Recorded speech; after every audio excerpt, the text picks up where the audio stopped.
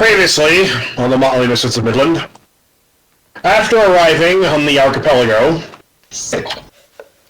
on the island, the party was wined and dined and treated to a myriad of things by the expedition heads, as well as some of the benefactors, including one patroness of a esoteric order of a dragon of sorts. They were all really nice.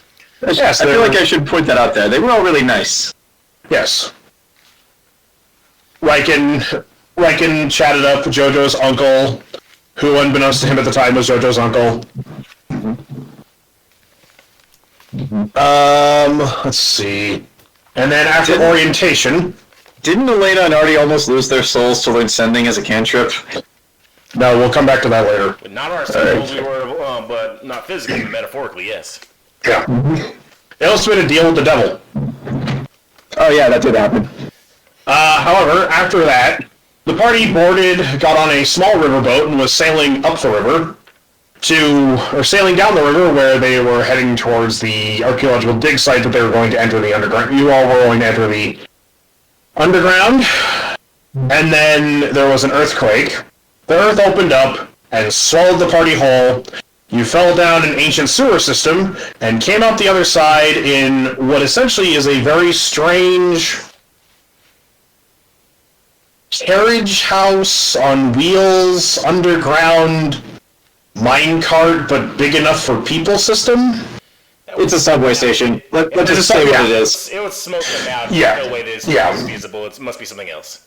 Yeah. So, and then the party met Nifty, the greatest character ever. The adorable Teddy Ruxpin-like bunny rabbit character, who introduced herself as a children's toy who has been wandering these ruins for millennia. Yes. It is covered in the blood of the orphans. I would make that deal if I could do fireballs. Sell my soul to Dragon Mommy for Fireball as cantrip. And so... Well, cantrip fireball, yes, but not cantrip sending. And after Nifty activated her backpack mode, and is currently strapped to Jojo's back, and she will never be removed. But the party climbed down. God damn it! The party climbed down onto the tracks and began wandering up the tunnel.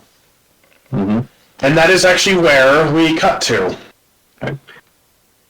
So should we put ourselves on the tracks here? Oh no! I have another map. Oh, okay. Oh my God, we're literally on the railroad tracks. What was the rabbit called? What a You two motherfuckers!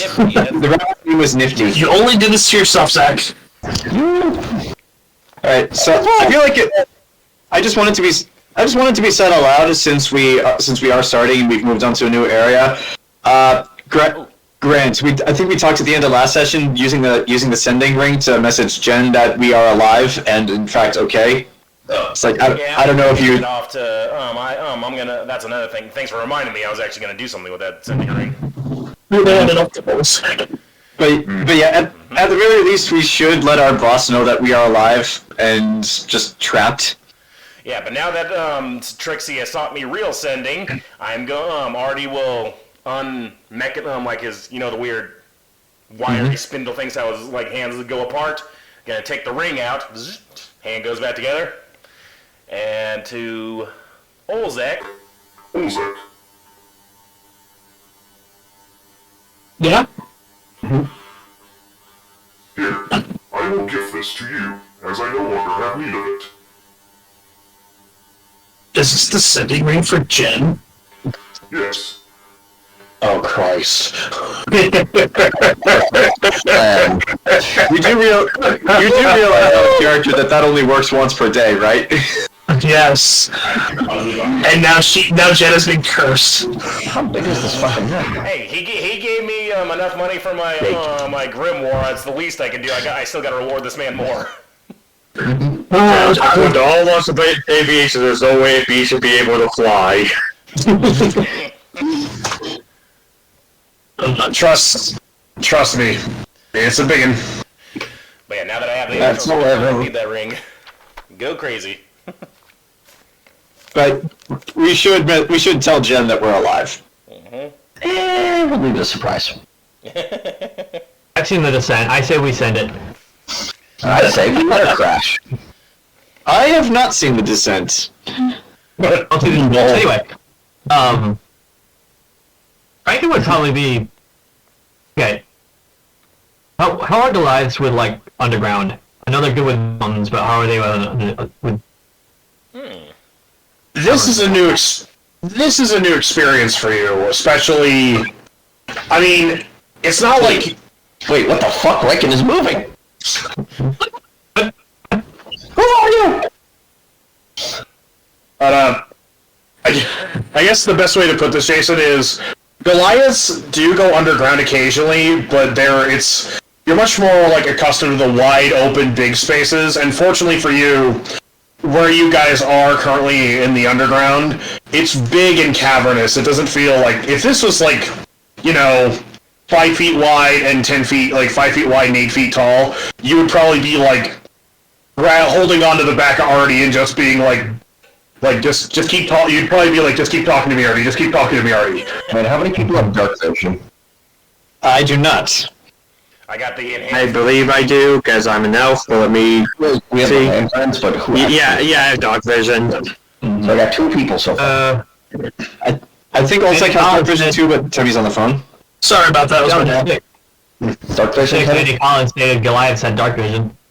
Yeah. Oh, they do? Oh, nice. Collins in June 2006. I can't see shit. Temme, do you have dark vision? I do. I said I have trouble with my sheet right now, so. Okay. So, I didn't become part cat. I became part wolf. So yeah. Yeah, so wouldn't dogs have dark vision? Oh, son of a bitch. dogs have a good sense of smell. They don't have dark vision per se. Yeah, they do. Yeah, cats have dark vision, but I don't know if wolves do in this. Dogs can like see and. You have like black white vision, I'm pretty sure. Like dogs are also have like black white vision. Yeah. Well, regardless, I didn't get the eyes. more the map gets. I'll reveal more of the map. That's fine. Even with a light source, you only be able to see so far. Oh yeah, about the tunnel tech. Is this like reinforced concrete or like metallic or something? It's reinforced stone. Okay.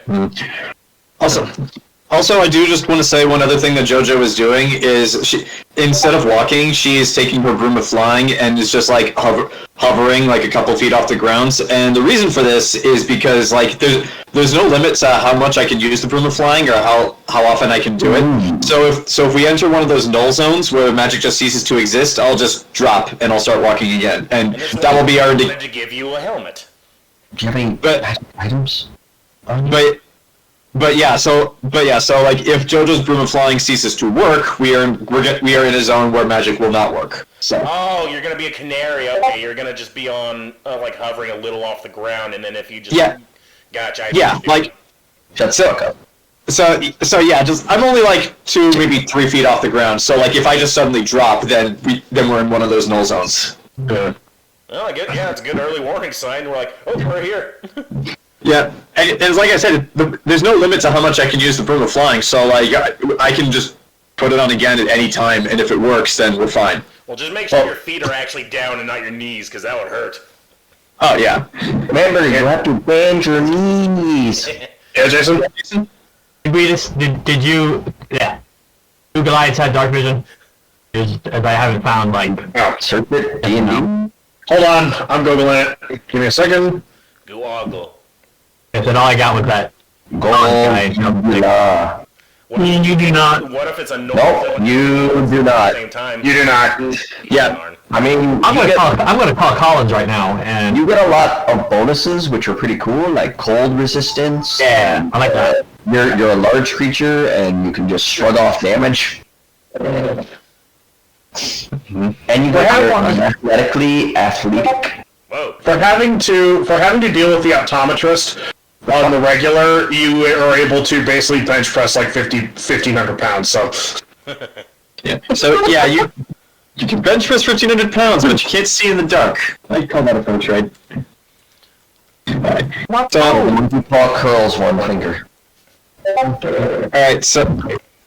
No. Alright, Someone so... who's played Corruption of Champions that brings up memories. Can we not talk about that, please? We will. Yeah. So in character, Jojo is going to ask. So Nifty, which way do we go? Well, she's been pointing forward, and you actually do see at the very, very distance of this, very, very far distance, you do see, like, a dim glow. Mm-hmm. Shinies. But you do actually... You do see, I'll give you, all of you with your dark visions and your lanterns, revealing more of the tunnel, you see this massive, multi-wheeled carriage across these tracks, clearly, like, wrecked. The windows are missing, mostly missing and cracked. It looks like it's tilted to one side. And trains don't exist in this setting, right? Correct. So Jojo is going to take out. Jojo's going to take out one of her sketchbooks and draw a very quick, rough drawing of this, since we're probably on the move. Yeah, and Artie's gonna take some I'm gonna- for later. Riken wants to go check out inside. Alright, you have control of everybody has control of their tokens, so... Yep. Anything alive down here? Say, Nifty, what is this? I've seen a few of these things so far. They look like minecarts, but way bigger. Before I describe it, Riken, as you enter this vehicle, it's well, like, you can see, like, the panels of the walls are, like, metal, but they're covered in, like, film that's peeling. All the doors are, like, weird recessed sliding doors that, like, when you basically kind of pull one, it disappears into the wall, but because, like, the train is off kilter, it slides back out. And you do see, like, there were, like, briefcases. Wait, do we know what briefcases are? That. I could probably put two and two together. Yeah. We got a detective going, the cult of the war, they were sacrificing everyone to their dark savior. They just lit everyone on fire for some reason. It was weird. I just realized what we're doing, and I'm terrified. Yay! But, Remember. to describe that, it's basic, and like, the floor is covered in, like, this weird... It looks like a rug, but it's, like, bolted to the ground, and it's not soft, because you can clearly tell it's, like, worn through, and there's, like, wood and metal paneling below, and it basically just feels like just somebody took a carriage, made it long, and then, like, put big enough for, like, multiple people to rest in and, like, move around in. Mm-hmm. I'm going to roll to investigate for signs of what race owns such a Ooh. thing. Alright. While you do that, Nifty, well, actually, I'll move. Actually, can I do this? Anything alive down here? Haha! John, I want you to do a test really quick for me. I want you to move your token. Just my okay. Alive? Define alive, because Nifty's kind of alive. Ah, it didn't work. Never mind. Yeah, I couldn't use the arrows. I couldn't use the arrow keys, but it does move both of them. Oh, so that's, hold on, give me a minute again. It's not doing it on my end, just shit. Give me a second. There you go. And Mike's looking for plants to burn. In a time, be good. Jayson. Okay. Jayson? Yeah.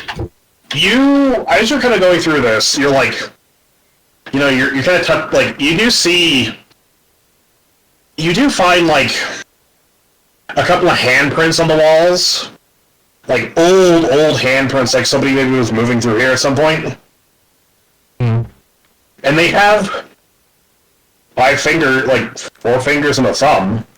And putting your hand up next to it, they look vaguely human-sized. Huh. And you do actually see a couple, like, shoe prints, but they're very, like, I guess for us, above table, they'd be like military-style boot prints. Oh, okay. So they've got like a hard heel. And traction, right? Yeah, and traction too. So, yeah. Interesting. However, you do also notice, like, there are, like, you do actually, as you're kind of reaching the end of this car, turning in the corner, you actually do see, like, claw marks, but they're very old. Like, very, very old. And kind of, like, basically doing your math with digits, those were probably cobalt. Filthy kobolds. Wait a minute, they don't have rights down here. We don't have rights anywhere. Right up there. In the distance you hear They only the have distance right- echoing down the tunnel. Racist. And actually, Mason, as you do around the corner, you see that. You actually see there's something in a frame on the wall, and it's like very faded, but you can barely make it out. And you actually see it's a figure in like wearing like some sort of rounded helmet and like some very fancy, like formal-looking dress. But he's got like, it looks like one of those black powder rifles you've seen around the mountains, like some of the travelers bring when they go hunting or travel, but it's much more sleek and refined. And it looks like, just based upon how the guy is standing, this might have been an old world soldier. It's a recruitment poster, isn't it? What race was it? You can't tell. It's very Humanoid? faint. Yeah, humanoid. A humanoid? Okay. Yeah. So, but it's definitely a recruitment poster. Catboy. The catboy race. It's all of you down here. Fascinating.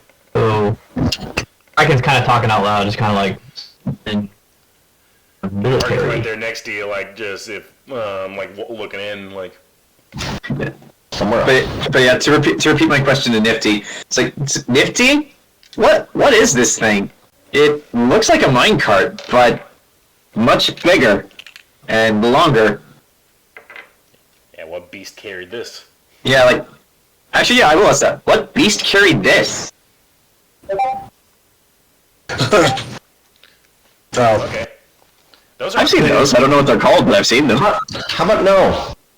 How about no? We ain't fighting a giant monster here. That comes later! Anyway. But just very quickly to go through the other people rolled. Oh, sure, go ahead. You don't find any plants, Mike. Like, maybe there's like weeds, but they're like sickly and pale. Give me a sec. Not that kind of weed. One weed. You find one weed. This is paradise for Elaina. Then no plants at all. The sterile, like completely sterile, just like Earth was always meant to be. Almost heaven. West Virginia. And so then Nifty, or actually then Ryan or Olzec. As you're kind of just looking around, this place hasn't seen life in. It's kind of hard to fathom how long. How still's the air? It's surprisingly not as still as you'd think.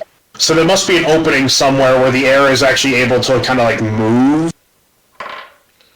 Or filtrate. But at the same time, it does feel kind of damp. So there must be a large body of water down here. Nifty does know the purify water spells, so that would come in handy. But Nifty, to answer your question, Nifty goes, "Oh, this during the height of the civilization, this was an underground train. A large multi-card vehicle pulled by an artificial machine that allowed it to pulled by a large machine run on combustion power and allowed people to travel great distances in a matter of hours, sometimes even minutes." And she actually looks, she goes, "Looking at this one probably could have gone from here to the capital city in a matter of 15 minutes. Did Gond design these? Oh, no, Gond built these. He did not design these. These were built by Cobalt Engineering. Ooh. How far is the capital from here? 3,000 miles, give or take a minute. Already started doing the math in his head. How long did it say it would take him to get to the capital? 15. 15 minutes. Well, she actually, right, she goes, 300 miles. Oh, What? Wait, is that the system of measurement we use for distance? Yes. Okay, so we do use miles. Okay. Yeah. So, this thing can go 300 miles in 15 minutes. Yes, even faster some cases. It was said that on one of the great continents, they had a train that could travel 150 miles in 5 minutes. And you said these were powered by combustion engines? Well, the first ones were. I don't know what the other later ones were powered by. In my time, there were combustion engines. I think later on they probably used something else for fuel. Do you perhaps know of the schematics for such a machine? Unfortunately, no. I am but a simple children's plaything. Acknowledged. But Judging from what you said, this one does not. Alright, Riken, do you find any sort of engine on this thing? Artie was immediately going around this thing checking. What's an engine? Do you even know what an engine is? Nope. Well, I think I would have one in me. Yeah, I think I would have an idea of what an engine is, but I don't know if I would have ever seen one or know how it works. I'll say this: when she says combustion, all of in your minds, because like you have different Riken. When you think combustion, you think those steam-powered simple machines that the Goliaths use to move water up the mountain. For Artie, you're thinking of the plumbing system that powers the Crater City uses. Ernesto, you think of the pump on the family fucking family well. It's very but these machines that you're thinking of are they're simple, delicate things that you could basically take a fucking wrench to and beat the shit out of it and it works. You beat this machine spirit into submission. Damn, they have to pump to make this go.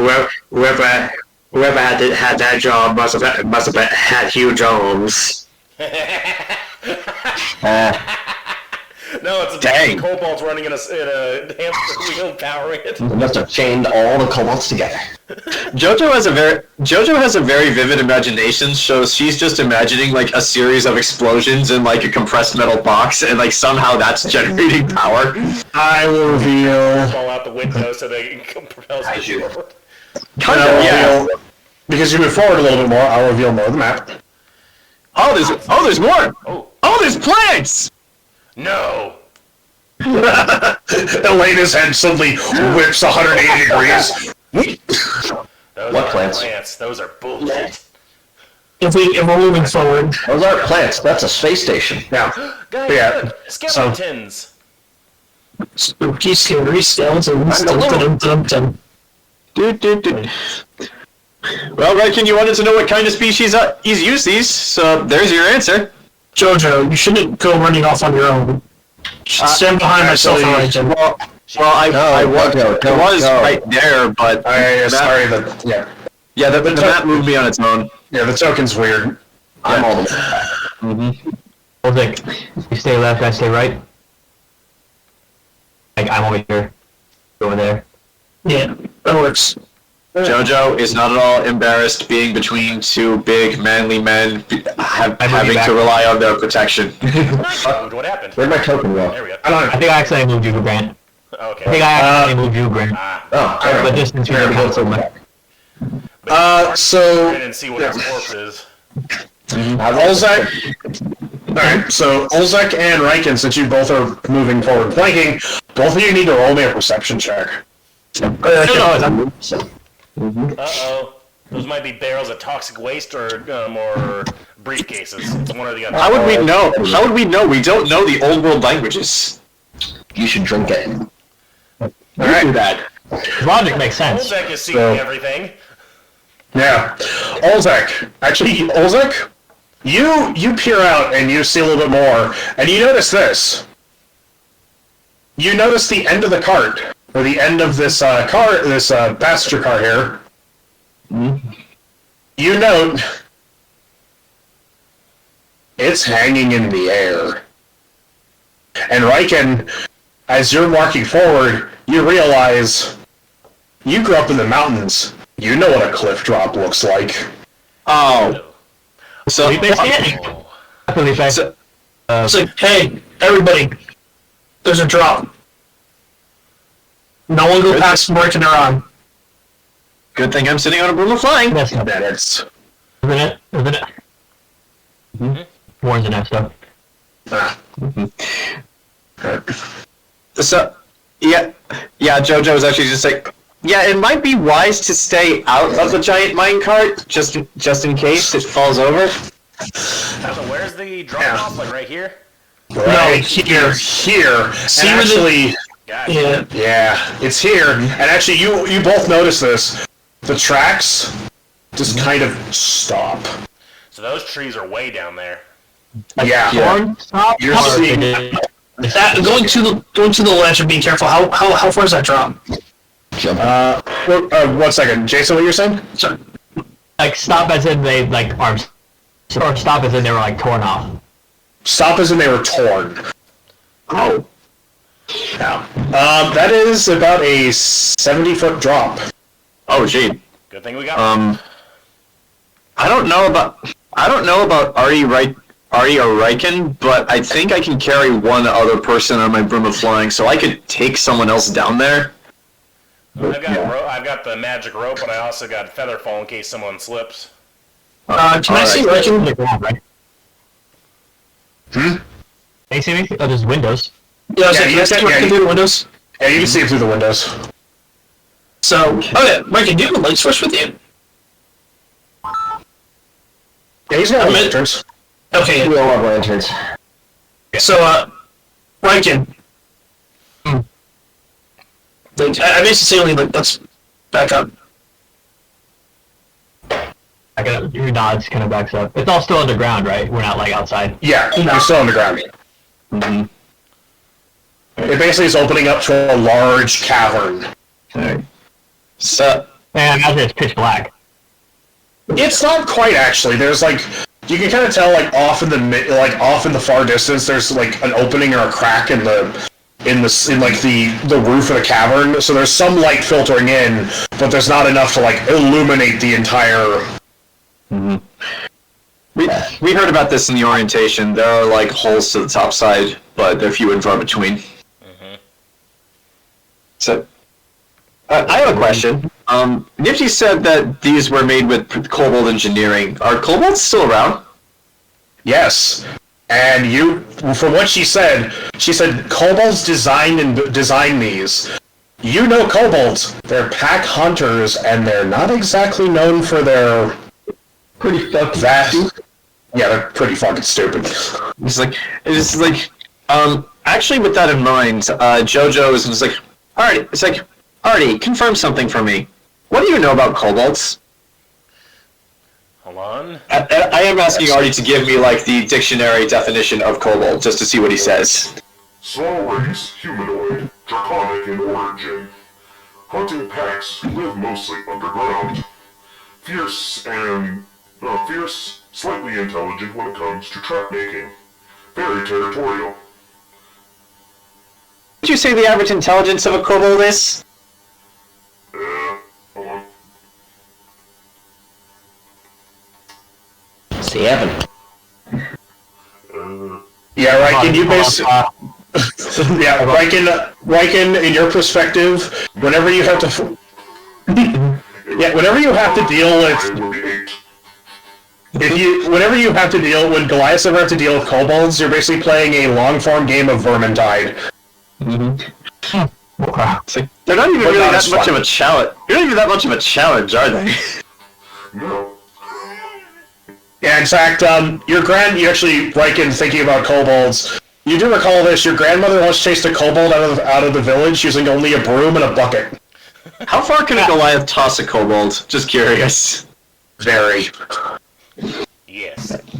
So Yeah, they're non-threatening. Like, actually, that's just it. Is like in all your perspectives, kobolds when they're together are dangerous as fuck. But individually, they're essentially just rats. So with that definition having been said out loud for Nifty to hear, I'm going to ask it. And kobolds design these? Yes. She was, yes. I mean, in my time, kobolds were, well, great scientists and leaders of ingenuity. We're talking about the same kobolds. Well, that was until... And she stops talking. Oh. I won't press Nifty. Give me a hand. I want to see if we can lift this thing from this side and tip it over the edge. Very well. Why do you want to do that? Alright, on the count of 3. Well, on Artie does want to look inside at the corpse before we throw this over. Just not get. Well, that's what we can. I just want to see. We're going to see if we can lift it first. Well, I know, but I You guys already and Riken, right? Yeah. Yeah. Riken. Okay. Just want to make sure. Alright, so the three of you... This corpse first before we tip this over. Yes. I'm so confused why you want to do that.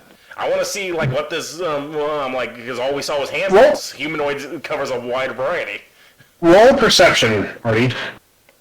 And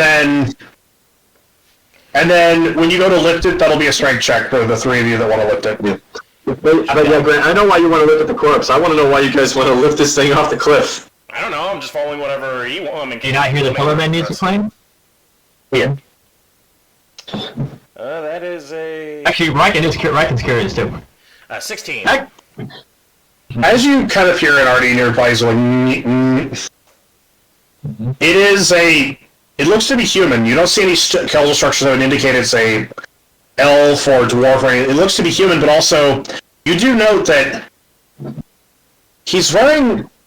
I mean, the clothes are torn and tattered, and they clearly are like ancient, so they're kind of like rotted. Mm-hmm. But it looks like just... It looks like someone who was like wearing, I guess it would be formal attire. And you do note that there's like a couple of like open and like scattered briefcases around him, like luggage. And so clearly this is somebody who was trying to get somewhere fast when this happened. So civilian then.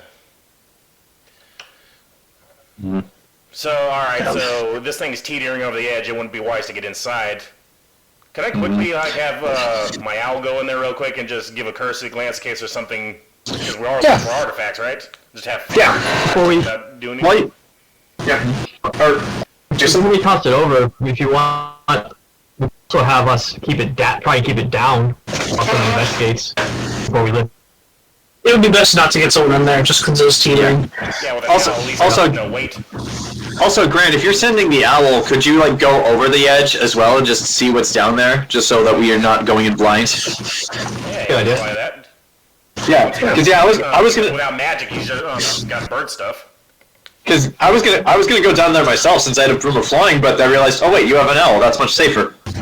Yeah, let's let Fig investigate this and whatever. Also, what did Ernesto find? What is that pile of stuff?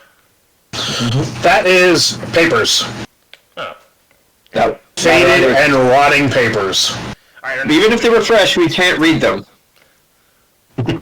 Ernesto can get 50 stones and we'll be able to solve this whole game. But yeah, where's Fig at? His token. I don't have his token on here right the moment. Oh, hold on. While you're looking for that, Jojo was going to say, it's like, Ernesto, if any of those have writing on them of any kind, save them. They might be valuable. Do they have any writing on them, Zach? Roll for luck. We're gonna fall out this. Is that your strength roll there? Oh, Yeah, that's my strength roll. Okay. okay. There be Fig. Yeah, I'll roll mine after I make sure we're. Yeah, 7 like Zach. Yeah, you're Woohoo! the only thing you're able to kind of parse out is you think that looks like a block of cheese sketched on one of these pieces of paper, but Who would sketch blocks of cheese onto paper? That's a waste of paper! Walt. Yeah, Jojo. It seems like if the world was on these, they'd say it by now. I mean, it's been how many years? I figured. I was just open for luck. Well, that's funny. What? Well, I rolled for strength just as a joke, and that's a 20 unnatural right So there. you're helping too. Nice. Alright, Well, so eating his Riken can't do anything. What's going on with Riken? Well, yeah. First though, the owl sees something. Fig, Put his hand on it, and a rusty nail went right through his hand. Looks over at Riken, first time. He's got text. Oh, don't start with me. Fig, as Fig flies through, you do find more bodies. And, roll for luck, Grant. Luck. Okay. 19. The last cart, you see what is clearly the skeleton of 2 adults and 2 children huddled together. That's luck. Where the fuck is the tiger? There There's a is fallout, right? And Where'd there's the tiger go? no noticeable loot, just dead bodies and garbage. just bodies and, like, luggage that is clearly older than dirt itself. Alright, so Artie will look to the rest. Ago. It appears this was possibly a civilian vessel.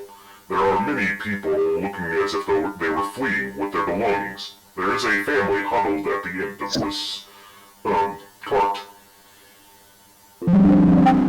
I thought I saw some military presence, like some of the footprints look like boots. I mean, it could have just been workers too, but there was also that.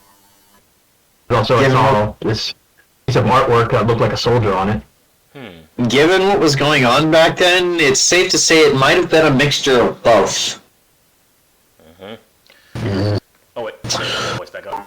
Should I send They got ambushed by kobolds. Should I send Fig We're eating by force here. to reconnaissance?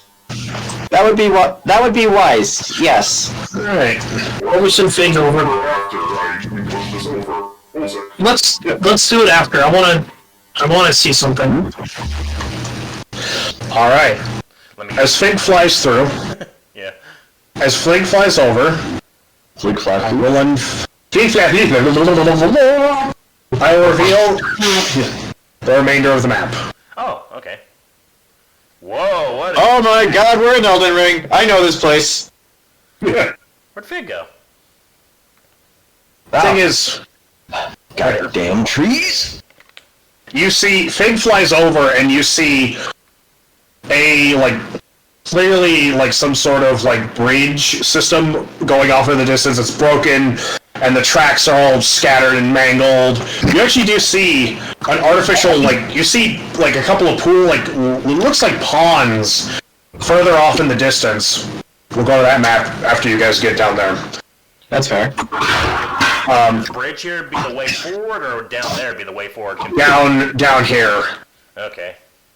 But you also do see, Fig sees, and it's kind of weird, he does see the shape in the distance, dimly lit by what little light is coming through, a building. Not too far in the distance. And that's on the ground level there? Yes. And he also sees this large thing embedded in the ground. And So- it's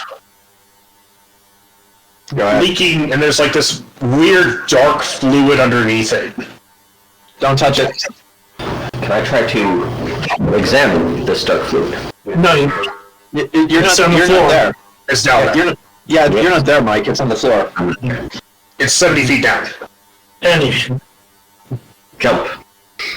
Anyways, Yes, Well, I do can it. say that, down below, I Fig can see a building in the distance of some sort.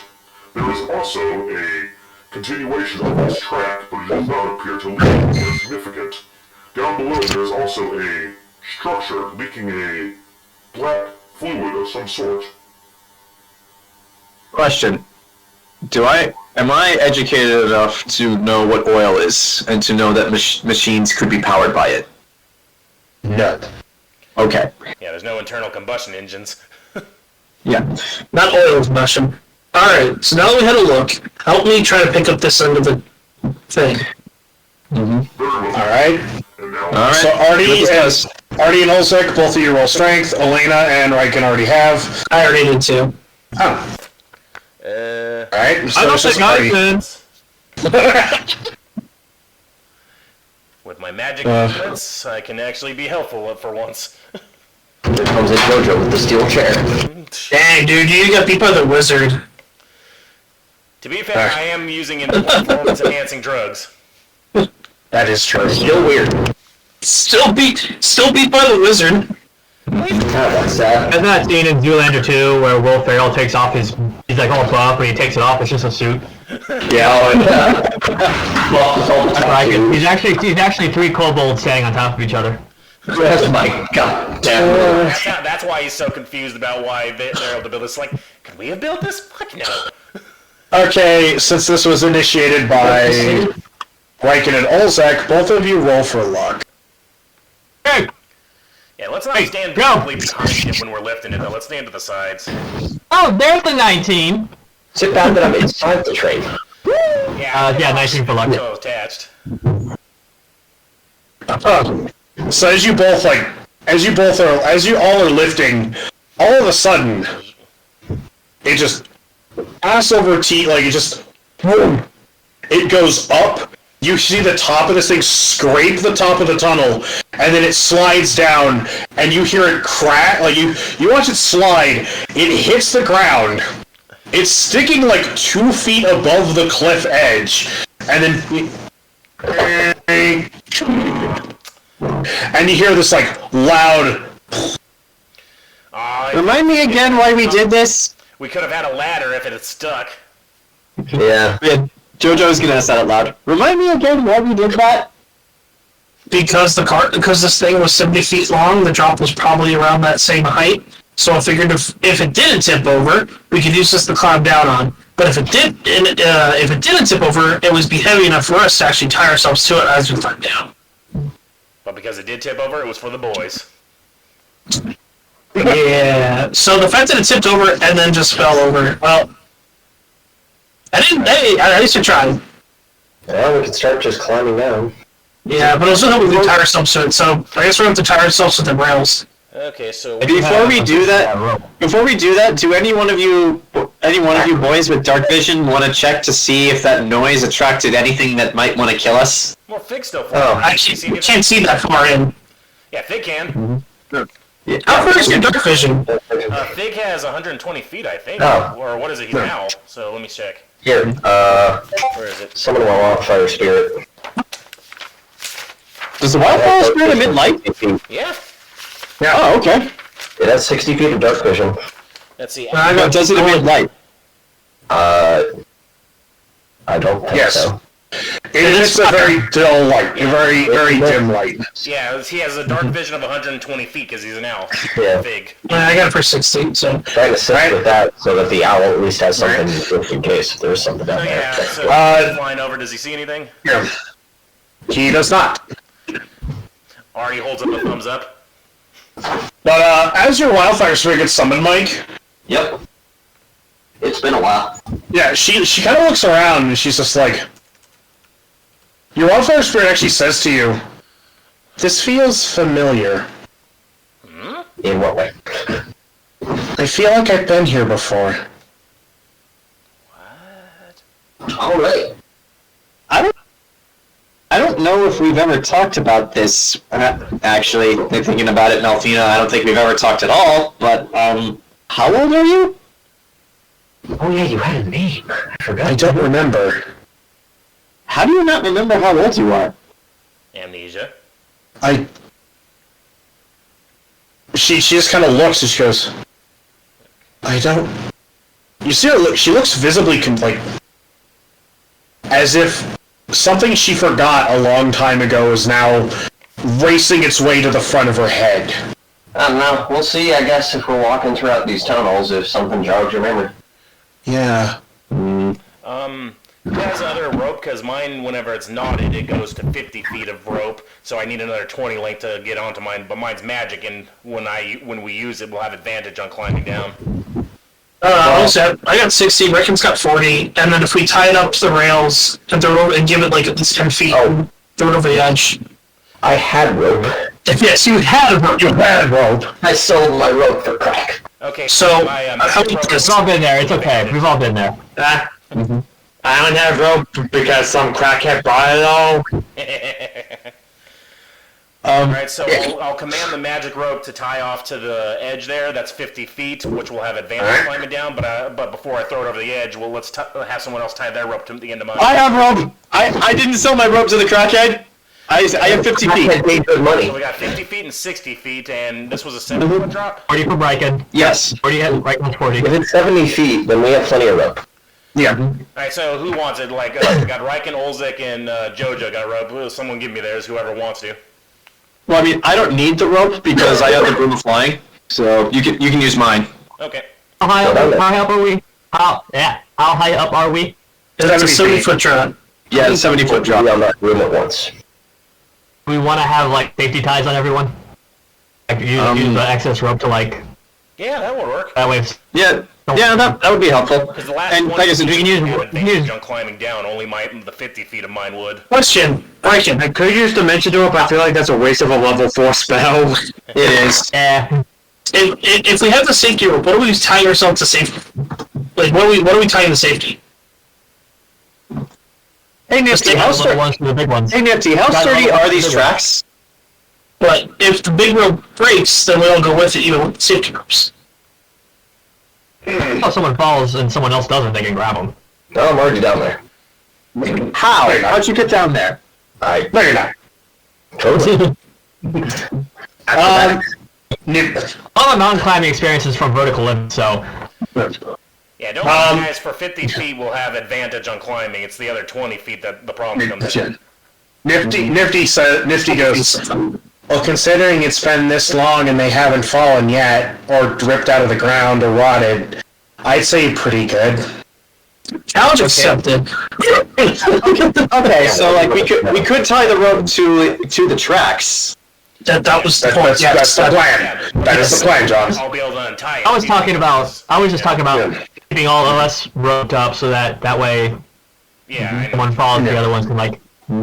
Sure, then we should probably have either you or I be the first one to go down to catch somebody. If I go down first, I could cast Featherfall on anybody who falls by accident.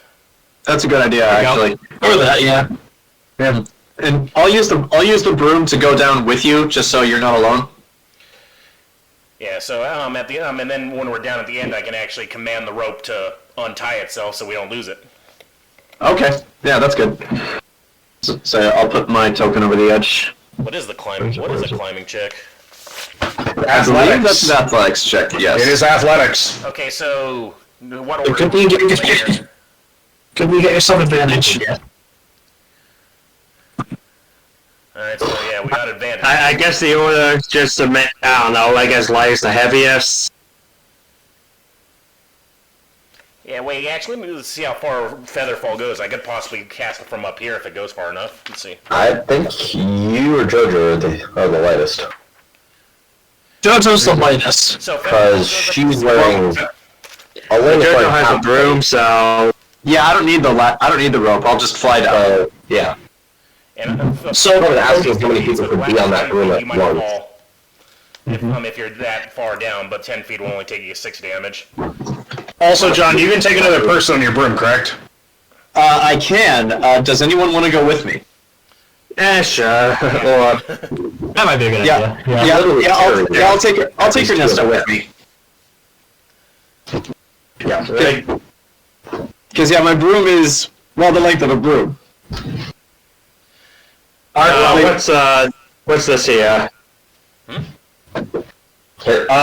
Really, more rotted paper.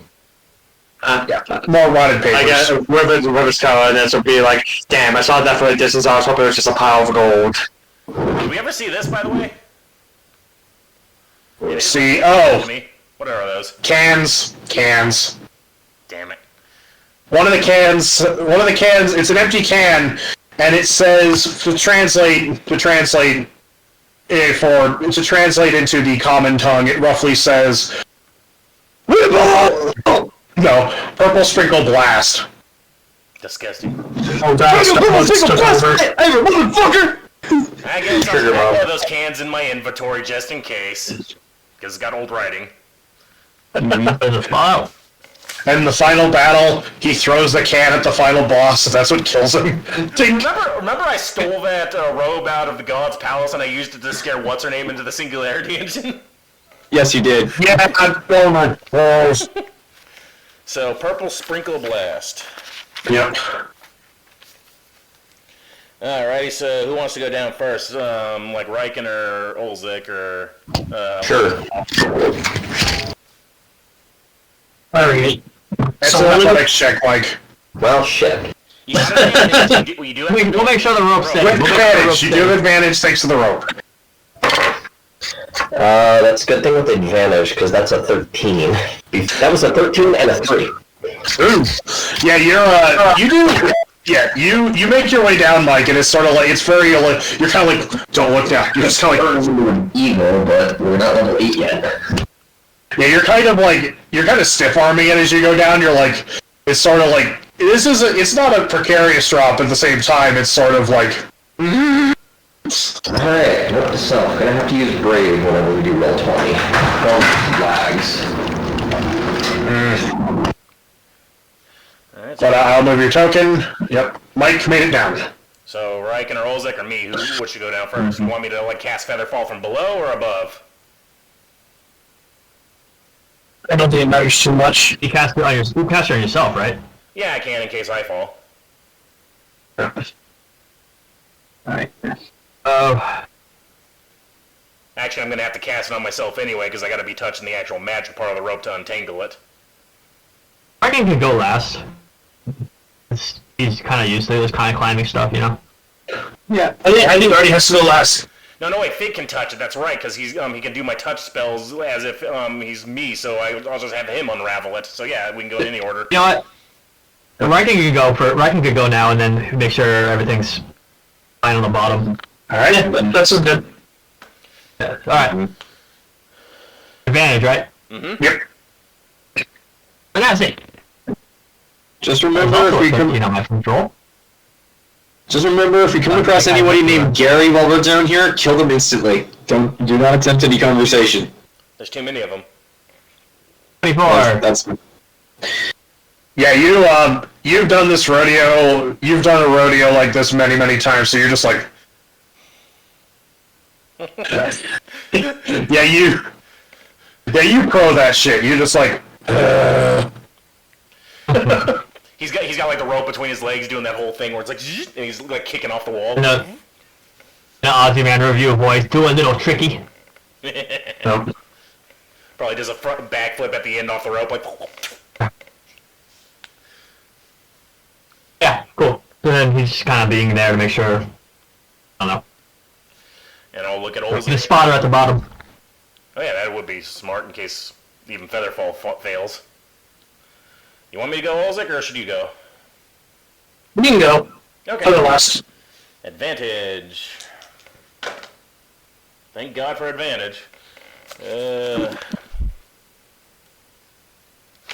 It's not proficient, so it's a 22. Yeah, yeah. You basically copy Riken's technique almost to, it's like. When I get to the bottom, I look at right. There we go. Your climbing technique was phenomenal. I replicated it as best I could. Not bad, not bad. Not for a tin can.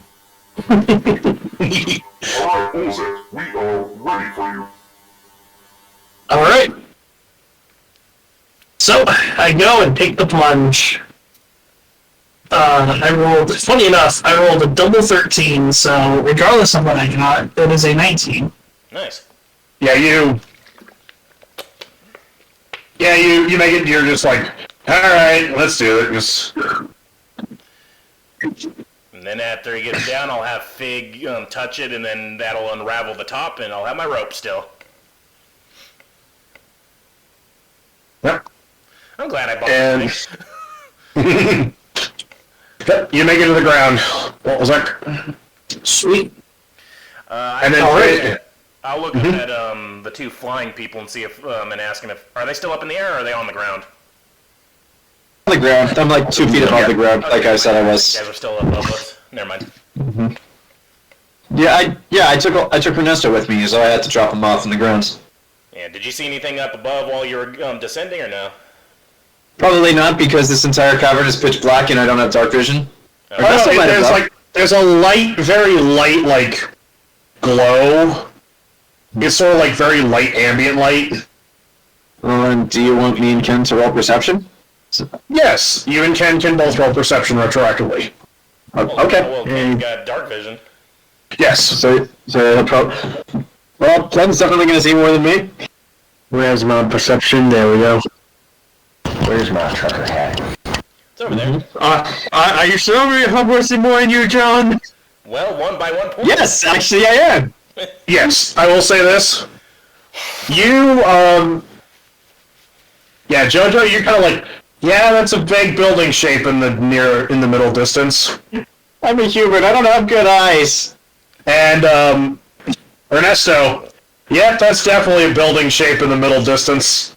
And you do see something like it looks like this is like a courtyard, and you do see like a statue. I'll give you that. Okay. I got the shield of perception. Yeah, you're as you're looking around here, you do see this massive thing. There are plants and vines and moss and trees growing up out of the ground. I'd like to. Nature is clearly reclaiming this place. I would like to nature it up to see if there's anything I can harvest. They just make it over. My God, maybe we are the virus. Time to kill life. Yeah. Jojo is actually very curious. Jojo is actually very curious about this thing. So I guess this. We'll get to that in a second. We'll get to that in a second. But Mike. Yes. You find actually some moss. It's kind of like Kingsfoil from Lord of the Rings. You know, it's this moss that actually. But that's a weed. Yeah, you mean that weed? Yeah, you actually find like this moss that you actually know has medicinal properties. All right. And in fact, I give this as you're kind of harvesting this. Riken, as you see Mike Elaina harvesting this, you're like, oh, that does some good shit. That's some good shit. Good dank shit. The only good do you have any of that fine ass rope dust? Yes. I like your horn. What? But yeah, no, you find. Did the train falling down reveal anything after it crashed in the earth? That Elaina would see with all her perception? No, it just kicked up a bunch of dust and dirt. I will say this. The vibrations from it, there is a faint glow coming off of this thing now. Which thing? Off of what thing? Oh, Here, I'll change my... Oh, that, There we go. That thing. The singularity. Yeah. Like I said, Jojo was curious about that, so... It's glowing now, though. That means evil. So I don't know that, so I guess... Jojo just knew it was there from Artie's description, but I guess this is her first time seeing it, so she is gonna pull out her sketchbook, do a rough sketch, and ask, Nifty, what's this thing? That's what pulled the train. The engine. Artie's That's the engine? Yes. They would attach the cars to this thing, and it would move.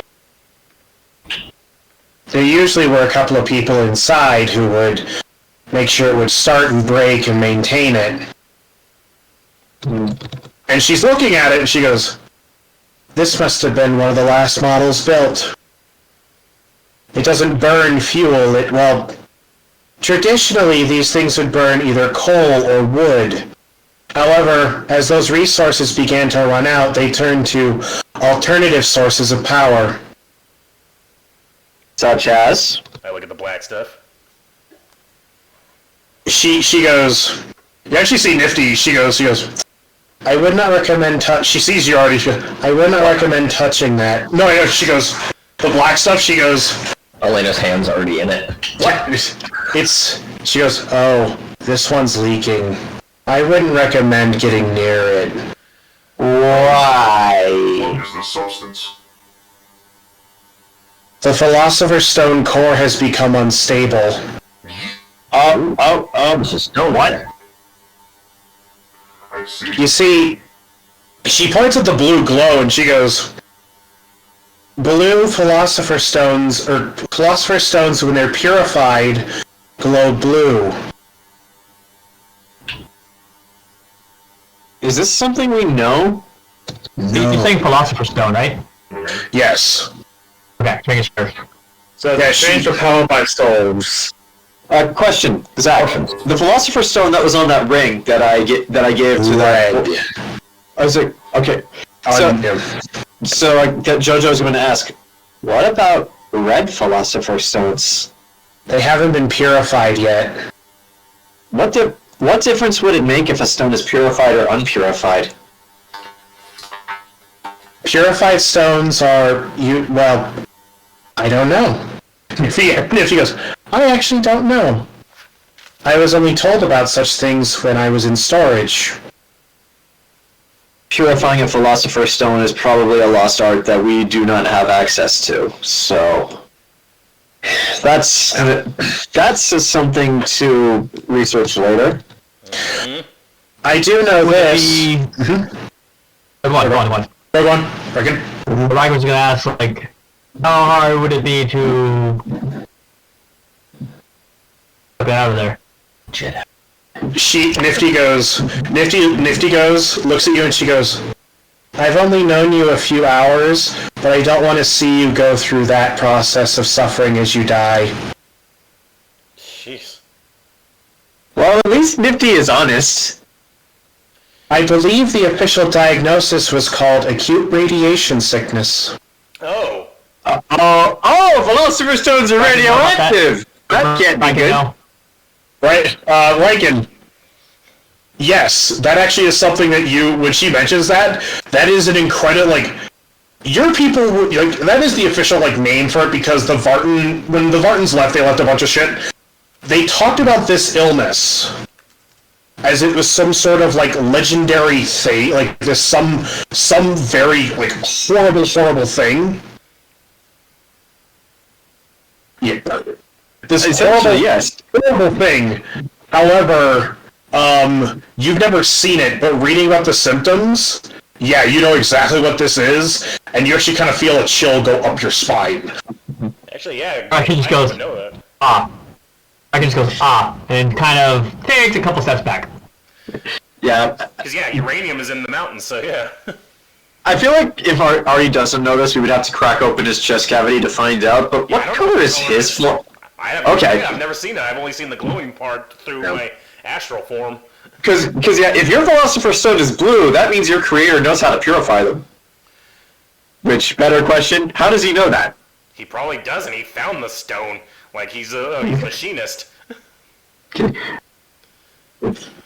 is that, Ken? That's a fucking thing for Fool's Gold. Yep, the mech dragon that's powered by souls. Yep. Souls! But, Nifty... Mm-hmm. Nifty looks and she goes, yeah, the people had to turn to Philosopher's Stones because they ran out of fuel to burn. Who the hell was being turned into fuel? Jesus. So what you're telling us is that they turn people into fuel? Well, when you run out of natural resources, the only other recourse is to turn to a resource that can be easily recreated and repopulated. You're saying that people can be easily recreated and repopulated? Wouldn't it been simpler, and we would have much more if you found out a way to turn your waste into fuel? Yes, but in wartime, people disappear all the time. Jeez. The more we learn about the Endless War, the more nightmarish it becomes. And you say you're just a simple child's toy. I spent a lot of time in a storage unit and also wandering through the archives. Also, since since Nifty is a child's toy, most people probably didn't pay much attention to it, so he probably heard a lot of things. John, she just said archives. Yeah, I know. She knows where they're at. I know. I picked that up. I'm just focusing on the now. Because she looks at you, Elaina, and goes, "I'm sorry, I just happen to be a repository for information." Got a lot of it. Back up. You said archives. Archive. Having a conversation.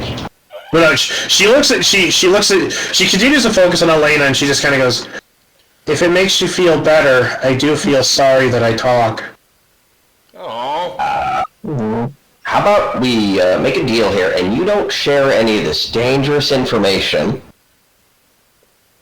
except with him points over. She goes, I trust him to have the information in this group as a whole. There you go.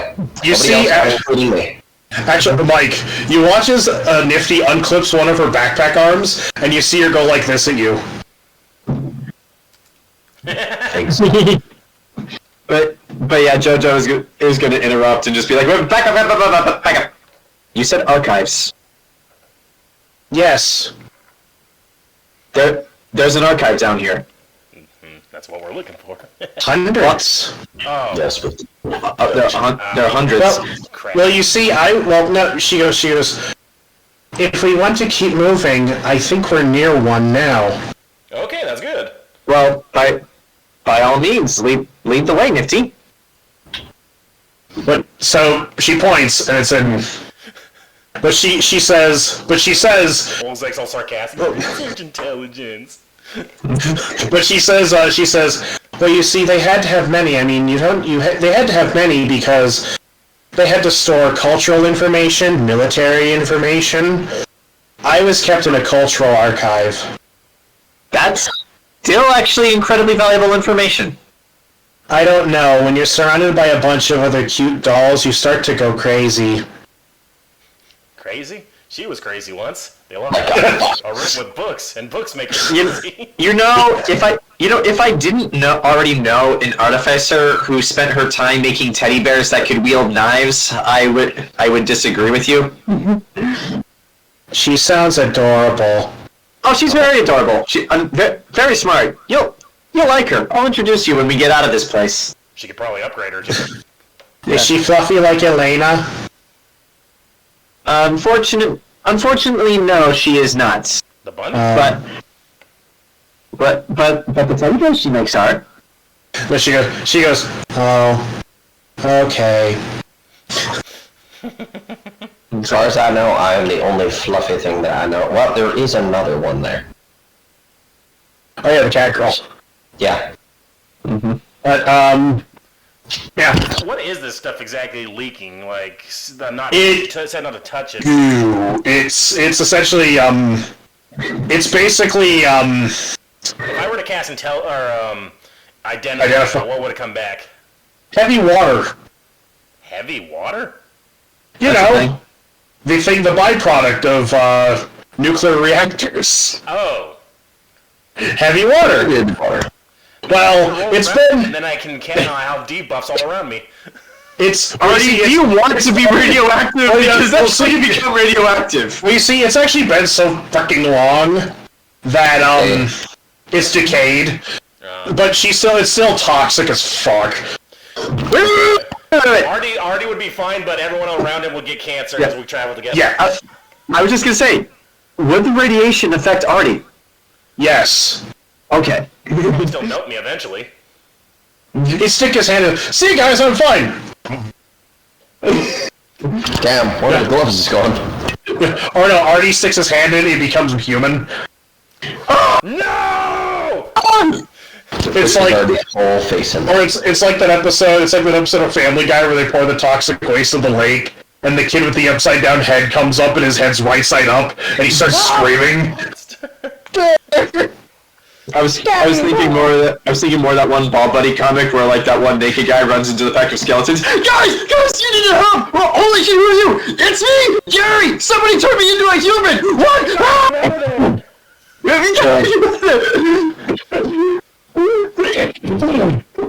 Oh. All right, so no touching the spicy water. Got it. Yeah, don't. What? Minty, how about this? Going forward, if you see anything that's radioactive, could you point it out to us so we know to avoid it? I will do my best, but unfortunately the model with the Geiger counter didn't come into being until after the incident. What's a Geiger counter?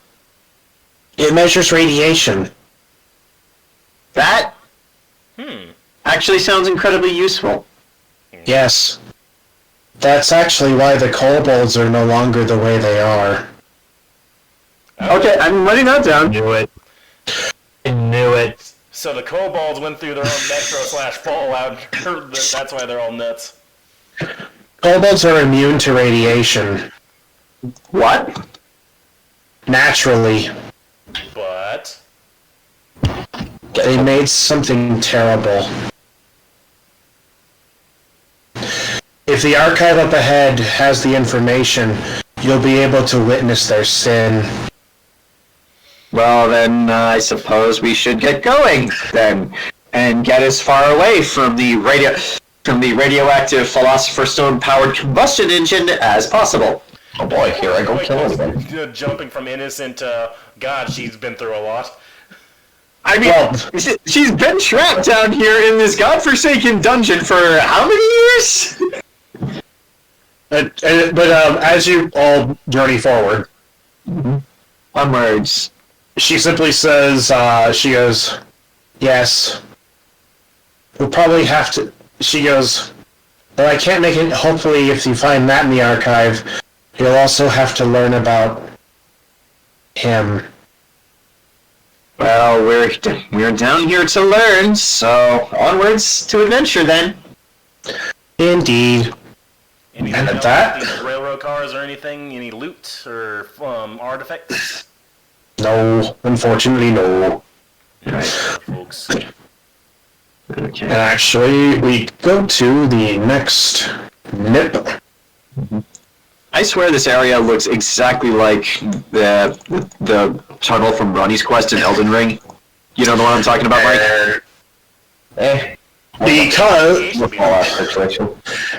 Because of all of you rolling well last time, behold the map. Oh! Now there's lights. At least it's imaginary light.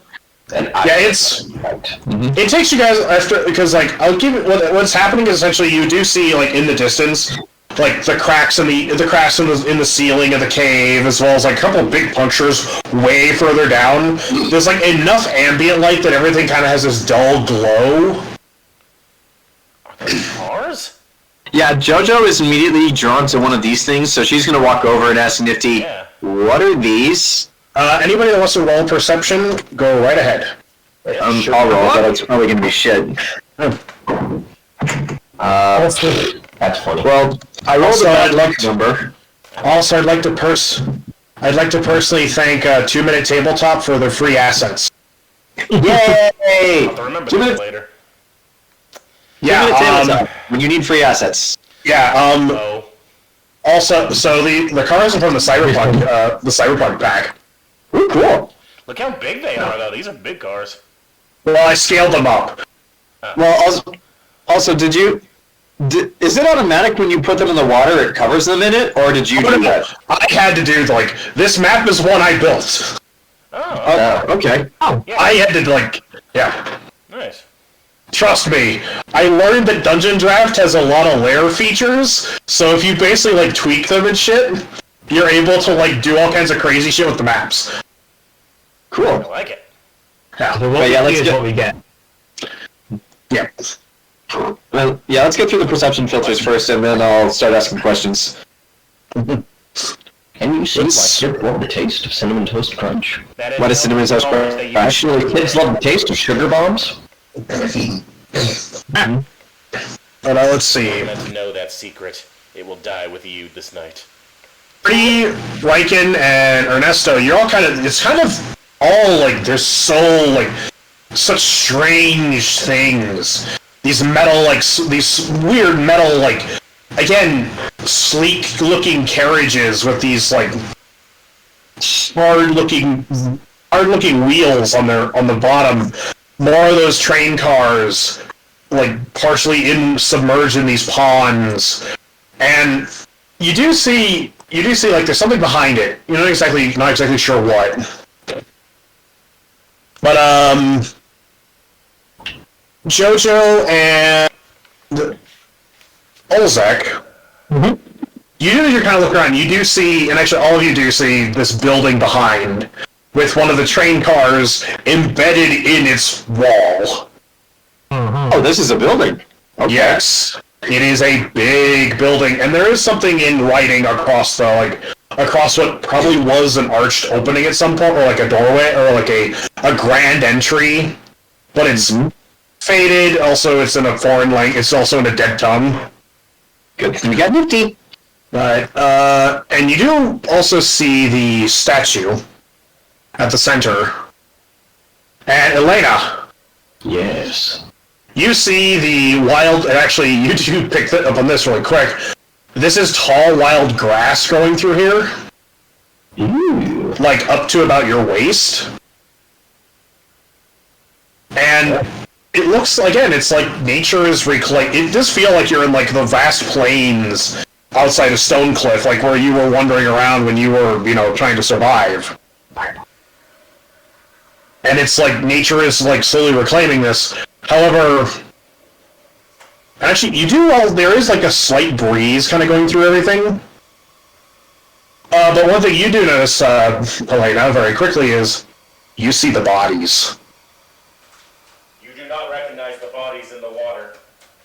You do see the bodies in the water, and squinting through the broken glass and windows of this train car, you do see a body at the foot of the statue. Or a skelly man. Alright. Or skeletons. Well, since we're closest to the cars here, Jojo is immediately interested in this thing over here, so she's gonna walk over, start sketching it like she did the others, and ask Nifty, what is this thing? Why? Actually, no, let's start with that. What is this thing? I don't know. You don't know? So would this be something that's potentially after your time? Well, I did spend quite a lot of time in the archive, and then moving around because, well, my archive was destroyed, and so they moved me to a different one. But my guess is, well, yeah. But she adds, it looks like a carriage of some sort. But I don't know. Artie! Hey, Artie! What do you make of this? Clunk, clunk, clunk. Should I roll investigation or what? Yeah, you can. Would I? I would like to investigate as well. Actually, you try identify. That might actually work better. All right, so we don't have 10 minutes. So I'm just going to use my spell slot. Identify. And if anybody wants to roll anything else that's particular, just type, like, roll it and then type what it is in the chat. Okay. What, do I have 10 minutes or no? Well, you guys are kind of wandering around. You're basically ever slowly moving towards this building and the statue. Well, if I don't have to waste a spell slot, yeah, I'll just do the ritual version of it. I feel like we should be careful here, just because we don't know what else is here, and we should stick together. So yeah, you can have your 10 minutes.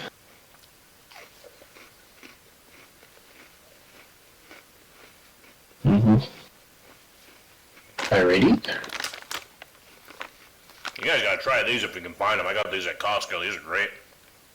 My mom buys those. They're all really good. Made with coconut. Dark chocolate. I'm really worried. I'm rolling really well in perception checks tonight. Give me your roll. Say it again, just... Give me your rolls.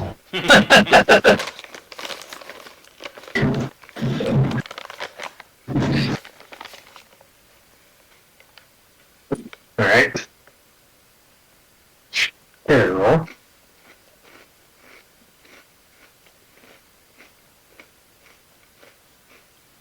Let's see.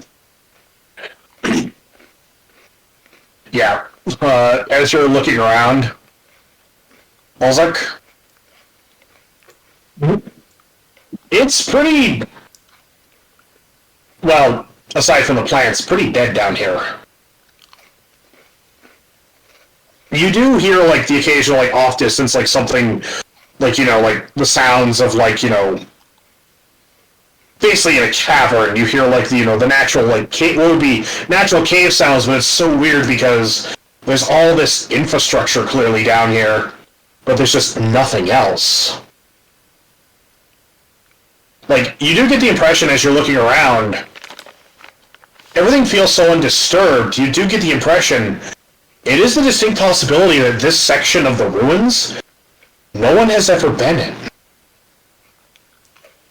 I'm not even seeing traces of expeditions, like you know, old camps or anything. I'm literally just seeing abandonment for a long time. Yeah, you do get the impression, like, you are the first living creatures, besides which transitions directly into Jayson's role. You do see the signs of some wildlife, Jayson. But they're like birds, you know, small, like, you know, small animals that clearly came down here looking for, you know, happen to fall down here and look for nourishment. Take them down. That's to be expected in a cave. Yeah. Like, with the amount of light down here, you're surprised that you see bird shit in places. But you will say this, like, for this at some point being like a civilization, a city, how much nature has actually thrived down here is almost astounding. Interesting. Like, even, yeah, and like actually, like, these trees, as you're kind of like, you know, looking at some of these trees are healthy enough that you feel like in a bind you could easily rip off a couple of branches and use them for firewood. And they're sturdy, strong trees, and like, you see, and I mean, yeah, there's like the occasional like small dead tree, like you, in that building in the distance you see a dead tree coming out of the roof. But even then, you're kind of like, you're putting the two and two together, you're like, well, probably not enough, the soil probably is bad, not enough light in that area. Or something shifted in the cave and that tree died. If that's the case, maybe rip off a bunch of branches and, you know, we can throw them in my bag so we have firewood. Yeah. That's a good idea. Yeah, that's not bad. Yeah. Good thing, But, Aim off Yeah. Ernesto. but so yeah, like the three of you, it's kind of like, it's actually weirdly at peace for like Olzec, Riken, and Ernesto. You feel like it's very peaceful down here. Like, aside from the ruins, you'd swear to God if you weren't in a cave and you weren't in the ruins, you'd feel like you were in a mountain valley. Or the Great Plains of Yisk. Or the farms of Ladros. Can we even see the ceiling? You can. You can. There's some holes, right? Yes. Yeah, there are holes. There are a couple holes and a couple cracks. But it's like maybe 300 feet up. Damn. 300, 400 in some places. So we're kind of like in a stadium then. Yeah, and it does feel like... And there is like a slight breeze, and it is cold. It is cold down here because you're underground. But it's not an uncomfortable, bitter cold. At least not yet. At least That it's chilly? air. Yeah.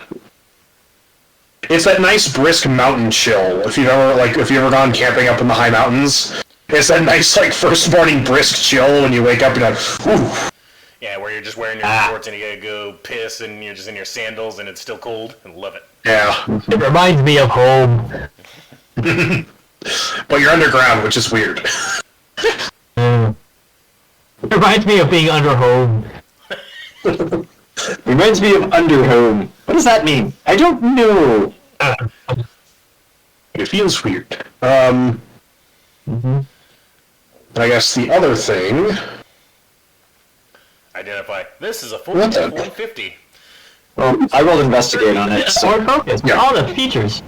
I mean, I rolled investigate on it. So if we want to get through that before you get all we the will. answers. We will. Hold on. I was just checking On something. the cord, it is very cheap and manageable. Well, Investigating. yeah, I rolled a 21. I saw. You do figure, like, you're looking at this, as you're kind of sketching it, you do notice that, like, on the side there's, like, a handle.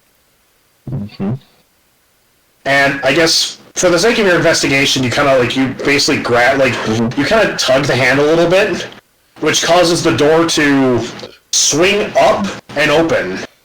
Oh, so it's a DeLorean. Yeah, because gull wing doors are fucking cool. Except how do you open them in a crowded parking lot? They actually solved that.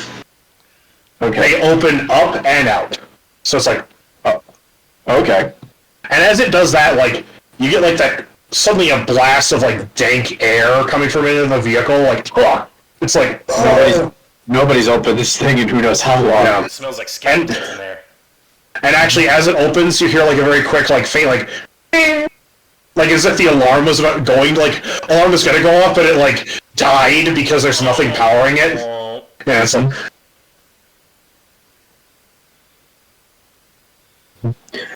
So Jojo gets to look at the interior as well.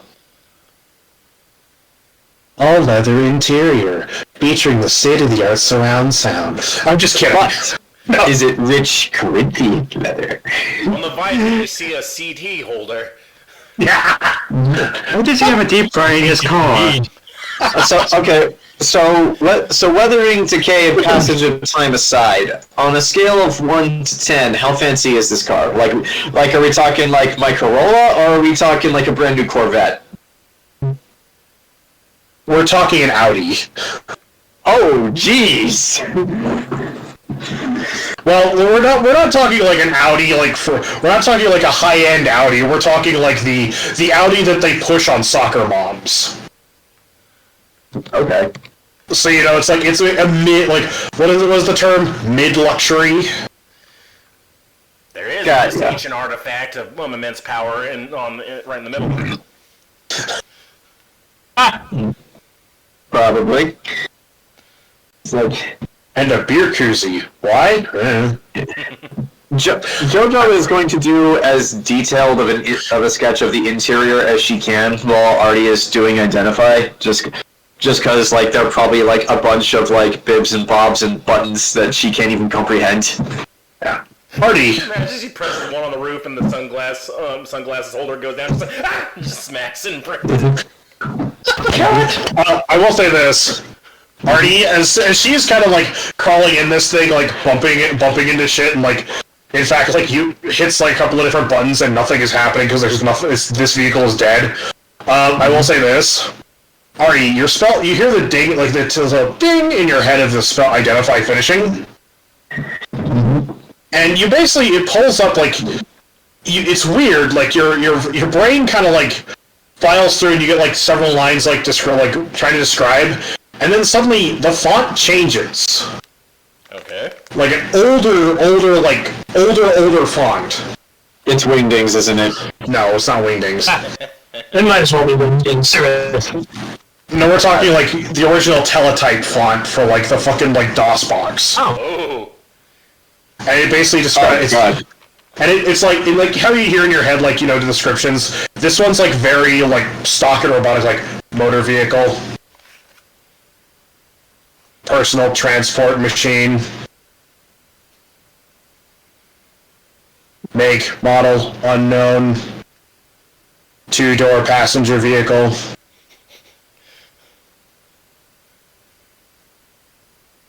fuel source unknown, Okay. Yeah, it's basically what you're getting is this was a personal, like, it's basically, this was a carriage that used, much like the engine you guys walked by, its own internal power source and its own internal gears, mechanisms, and motors to propel itself forward. Do I have any schematics of the engine or anything, like on the inside? It gives you sort of like a wire 3D like model, but it's kind of hard to parse out the different bits and bobs and pieces because it's like presenting it as like the whole thing. So like you'd have to basically like what you have to do is basically roll identify on each individual component to get like the full schematic. Oh, that would take forever. Yeah. We ain't got time.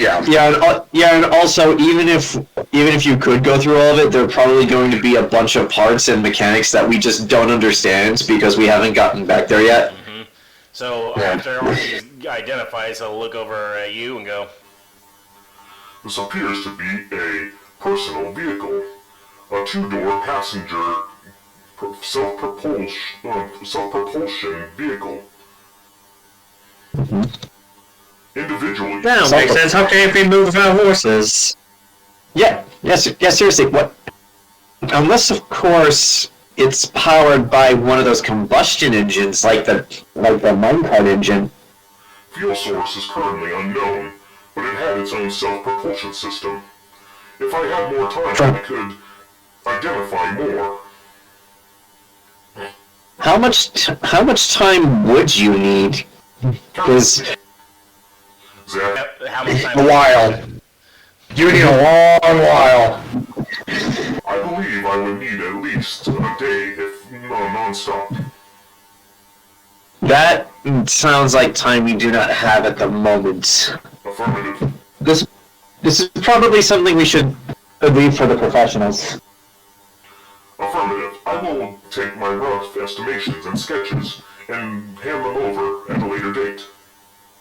As will I.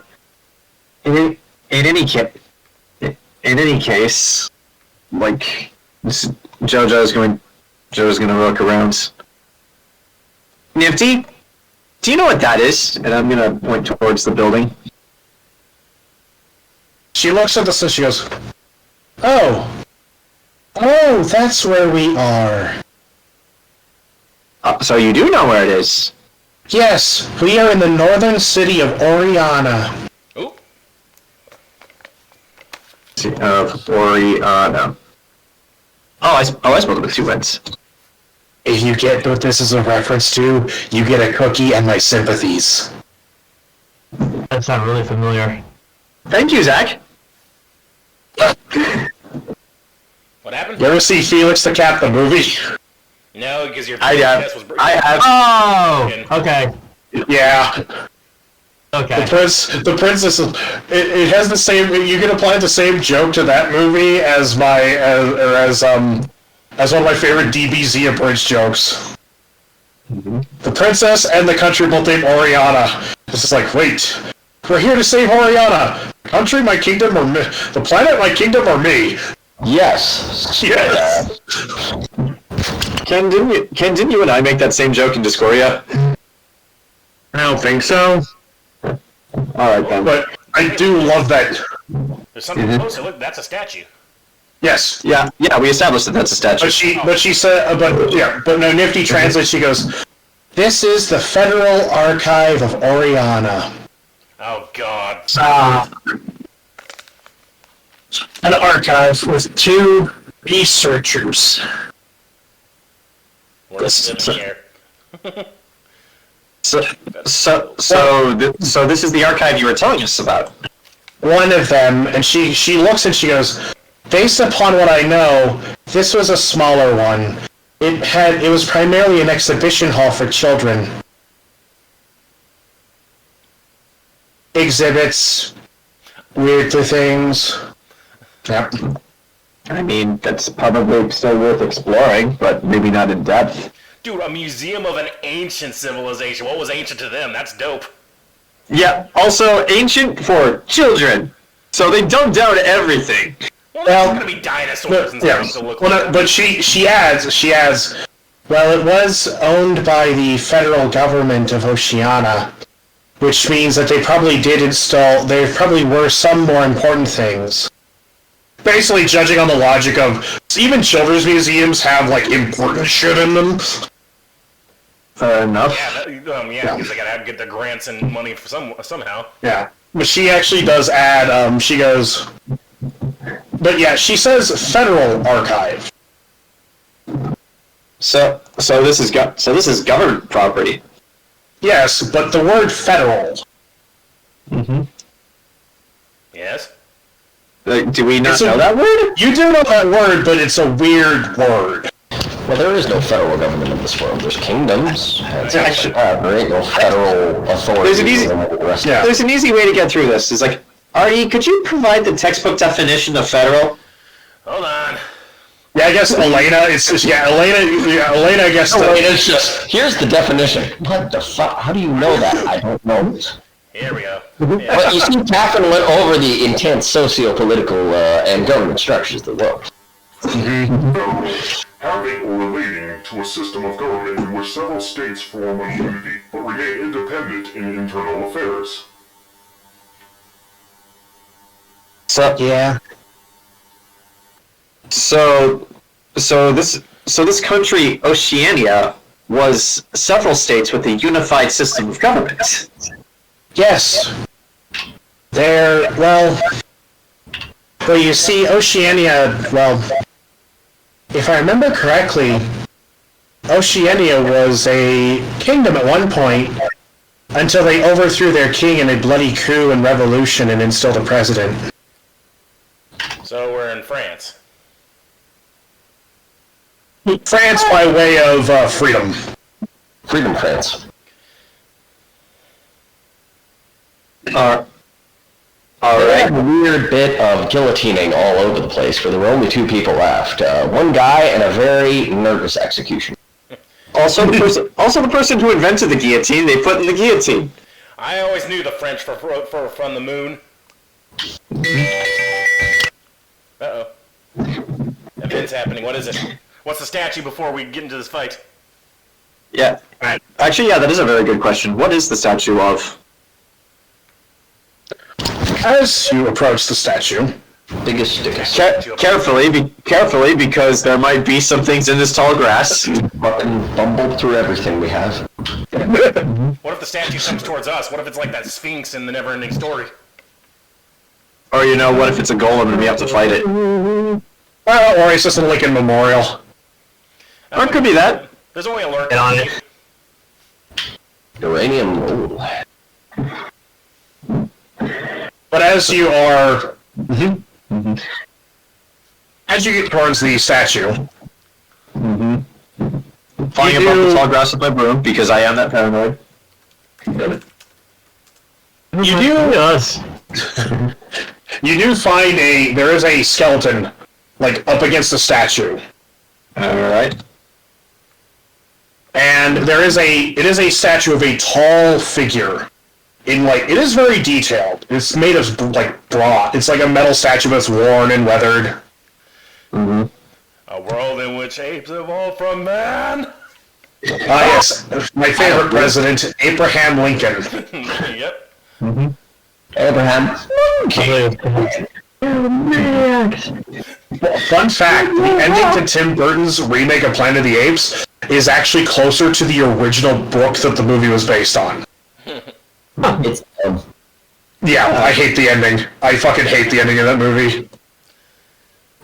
So pretty much, if I had a nickel for every time Tim Burton made a remake that was closer to the book but much more hated, I'd have 2 nickels. which is weird. It isn't a lot, but it's weird that's happened twice now. But so,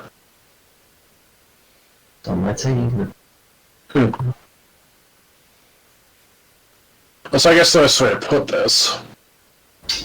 This figure is in, like, ornate robe, like, almost sorcerer-like robes. Okay. And, like, has this high collar and, like, is very, very eloquent looking. And you actually, there is a placard on the bottom. Can we read it? Probably not. Probably not. I have comprehend languages. But we also have Nifty, who can read the old world languages. Exactly. We also have Nifty, who can do it without wasting my spell slots.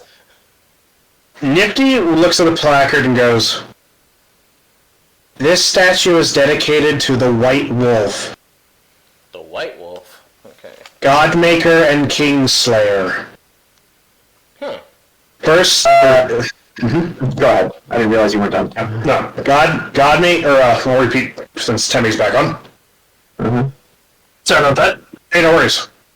The statue, the dedication at the bottom of the statue says, "This statue is dedicated to the White Wolf, Godmaker and Kingslayer, first student of the first sorcerer of the world of Midland."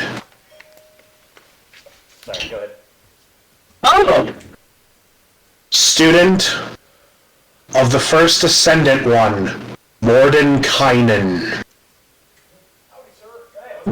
Mordenkainen.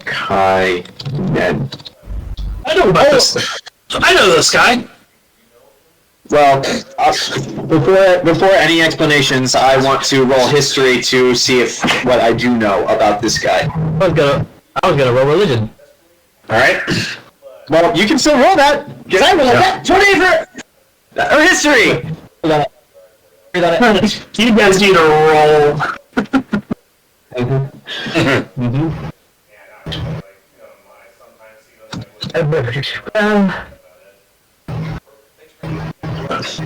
What is religion? Alright. Anybody else want to roll anything?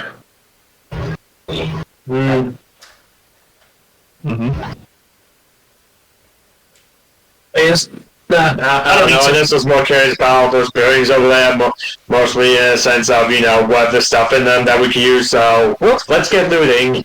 Someone at the door. Who's the That's fine. Kingslayer? What was the other titles and who's the name? he is the apprentice of Mordenkainen, the first, what was it, Ascendant? The first sorcerer and Ascendant One. Apprentice of. Oh, so this is more. King Douchebag, what may he bring? There's a statue of his student.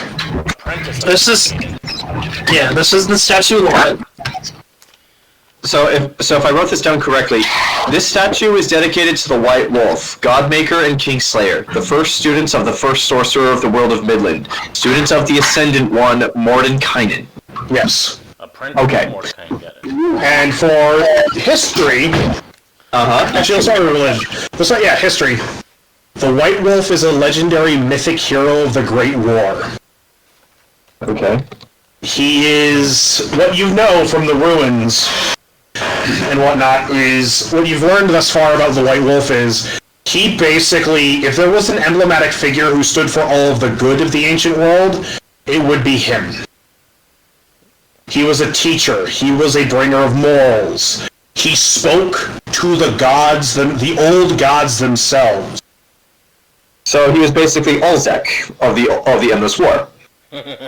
Yes, but as you can clearly tell, taller. Identify Olzec. Wait a minute, you've always been a wolf! And I mean, do you see my pauldron? yeah, he's also. Do you really think these motifs are coming, by happenstance? He's also called. Actually, the reason why he's called the White Wolf is because he stood in direct opposition to the Dark Wolf. Essentially, he is sort of. What's the best way to put this? He's the day man to the. He's the antithesis. Yeah. Demon. He is essentially the Winston Churchill Roosevelt amalgamation standing in opposition to Adolf Hitler. So he. I already don't trust him already. In New York. Yeah. So what came first, the Dark Wolf or the White Wolf? No one knows. Never know. Okay. Religion-wise, Olzec. Riken. Riken. Sorry. Religion-wise, several of the gods of Midland were students at some point of the White Wolf.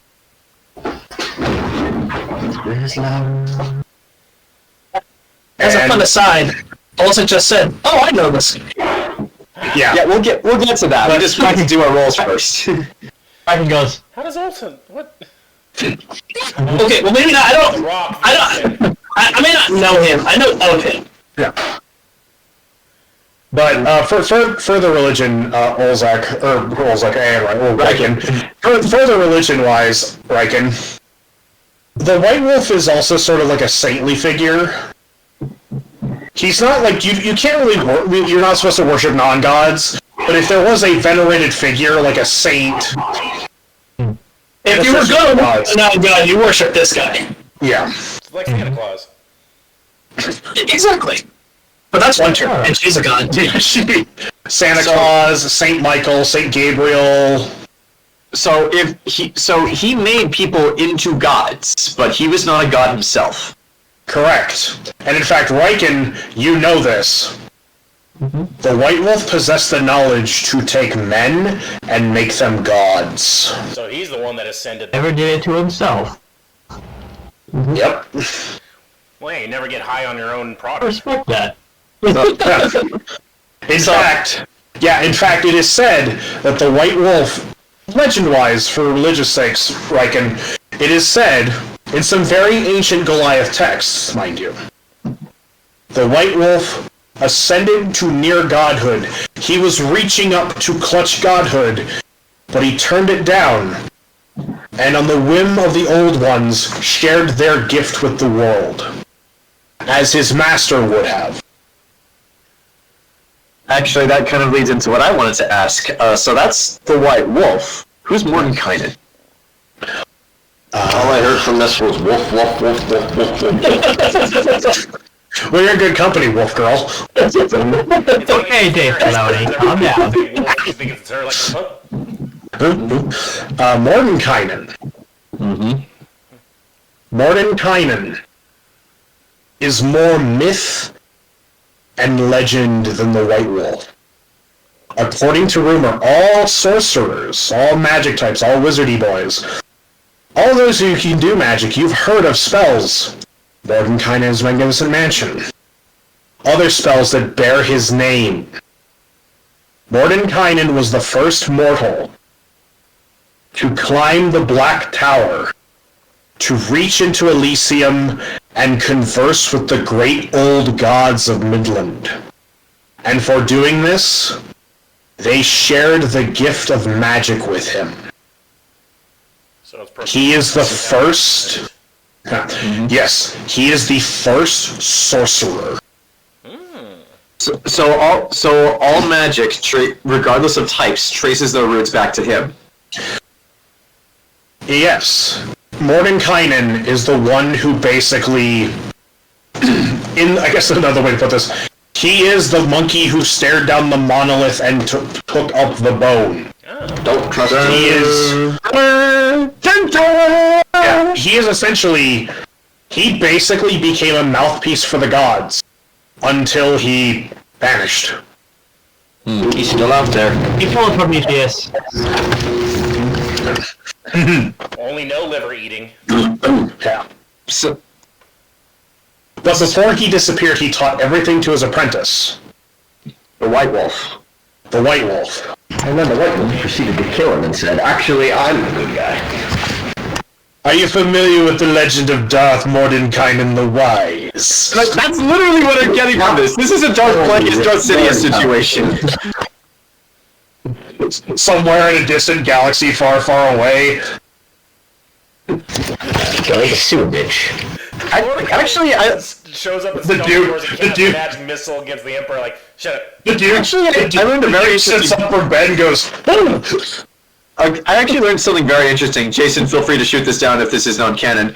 So, you know that scene in Episode 1 where Palpatine and Darth Maul are talking on the balcony, and he gives him the job to go to Tatooine? He's like, "You've been well trained, my young apprentice." Apparently, while they were having that conversation, Darth Plagueis was actually in that room, like inside, while those two were out on the balcony having that conversation. Was he just dancing in the background? I don't know. Really did. Yeah. Like, he was just in there doing something. I'm not gonna say that's not canon because I have just literally never heard of that. I doubt it though. I thought he killed Plagueis a while before. Yeah. I mean, that was my assumption, but that's just what I heard. Yeah, I think that I can't. I don't know if it's canon or not, but I think the rumor mill has it that Plagueis died shortly before episode 1. Yeah. I mean, that was what I always assumed. Like, Palpatine killed his apprentice a long time ago, and then it just started this whole thing. Darth Plagueis. Actually, he was in that room, against the wall, with a hole in his head. I mean, possibly. Like Mother. It's like Mom. It's like Palpatine's talk to him. Yes, Plagueis. Yes, I will get your soup. Oh, God. But, Oh, Mother God, blood, Mother God! but yeah. Oh, no, okay. That can't be, Plagueis couldn't have been in there because Rule of 2. Fair enough. Assuming Palpatine broke the Rule of 2. Palpatine did. Palpatine...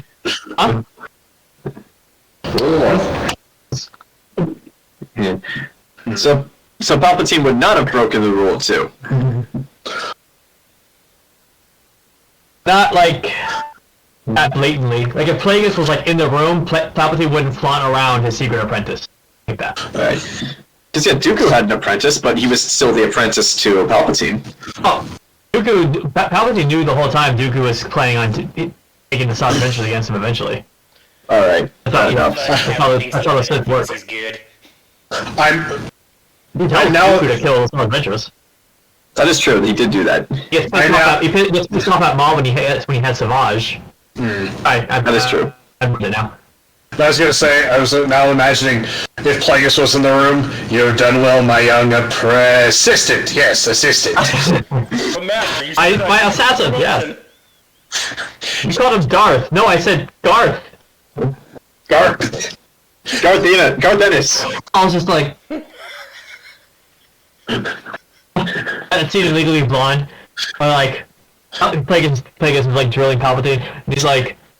And your apprentice's name? Darth Maul. Got it. And then he said his name is Darth Maul. And Maul gets up. You bitch! And like, leave. What's his name? Darth Mommy. Alright, moving on. Yeah, I imagine everything you just said was just things we knew that was in our heads, but like as soon as we got through all that, both of us just turned to look at Olzec like, what? Oh, Yeah. I was having a conversation with Mr. Wilson. We were talking about her teacher and what she had to do to approve her ascension. What did she tell you? A lot of things I shouldn't repeat in polite company. Because we are the most polite company here. Yeah, but I don't like to curse all that much. You know me. Yeah, Mistress swears like a sailor. But I guess this should be pretty common knowledge, especially for those who venerate Mistra. But she created the categories and the schools of magic. She categorized all the magic on the planet. So Mordenkainen taught the Dark Wolf. The Dark Wolf taught Mistra, and Mistra was the one. White Wolf. Yeah, White Wolf. Yeah, right. My bad. So the White Wolf taught Mistra, and Mistra was the one who divided magic into the categories. Yep, she figured out. She took the time, sorted it all up, created the category system with schools. Oh, she also categorized all the other magic too, including Sorceress magic, Warlock magic, Druidic magic. Did she happen to mention why she felt the need to do this? Yes. So she could ascend. Think of it like a final project to get to graduate. So her ascension was dividing the magic into categories so it could be more easily learned. I don't know about that last part. Yeah, she invented the Dewey Decimal System and became a... I think she just wanted to bring order to all the magic. But I will not speak on her behalf about her exact intentions for doing so. That's fair. Nifty. What's your take on all this? What do you know of the White Wolf and Mordenkainen? Probably before our time. Well, that's why I'm asking. she looks up and she looks at the statue. I know nothing of Mordenkainen. By the time I was built, he would have been ancient history. Okay. What about the White Wolf? Oceania is a democracy because of the White Wolf. Okay. By the way, Zach, He bears... does this make you have like a still visible face? Yes. Is there like a picture? Yes, yes. Jojo started sketching the statue as soon as she saw it, so yeah. But literally everything that Jojo sees, she's drawing it in her notebook for the researchers later. Yeah, I'll just draw mine later. I'm just taking snapshots. Yes. I do actually have picture art of the... Oh! Is that Arden Azunia? No, that is the 8th Doctor played by Paul McGann. Oh, nice. Paul McGann, okay. He looks like Arden Azunia. That's because you... Hey, wait a minute. Oh, yes, a pretty boy doctor. Wait a minute. Earlier that Nifty said that Oceania used to be a kingdom until there was a bloody coup where they overthrew the king and installed a president. Was the White Wolf involved in that? Like she said, Oceania became a democracy because of the White Wolf. So essentially, he was like the Rousseau / Napoleon. Godmaker, Kingslayer. Yep, Kingslayer. Okay, so effectively, Oceania is the White Wolf's country. Whether he ruled it or not, it doesn't really matter. He made the country. Oh, okay. Fair enough. Yeah, essentially, and actually Nifty will say this. Oceania was... He didn't rule Oceania as its president, though he did serve as an advisor. Okay. Up until the bitter end. One thing I know about the White Wolf, because my princess talked about him with great admiration. Ooh, okay.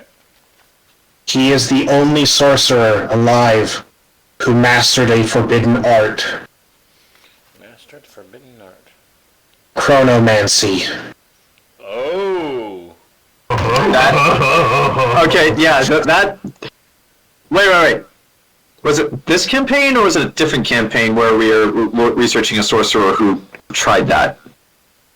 Different campaign. I think it was different campaign. Okay. But as she goes, the White Wolf was not naturally immortal, but he made himself that way. He kept reverting his age because he's got chronomancy. Just kept making himself young. Oh no, he's hot. Perpetually.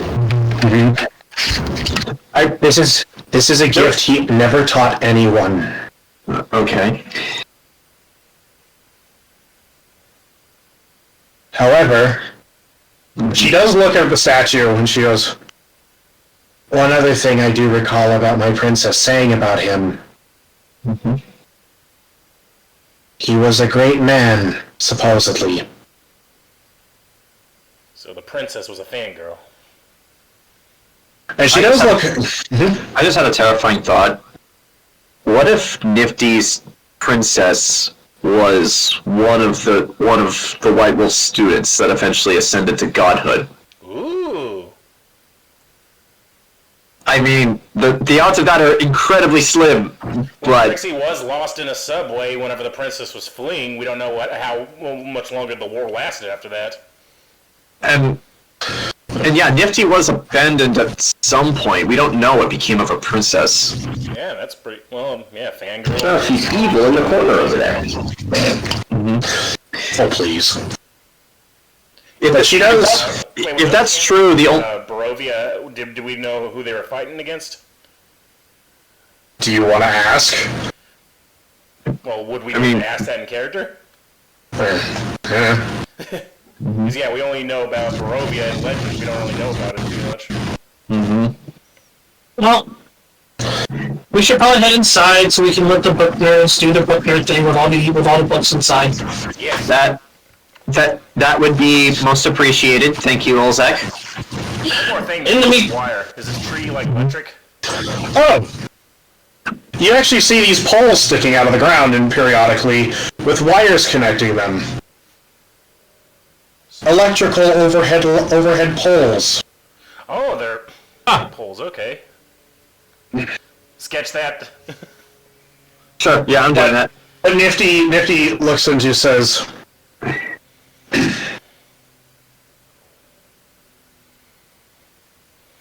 she just looks at the statue and just kind of. She's silent for a minute. Just staring Probably at them. reminiscing. Yes. Yeah, just because Nifty's a robot does not mean that she cannot reminisce. That's true. I mean, just as Artie pines for his creator, Nifty pines for her princess. The White Wolf was a great and terrible man. I mean, it's a time of war. Every great... Actually, yeah, Jonas could say because it was a time of war. Even the greatest of men do things that they're not proud of. She just stares at the statue still, and she goes, If we find what I'm thinking, if we find what we think inside, you'll understand. Well, because you never wanted to go to war with him. Well, we are archaeologists. We are here to learn, to discover. I'll say this much from what I understand of my time. Oceania is one of the few countries that was around before the start of the war and lasted until its end. Well, I suppose that stands to reason. If Oceania was able to create wondrous devices such as these, what sort of engines of war were they able to create? Well, she just looks and she just goes,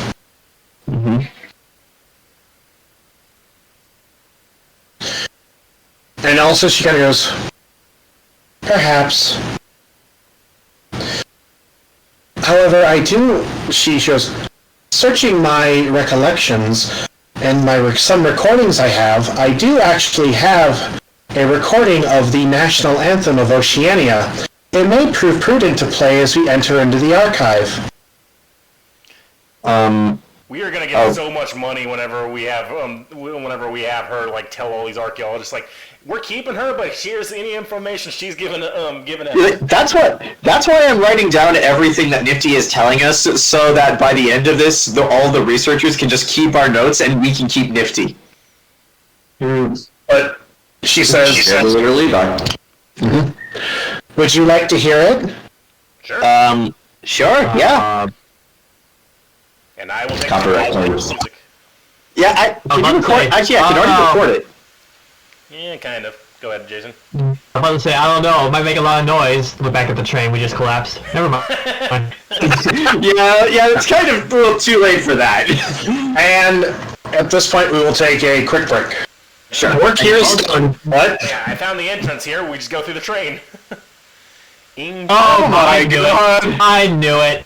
I knew that's where this is going.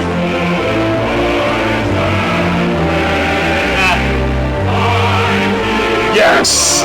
Yeah, yes. Yes! This is the greatest, Ken. I don't think it's humanly possible for an image this manly to exist, but it does.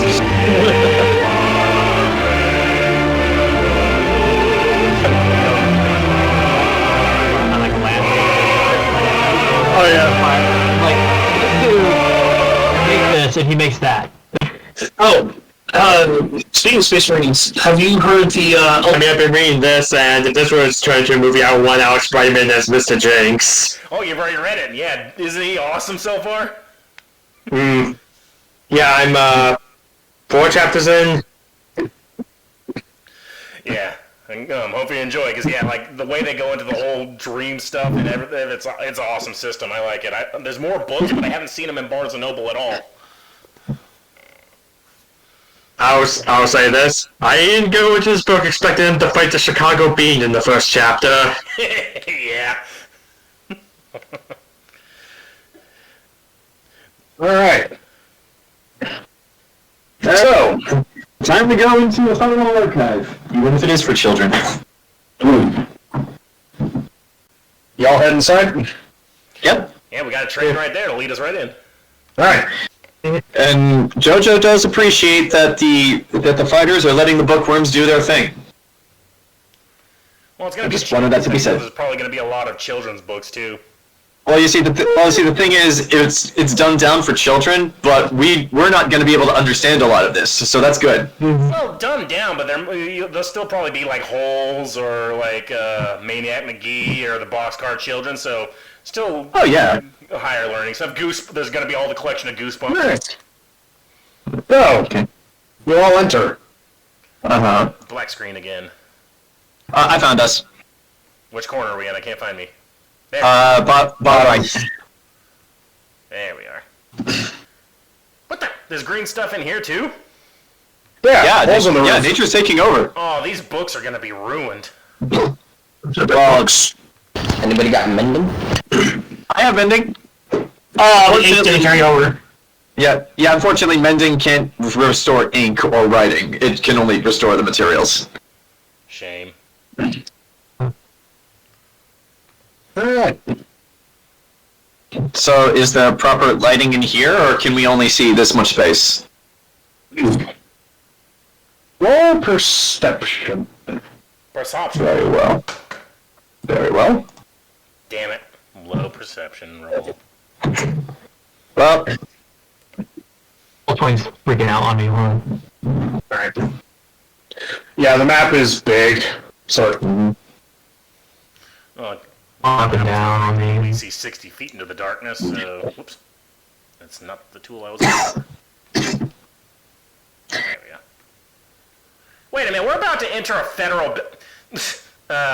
what's her name? Tricky? Or nifty. Nifty? Where's my voice?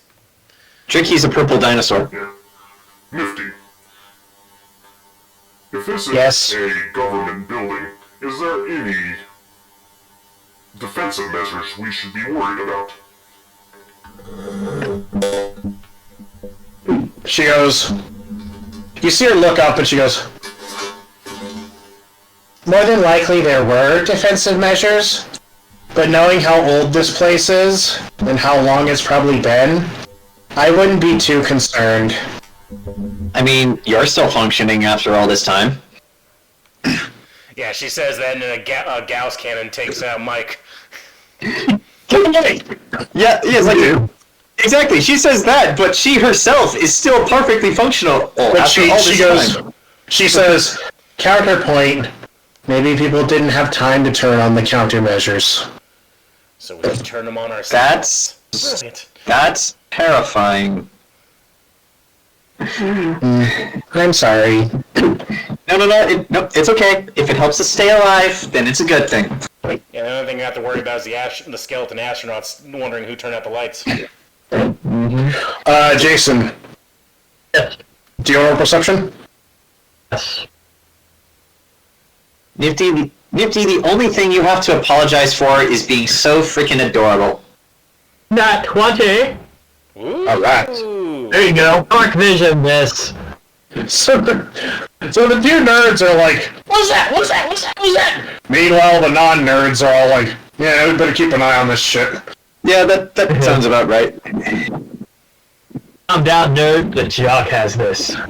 Pulls out a book. Actually, War and Peace, Chapter 1. Yeah. if you really want to think about it, the two jocks have it, the farm boy has it, and the fucking the survivalist has it. Yeah. No, we're already doing Beauty and the Beast musical. We're dancing around the library like, yes! Alright, so... Well, of course we have the nerds, though. That's what makes them nerds. They need glasses. Oh, Artie did need glasses in order to see in the dark, and I had to, like, install new vision stuff. Her eyes are glasses. Jojo does not wear glasses. You can see that under the new token. Technically, Or maybe I she have needs one. them. She needs them. That will be something we can test after we're done with this adventure. And nerdy birds must die. is that just to be sure? Yes. there's a question that was asked and we didn't get an answer yet, and I'm pretty sure I'm going to deal with about the lighting in here. Considering that it's electrical in nature, Yes. I'm guessing that's pretty dark, right? It is fairly dark, yes. At the moment, do we mainly just have our lanterns as light? Yes, and they are casting the light that is you're actually reflecting light off of a bunch of surfaces. Okay. Hence the weird lighting going on. I want to see if I can find anything I can use as, like, more stable light sources that I can light with the lantern or something. Like a torch or... Torch, pits, like, basically anything that would be used for, like, that I could light on fire and, like, have it, like, give more light to the room. For that... Stuff over here. Yeah, you actually, with your lanterns out, you see into this room immediately, and you do see a door over here. Right here? As well as openings here and a little bit further down. Yeah, there's a door here, but it looks like it's pretty well locked. Can I color that so we don't forget about it? Sure. I'd also like to remind you that Jojo can ignite flammable materials by touching it, so we don't need to waste anything to get a torch. Alright, so We're not going to wait, but I want to find the braziers. I want to find things that we can light, not anything we can light. But yeah, Okay. Jack, what's the, what was that door again? Alright, so I'll just color that in so we'll know about it. Yeah, color it a different color other than gray. Oh, Here. wait, that's not the color. Whoops. Red. Here we go. There you go. Yeah. Oh, yeah, he got it. There, got it. Okay, lock. So that's a locked door. Okay. Well, we don't know if it's locked. We can just see a door. Well, look, it looks pretty sturdy. Just watch. The door is going to be the final boss. What's this It's a garbage? door. This is a critical wall. Yeah, what's this garbage? Garbage. Okay. Like it looks like flammable stuff. It's like boxes, old boxes, wood, rotten wood. What are these things? Like fountains or benches? Ah! So you all see, mounted high up on these walls and on these statues, these black, flat panels. We have zero concept of a television screen. Exactly. Orange things? Yes. And what are they attached to? These pillars in the building? Those are statues on a pillar, like a huge column going up to the ceiling, or up to the roof. Are the screens like in front of them, or are they? Yes, like they're mounted up. Like actually, yeah, it's these statues, but it looks like they're holding the screens. That's cool. Who would build a statue for that purpose? It gives me Gears of War vibes for some reason. Yeah, now that you mention it, yeah. It's like we're going through the Phoenix Mansion here. Ah. So yeah, we have wait. What is my visor made out of? Like my eye? Good question. Yeah, that's a good question. Does anybody actually know the answer? Does the screen give would that give any clues with my eye maybe or no? Roll me an intelligence check. Yeah, I feel like AARTI would be the only one who could figure this out, because JoJo's just staring at these stuff going, what the fuck? Like, she's not even drawing them because she thinks they're not important. Like, who would put black screens of glass on a statue? That makes no sense. Well, they're holding them, so it can be fancy. Yeah. 19 intelligence. Yeah, but like, why would they build this? Yeah, you do definitely get the vibe. Artie's. And in fact, yeah. Is this? And in fact, as you're like kind of scanning over it, like I'll say this much, like it is a big open space, but as you're kind of looking over everything, and you see that you actually see like two conduit for us to be conduit. You see it running down to a panel in the wall far below the screen. A panel, like a. I need you. Yeah. Ooh. What'd you need? I need. Roll for luck if you wish to check it out. Yes, I like luck. Not that we would know this in character, but if you turn the power back up, wouldn't that also turn the defense systems on?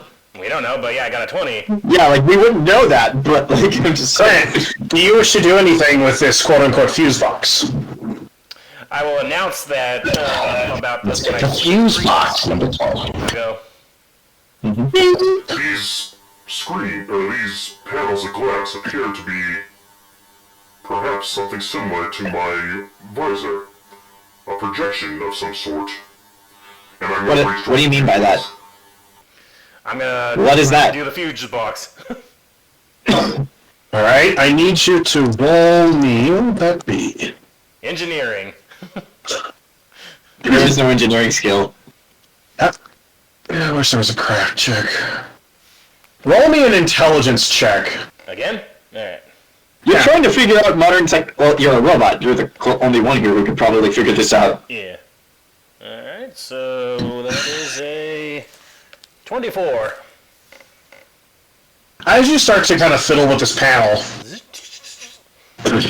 all of a sudden, for all of you, kind of standing around, looking around, all of a sudden you all hear a loud hum, just like. Jojo lights a hand on fire because she's paranoid that we might get attacked. Then all of a sudden, this hallway you're in, you hear like this loud pop, pop, pop, as suddenly the hall is filled with light. Yes! And suddenly over the screens, you all start hearing this. Kirby. Artie, what did you do? Hold on, let me get my voice. As I suspected, it is a projection unit. And this panel appears to be the source of the energy that circulates in order to make it glow. Elaborate, please. I point at the screens. This is like, how did you? What are? Those aren't torches. There is something similar projecting through my eyepiece. I merely guessed at this energy source. And I will say this, the light is dim because this is ancient, so it's like, it would still be beneficial like for Olzec to make torches, but like for now, it's more light than you had, but not as much as you need. Jojo's more focused on the fact that these things are emitting light, but they're clearly not torches of any kind, nor do they use fire. Well, even weirder than that, all of a sudden, you start to see, it lights up and then there's images on the screen. Yeah. Images on these things, like, moving. Which is gonna blow all their minds. Yeah, Jojo is freaking out. Actually, I'm gonna roll to see how well she's keeping it in. Okay, pretty well.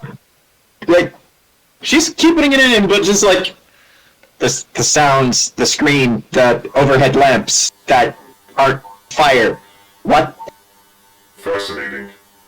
It is projecting images through the Technology. conduits. And actually, Elaina, Technology. with your hearing, you can hear the electric hum. And it is not a pleasant sound. Am I intelligent enough to understand that all of this is powered by electricity? You are not. Yeah, we don't know. Okay. I'm not even powered by electricity, even though I can shoot lightning spells. Powered by the souls of children. So the only one who has any idea is Elaina, but that's just because she can actually hear it.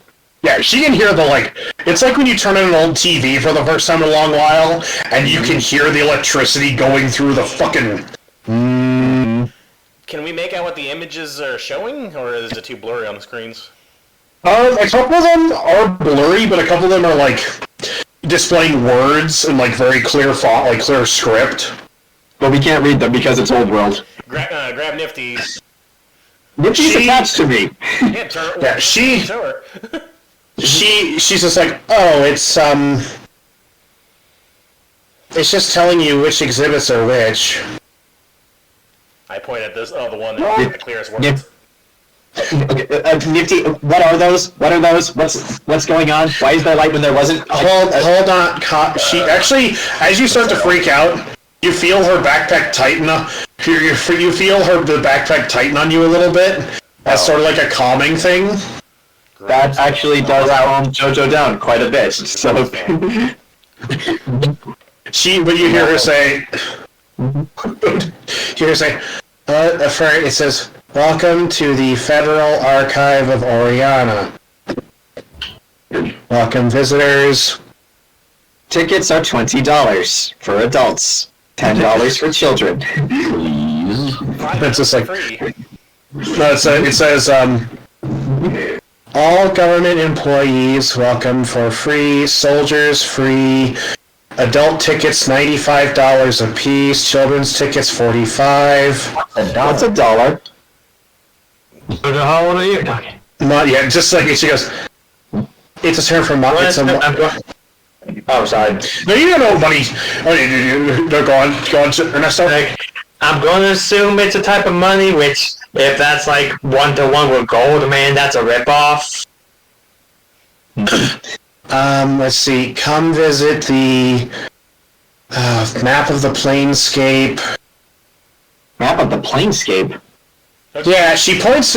She points. She actually points at this one of the things that flashes, and it shows a couple of like circles, and it just says like it's sort of like an observatory, like a planetarium, where it's like, come learn about the Planescape in our Planescape room.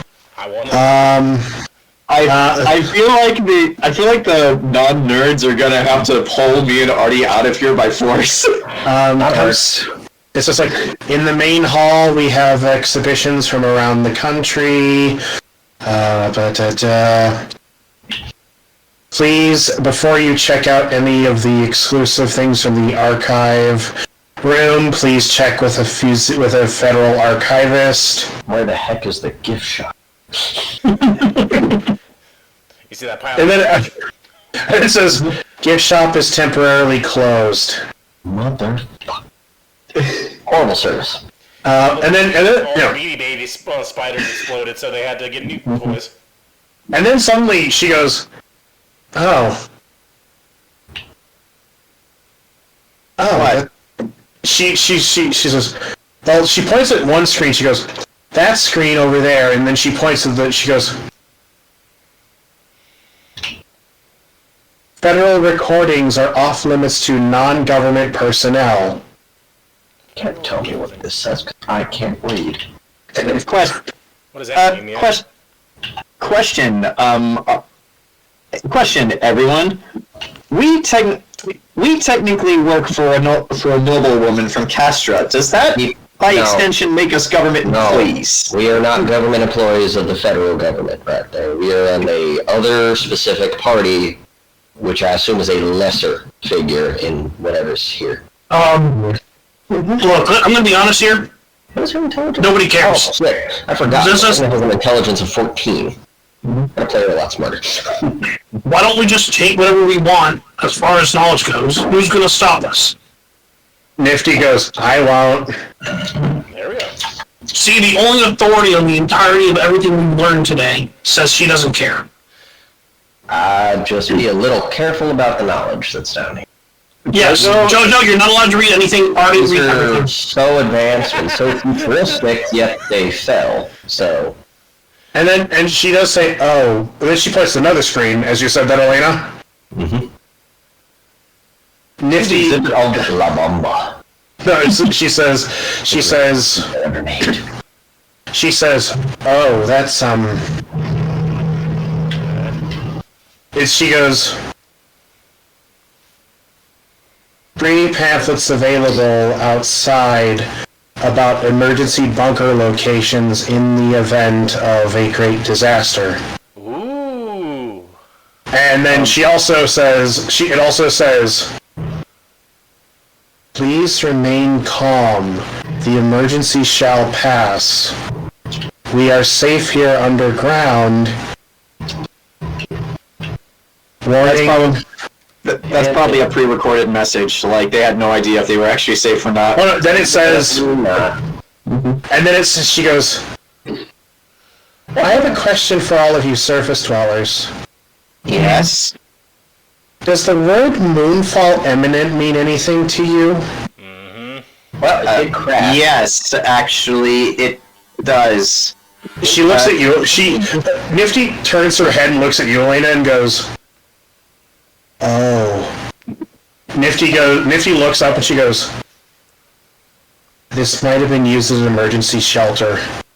Can I transfer all the data I have on the Moonfall? Not a good shelter. Not really. Why would you want to? Well, so she knows. It's like, Why would you want to? So she has knows. She's a machine, and she's shared with me. Nifty, I'm gonna ask you a hypothetical question right there. Does the name Melfina mean anything to you? Roll for luck, Mike. 19. Okay. I am not familiar with the name Melfina. However, I do recall an individual during my time when they were moving me around a lot towards the end. There was a group of mercenaries that served the nation of Oceania after their capital was destroyed, and they aligned themselves with Oceania. Meanwhile, Melfina's just right there. They called themselves the Knights of Sidonia. cute news. And one of their members was a young Fey woman named Moth. Like MOTH? Yes. Like Grandpa Truck. You know, if this is a federal archive, we might find information about them here. Yeah. But what is the planetarium? I want to know that too. Nifty lifts a paw. She goes, "Based upon the arrows pointing, it's in this direction. We can either go down the main hall or cut through one of the exhibits." And she points at the door. Do you notice earlier? Oh, this map is. It says, she goes, "I should warn you, that door says archivist employees only." Well, I suppose we're going that way then. So how long of a leash are we putting on Jojo? I've already told you. 50 feet of rope is all we got. 40 feet of rope, maybe? Yeah. That seems excessive. Fine, I'll take her out on the walk. What's all this then? Good. Are these desks in like offices or something? Exhibit tables. Oh, is there? Nifty said you could cut through the exhibition hall. I noticed this area is slightly darker than usual. Is that on purpose? Which one? This area where you said the exhibition hall is? Yeah, because the lighting's fucked up and... Okay. But yes, okay. it's like the lights are very dim in here, so when you go in, more of it will like light up. And is this door sturdier then, so it's not like a regular door? Yeah, it says, and it has in big bold letters, employees only. Is there like a key card or something in order to get in? Can't we just have Olzec burst the door down? Or Riken? Or both? Metal. So then they can just tear the door off its hinges! It looks like, you can't see from there, but maybe at some point you would have had to use something, but considering how old everything is in here, Does it more than likely... wall or something then? No, you actually see like hinges, and they are beefy. Like, we're talking hinges that are like that big around. Wow, jeez. Like, we're talking beef boy hinges. So Olzec and Riken have to do this one together. Yeah. Yeah, this would take an Olzec and a Riken. Alright, I'll tell that to everybody else. I'll say. This door appears sturdy. It would take strength in order to open. Perhaps we should observe the rest of this room first before we make our decision. You're probably right. What was it, Jayson? I couldn't really understand what Grant said. Oh, sorry.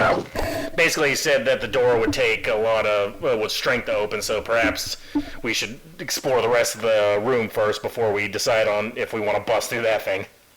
Yeah, like I'm inclined to agree. Like the exhibits appear to be open, so and I'm curious what else this place has. Yeah, did all the screens turn on, like even down here and stuff? A few of them did, but a lot of them are just kind of like static, like... Yeah, let's go through the exhibits. Yeah.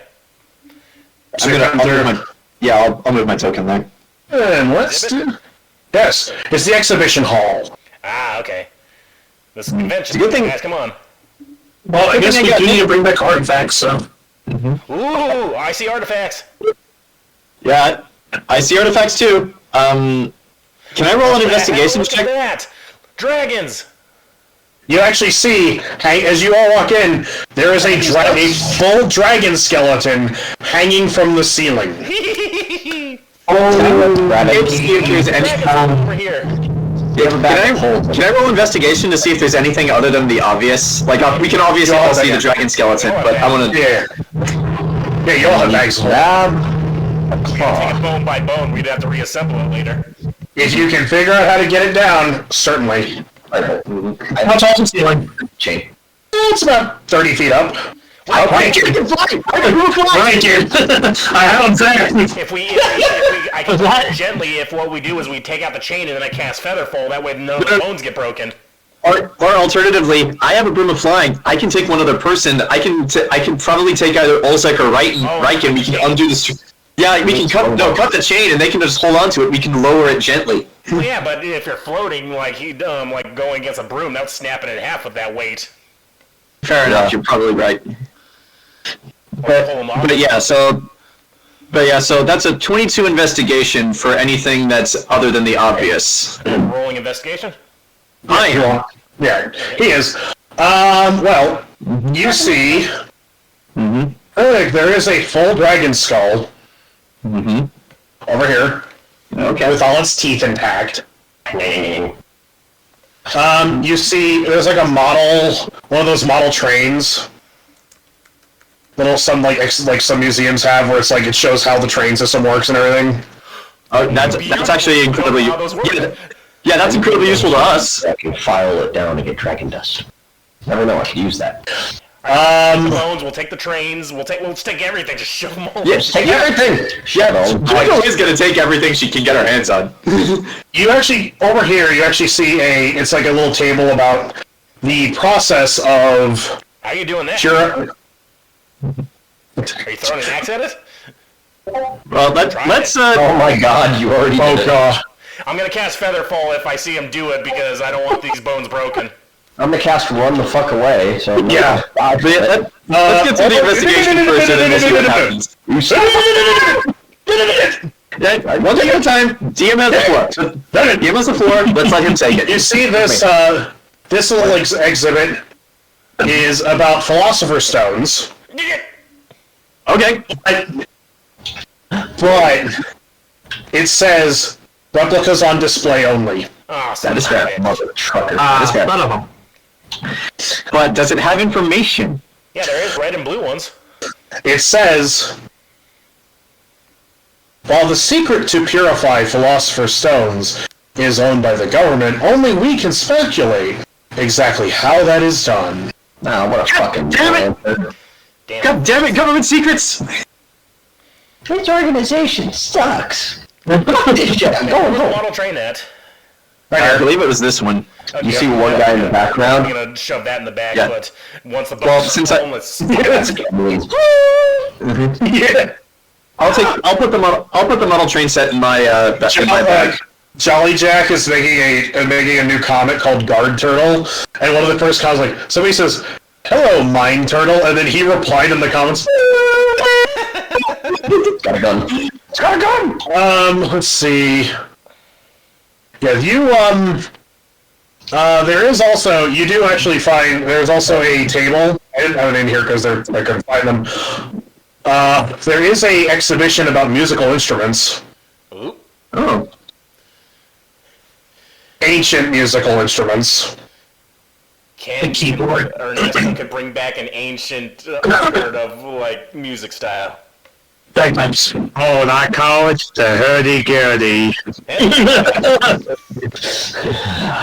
Shanty's going. One of the most unsurprising things I ever heard about the hurdy-gurdy was when Frederick Knudsen says, "Because I play the hurdy-gurdy." It's like, I went to see Elwaity. I've seen a hurdy-gurdy played live. When I was at the Renaissance Festival, there was like this cute lady dressed up and she was playing and I got her CD. nice. But, you throw that trident, Temme. Wonderful. Yep. You watch as it hits the couple of chains supporting the dragon skeleton, and then with Featherfall, the dragon, and Jayson, again, this is abandoned. However, with your survival check, You do smell something on the air. Further, much further down the hall. Delicious, delicious air.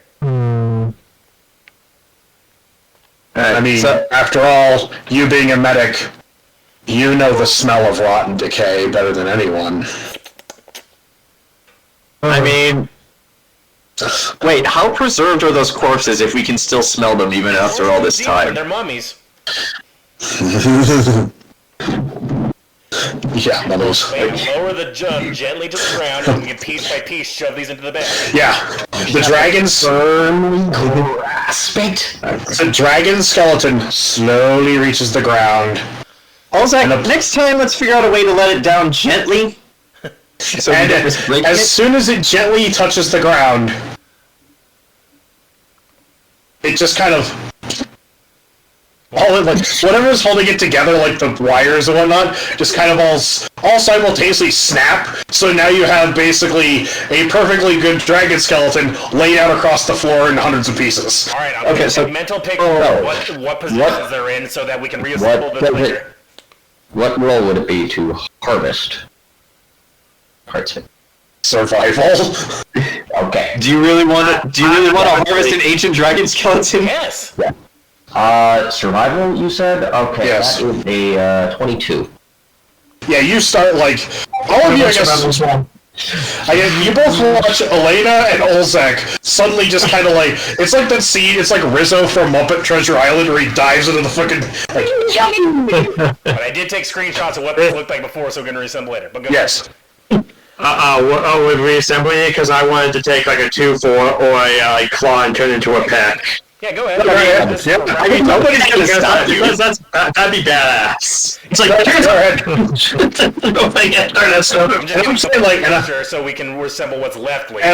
And also, as you're assembling this picture, Grant, you actually hear in the back of your head a little voice in your head. It says, "Skeleton identified. Adult white dragon." Ooh. I'm gonna tell that to Level up. Lucy. Hot. Escaflowne, what happened to you? Nothing good. There should be an adult white dragon. What? That's cool.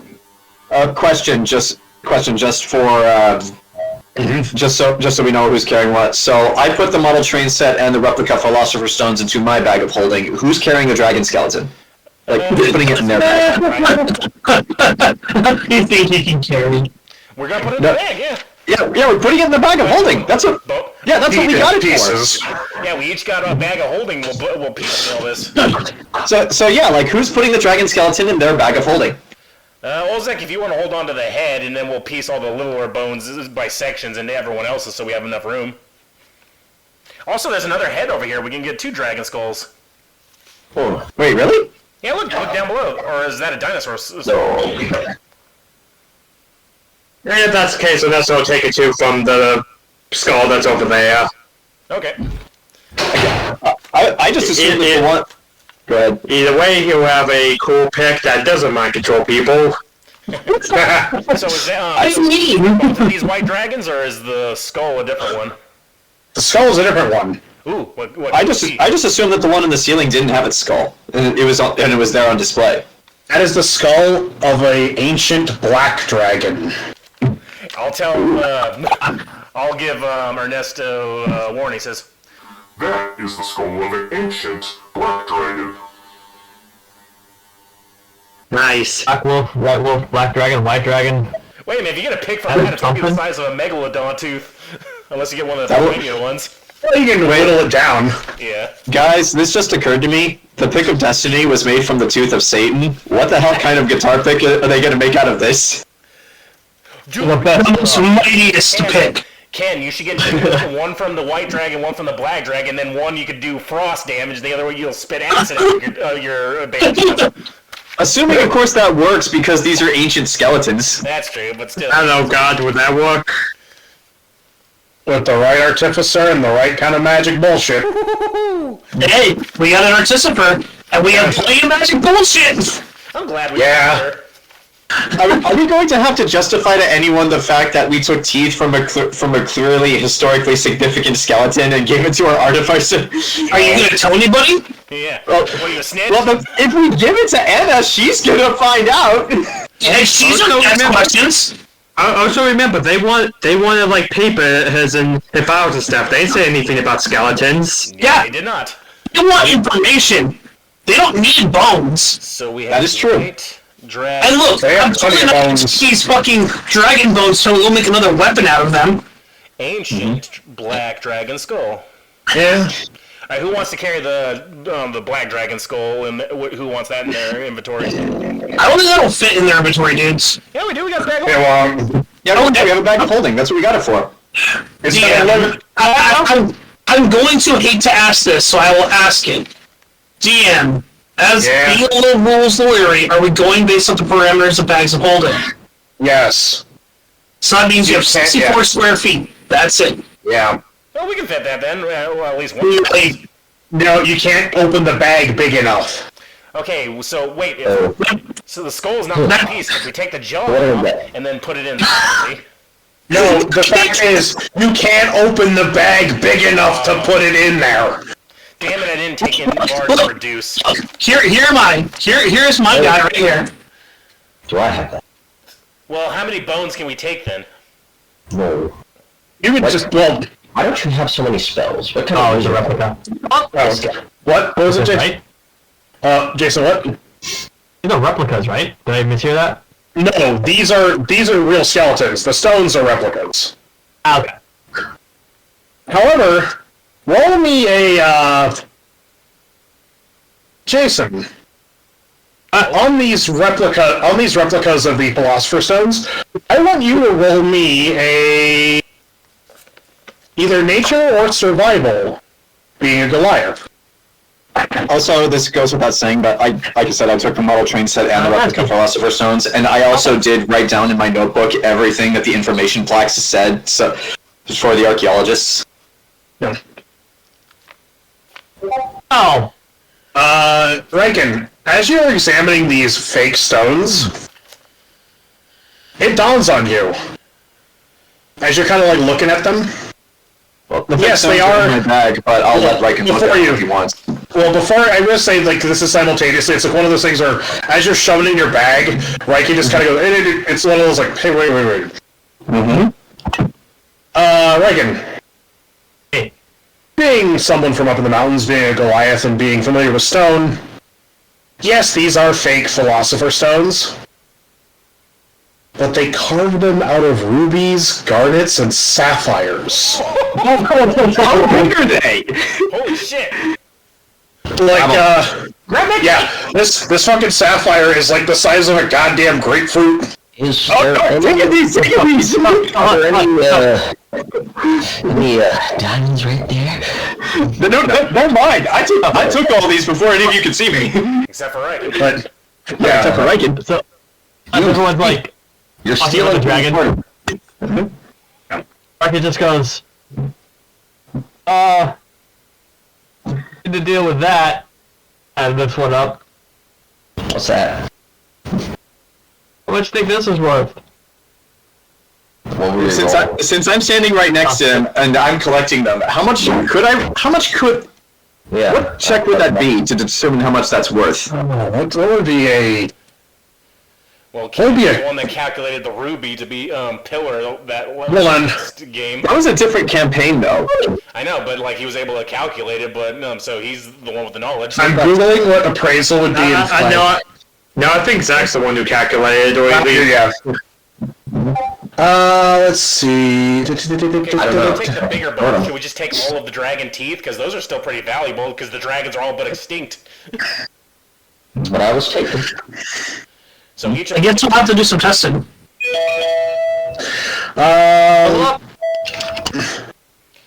and let's get some of the longer tail bones. Hold on. We can make like some of the main. I'm rolling to see what you got. Mike. Let's see. It's not. I guess it would be an intelligence check to see how much it's worth. Alright, I'm good at those. Sure. Hey, Tammy, let's do Yeah, like a but tail bone or a wing bone so we can give you a pommel for like an awesome I'll sword or try. axe or something. But Hold on, I'm rolling for I'm what stone. shoving things in my bag. Yeah, it's an intelligence check to see how much the stone is worth. Okay. But for bone, hold on. You were able to get 13 really good teeth out of the skeleton, Mike. Okay, so you got 13. Type what I got. Okay, so that's a 21 intelligence check to appraise the stone in Riken's hands. The others are already in my bag. I just want to point that out there. So Mike is getting white dragon teeth, right? And is Ken the only one Yeah. that's got the black dragon teeth so far? No, I'm taking one of each. Okay, yeah, I think we should take all the teeth, though. What type of teeth are these? The white, These are white dragon teeth. I'm typing these in the, I'm typing in the chat, I'm checking the chat. Okay. Yeah, because I'm going to try to teeth, claws, bones, anything. A sapphire that size? Gentlemen? Oh! Find the right jeweler who can appraise the carats. Anywhere between 25 and 50,000 gold. Jojo snatches it from Riken's hand and puts it in their bag with the others. Check that! Hold strike! Hey, let's play That little one. Wait a minute here. We are... You know, Sure. let's do this. Yeah, we're still good. Nobody has taken anything else without view, because I'm planning to use these teeth to either sell for the group or use for various potions. Nobody? Looking at everyone. Looking at Jojo. Jojo doesn't care about the dragon skull. Has taken gems, valuables, or anything else without telling us, right? There you go, Mike. Here we go.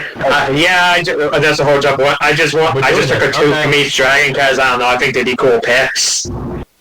Yeah. I got a bunch of bones. And you know, if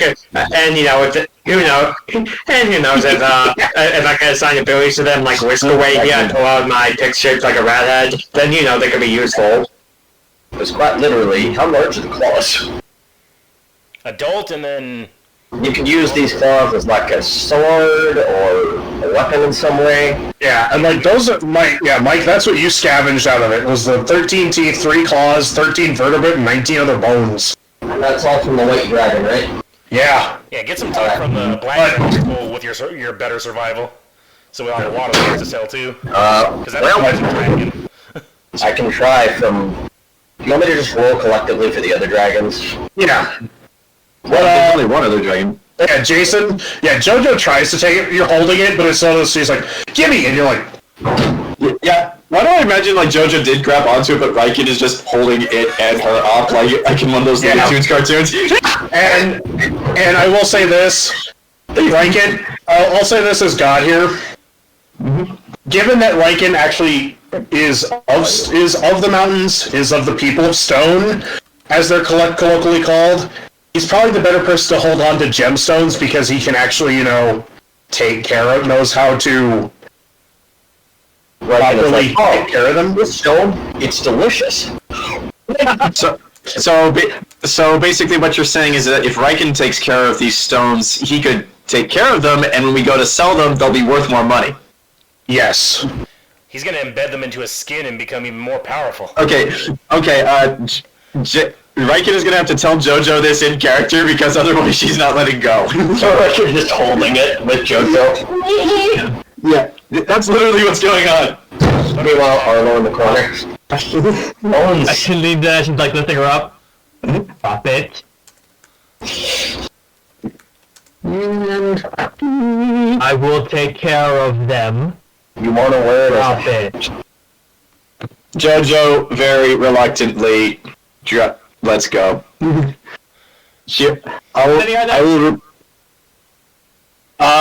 the sapphire, but then you have like 2 red ones that are like slightly smaller. those all. Okay, so how many are there of each? There's one big blue bastard, and then there's like, let me roll. Is the other one a red sapphire? The others are red, and there's 51 of these things, and they're all roughly the size of chicken eggs. Nice. So we like sapphires and rubies are like almost the same thing, but they're just different. They are the same. Yeah. They are the same, yes. They are the same, which is why in Steven Universe, the creature known as Garnet is actually produced by an incestuous relationship. Gross. But so Riken is carrying the Philosopher's Stone replicas. Yes. All right, And, yeah. I will still take the model train set. Yeah, because we can figure out the inner workings of that. We may be able to steam revolution here. So, all right. And also, 18 just for the record, Jojo did intend to just sell those gems and split the profits with the group. Like she didn't. I have no intention of using them for anything. Yeah. I just wanted to. Riken's got some of the. Woman by her bedside like a serpent. What's that term in The Hobbit? Dragon sickness or whatever? Yeah. Yeah. Riken's got a little bit of that going. Old dragon. Yeah, now I'm just, Fit in the bag now. yeah, and then I'm just waiting for Zach for the Oh, the other bar. guys. Well, there's other people were typing, so I was waiting to see what else was coming up. That's the last thing. Like, if anyone else wants to do anything else, I've done mostly of what I wanted to. Alright, so you got lucky, and you found scales on that skull, too. Jesus. Ancient black scales.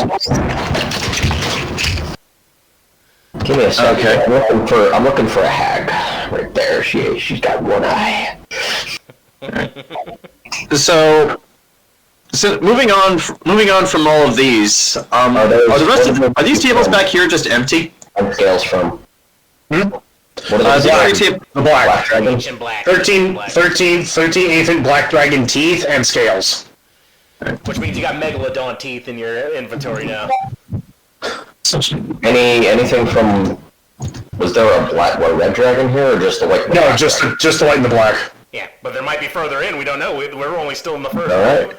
We got a lot of resources here now. Okay, so important for everybody. Keep track of what is in these bags of holding that they gave us because we're gonna need to go through them when we get back out of here. Yeah, because technically he wanted a few bones too. How many bones does he get? Well, also real quick, remember, you have 64 square feet in your bag of holding. Yeah. Which means not to mention anything else that you may put in there in the meantime. But, That's why I'm saying keep track. Like keep track so you know what's in there, and keep track so that you know how much space we have. Yeah. real quick question, though, Zach. How big is the skull? Is the white dragon skull? About the size of a Buick. The white dragon skull, not even the black one, huh? Oh, the black one? No, the white one, because I figured the white one was smaller. Yeah, no, the white one is the size of a Buick. The black one's the size of a van, probably. So nobody knows The size of a about it. fucking Winnebago. That's sad. It wouldn't matter. Temporarily. Yeah, it wouldn't matter. You just Like, large in the bag and then get popped out of the bag. Because Yeah, I it's, didn't have enlarge or reduce. Sorry. well, so if we can't use this dragon skull, let's just break it. Get some dust. You have plenty of teeth to make dust stuff from. And bones too. Yeah, you got. Come back later for this if we map this place out. Yeah, to quote one of the wisest wizards in all of fiction, look at the bones! Bonesaw is ready. But Jojo is mapping the entire dungeon. Like everywhere we've been, she's making a map of Make it. sure you write down you got the model train because that is going to be important, I think, later. Don't worry, it's in my inventory. I have an entire section And- for just what I call the archaeological bag of holding. Let's find those And- instruments for Ken now. Yeah, I will say, this is here there's an exhibition on, like, instruments. Okay, yeah, like Ernesto would be interested in that. Yeah, Ernesto wants to see these ancient instruments. What the heck? Roll perception. I was just Perception, Ken? Why? I think I have all of you set to control everyone. Oh. That... I don't know, one time I keep rolling 8 for perception. Yeah, okay. Where did Roll all the for deaths that came from? you down here, down the hall, towards the end of the hall. Well, let's get to the planetarium first. But there is a door. There's a door there, and then okay. So Ernesto, I need you to roll luck for me. Luck. Is he gonna find like an ancient guitar that still works? I hope. 19. Ooh, maybe. Ernesto, you see amongst this, drums, some weird horned instruments, but amongst all of them, you see a case. Closed. The latches are clearly broken, because they've worn and rotted off. But just, this case looks the case does look in good condition, like as if it's somehow preserved. It belongs to Sir Banderas. I'll open up. Ooh. Oh no! Wait, you first that. I'll open up the case. Opening up the case, Ken, you recognize this. Except it's got extra knobs and extra switches on it. You know this because you're carrying one right now. Ooh. This is an electric banjo. Cool. Oh, but I ain't replacing my granddad's. Right, I'm just saying, this is one that, it's in pristine condition. I'll take it, but... Yeah, I know. I'll take it. That's what I was just saying. Okay, I'll take this. I ain't replacing my granddad's, but I guess it's nice to have, as a display piece. Or a backup in case something befalls your granddad's. Ernesto, if you repair that thing and get it to work, that could be the single most advanced and greatest banjo this world has ever seen.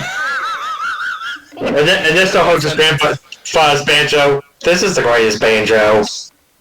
That is true. Mm-hmm. Okay. DC is also true. Okay, that's cool.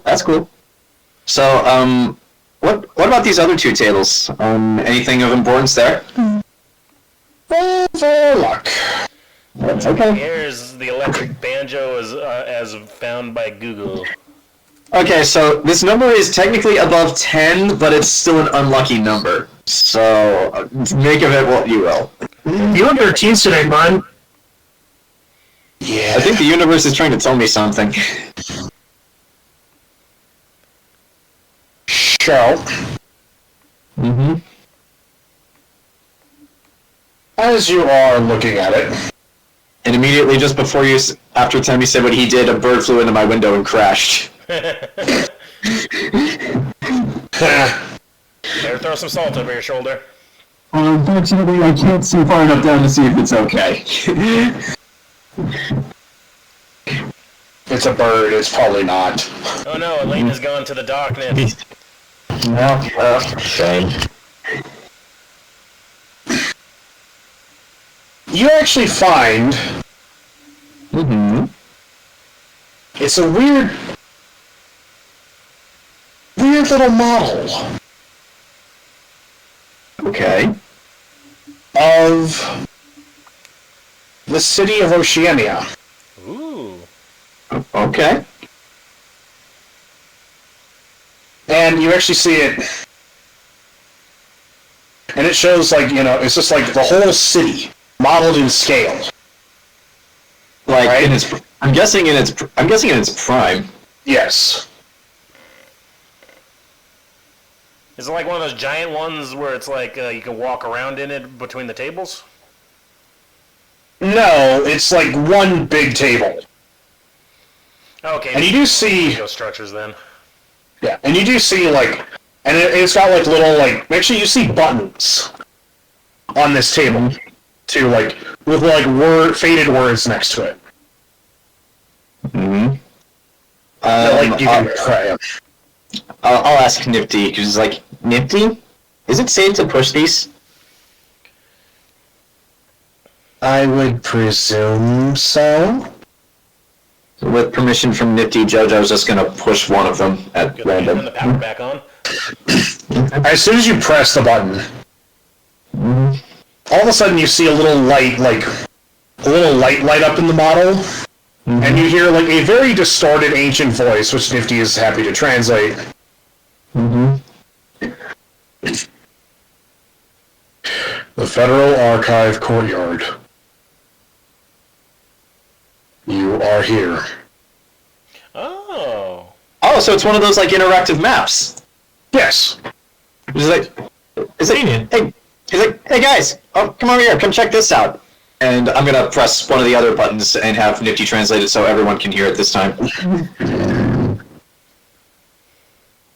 So Press one of the other buttons, and it says like further into the city. The Capitol building of Oriana.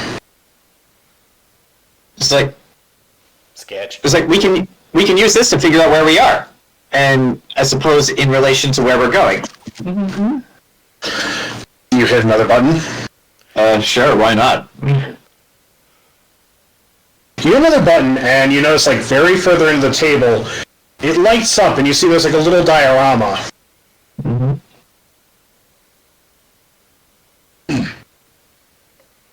Memorial Square. Ooh. And then another voice. Please note that in the year 21105, this is the place where the Prime Minister of Oceania was shot and murdered by the Hunter. 2105? 21105. 21105. Prime Minister. Place where Prime Minister was shot and... Can it? That's exactly what Jojo was thinking. The Hunter. It can't possibly be the same person. Oh, unless the Black Wolf also knows chronomancy. Or he was made immortal in some other way. But Jojo is going to make since Jojo can't obviously take this with her, she is going to do as detailed of a sketch as she can of the city of Oceania, both for archaeological purposes and as sort of a makeshift map. Actually, with that in mind, am I able to which direction are we supposed to be heading to get to that camp that's close to us? You're heading in the direction of the memorial. I can't speak. So I'm able to tell like which direction, based on this map, we're supposed to be going and what's in that direction. Yes. Okay, that's that's good. Directions where are we heading? Because I think we feed that lets us know which way north always is. Yeah, Keen Mind does that. We always know which way is north. You would be heading south. Okay. So alrighty. Yeah. But based on this map, we're able to figure out which direction that is and which way we should be heading. Yeah. Make sure you put that little compass rose in the side so that whenever we give these to the people, they'll go, "Ooh, this is how it's situated." Oh, sure. Oh, of course. That'll be more valuable than the actual valuables. Yeah. But I imagine this drawing just takes up a whole page, but it's as detailed of a map as I can get of this, because I imagine the archaeologists are probably gonna want this. And because I got the screenshots later, we'll make a better map when we got more time to sit down. All right, cool. Okay. We got lots of bones. We got some cool artifacts and shit. And was there anything else? Like, what are those electric wires on the ground there, Zach? Oh, those aren't on the ground. They're above you. Ah. I'm guessing they're the lights. Yeah. And just stop working where Elaina is over here? Yeah. Okay. And I will say this. I was going to say there's one more table right here. That is another city map. Ooh. Okay. This one, when you press the button, like, there's a bigger button. This is a scale map of the capital of Oceania. Click, click, click, click. This is the city of Victoria. We got a name. All right. Yeah. Definitely drawing this. Oceania. I will. Capital equals Victoria. And you actually see, like, all of you is kind of gathered around this. You see, like, in the middle of the city, you see a bunch of really tall buildings, but then there's this wide open field, and you see something mounted on, like, it looks like an altar. Mm-hmm. And you do see there is a light that clearly is, like, if you hit the right button, it's going to, like, tell you what it is. Find the right I will hit that button. Roll for luck. Oh, It might okay. be under the tree. Because they're not labeled. They're not labeled. Or, it might not work, because faulty wiring. That's 19. You actually managed to hit the right button on the first go, and it lights up. This is the ring gate to the great city of Elysium. What? Just cue the Stargate theme. Yeah. One of only 12 in existence. Ring gate, you say?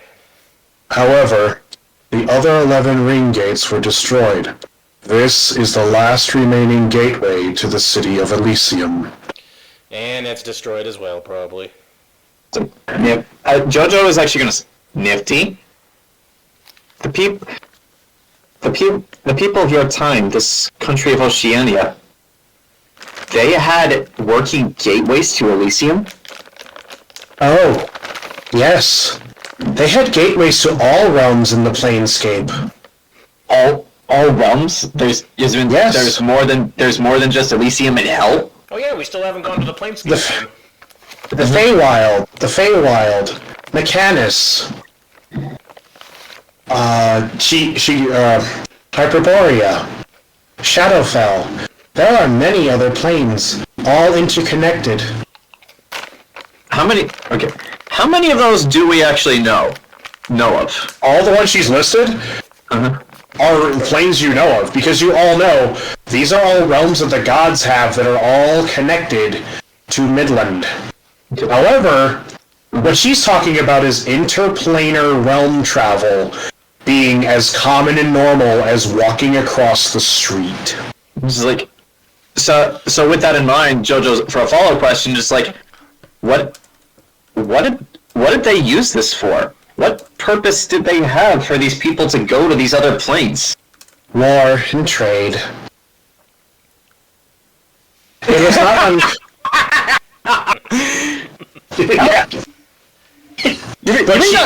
You may not know this, but Hell makes the best sushi. She says, well, you see, oftentimes when nations went to war, they had gods who also went to war with them. So sometimes the alliances of the planes would change depending upon which god was in charge. But this gate's in the middle of the city. Doesn't that, under the right circumstances, make it ripe for invasion? Like, an army can just come right through that. That gate only goes to Elysium. Oh. The entire nation of Oceania was built around that gate. Oh, okay. Gone though. You see her, like, kind of doing, like, the AARTI thing where she searches. Just the head tilt, like. And you see her go, in my time, Barovia had one of those too. Great nations would converse with the leaders of great nations would converse with the gods.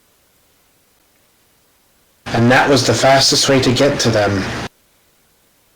No wonder they destroyed them all. Yeah. If you're God, you don't talk to them as easy. Jojo had... I imagine Jojo's kind of in the middle of drawing this because it would take a while for detail, but then just suddenly she stops and is just like... Guys... This is probably destroyed. What if somebody with the right knowledge could find this thing and repair it? What would they be able to do? Nifty will cut you off and actually... That might be an impossible ask. Why? Probably the white. Because she looks back at the way you guys came from. The White Wolf made the gates. Well, yes. Yes, What Mr. I- Olzec? From what I understand of this situation, I might actually have a slightly better understanding than the rest of us. Could the Dark Wolf use the gate? Could he fix it? I don't. No, he goes, Could he fix it? I don't think the Dark Wolf could. I mean, she goes, hold on. That information is classified. No, they see her actually go, I'm remembering something. Very minor. Oh, minor. Nothing that you can possibly remember at your time is minor. The final siege of Oceania. Oh? All armies converged on the city of Victoria to protect that gate from him. Who? The Black Wolf. She looks at Olzec. I know. You already spoke his name. The soldiers that maintain my archive talked about the plan. So, Stop the Dark Wolf. yeah, the Princess of Barovia was here during that siege. Then that means that Oceania and Barovia must have been allies. Wait. In game, in character, what do we know about Dante? That, A whole bunch, actually. Could Ridley the Fox. He's the one that blew up the moon. could Dante fix the gates? No. No. Do we know this? Yes. If we know he has amnesia, but if he regained his memories, could he fix the He gates? saw the bident of the Nameless Queen, and his brain went into a maximum overdrive, and he basically fed a fainting spell. yeah, so all he's sitting on is the unknowable knowledge, which means he's the only one that knows their names. If he knows unknowable knowledge, I don't see a reason why he wouldn't know how to fix the gate. That's probably just locked away. Yeah, he probably wasn't taught by the White Wolf, though. Just because you lived around the same time doesn't mean you know how, to repair your friend's vehicle. Right. So, in theory, though, if what you're saying is right, Nifty, if the Dark Wolf can't fix and use the gate, that means the only people who can will be on the other side of the gate, right? Yes, anyone who went through as the gate closed would be trapped there. Because very few people could remember. Well, she kind of paused. She goes, well, of course, back then you could use them as freely as you wanted, unless that changed. Wait a minute. Because Yeah, Which it wouldn't- probably but did. She wouldn't know about the Nameless Court, would she? Because she's been down here all this long. We saw the Nameless Queen appear briefly, so she doesn't know that. Well, also remember, Nifty knows a great deal of history up until a point, because at that point she was locked away. She doesn't know about the end of the Endless War. but she says, Or either, yeah. but she looks back. She kind of looks back and she goes, we can either continue, and she looks up at the door in front of you. Door? Where's that? To the up here, where near Elaina, where I'm presuming you guys are kind of milling about. Yeah, She goes, we can either continue into the Planescapium, or she looks back and she goes, that big door back there might have something in it that might answer some of your questions. which big door? The big door that we saw at the I beginning. need strength for you. Yeah, well, we're closer to this door, so let's go there first. However, I want to try something really quick. Before that, JoJo's going to take out one of her older sketchbooks and flip back to that drawing of the Nameless Queen that she made when we saw her. Oh shit, do not make this robot blow up if she knows who it is. So yeah, I'm going to show this. I'm going to show this drawing to Nifty. And it's like, do you recognize this person? Susan! Gonna have her roll. She goes, she looks like a very pretty young woman. I will not deny that. All right. Is she important? Yes. Very important. If you want, I can tell you all about her the next time we sit down to take a long rest. Is she your mother? No, No. my mother died shortly after I was born.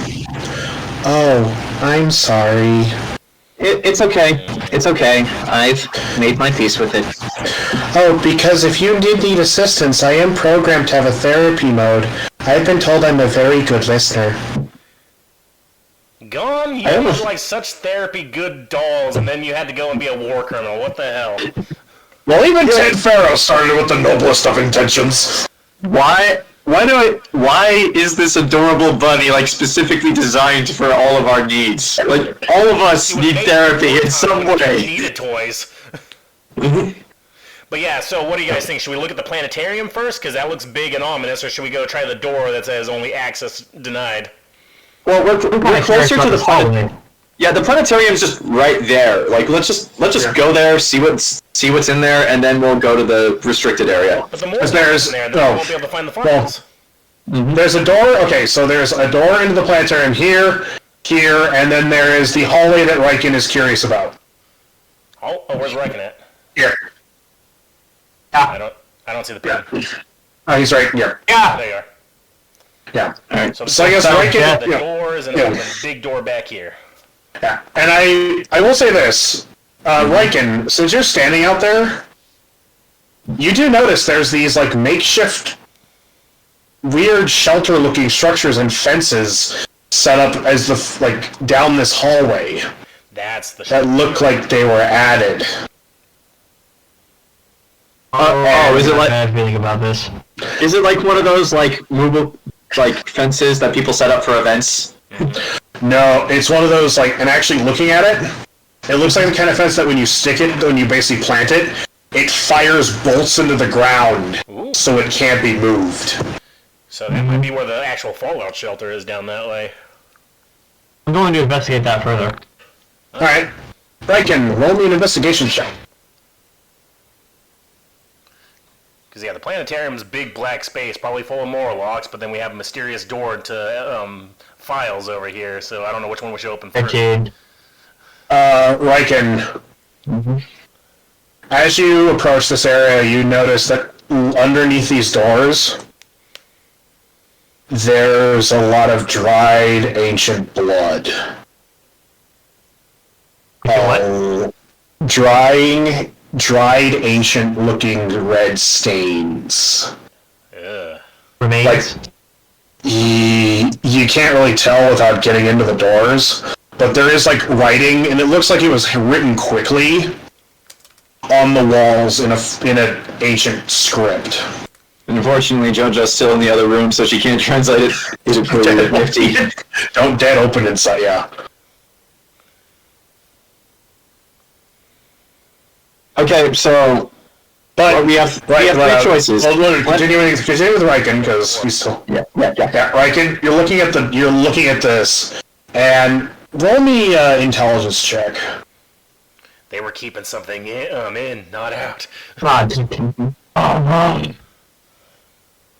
It's a 3. Yeah. To quote a hero from a galaxy far, far away, you got a bad feeling about this. And it's as you get closer, as you get closer, you feel the pit of your stomach. It's that sinking feeling when you know something does not innately feel right. You're physically, you do not feel physically. You feel very off, and it's not like your adventurer party that feels off. It's not your Goliath self that feels off. It's your professional medic self that feels off. Oh. This feels familiar in a way that you're it feels familiar in a way that feels inherently... Riken, you seem troubled. Inherently what? Oh, feels innately wrong. So... Yeah, Riken, you seem troubled. What ails you? points to the remains in there. Oh. It's not right. There's something... having my finger on it. Is Trixie nearby to, like, translate the writing on the door? You mean Nifty? Yeah, Nifty, sorry. So just above character, our choices are... Well, if you say that out loud... Okay. If you say that out loud, I'll say this, just for the sake of... Jojo. Yeah. Suddenly you feel lighter, as Nifty has unhitched herself, and has kind of slowly wandered over to Riken, and Riken, she tugs on your hand. I mean, I'll join them, because I don't want to be too far from Nifty. Oh no, she kind of reaches up and tugs on you. Probably your skirt. Yeah. And she looking down, you see the cute, adorable little bunny. Do you require assistance with something? Point to the writings on the sketch, the sketch writing. What does that say? Oh. Well, that big word up there says infirmary. Oh. Wait, what did it say? Infirmary. Infirmary. And then she says below that, she says to you,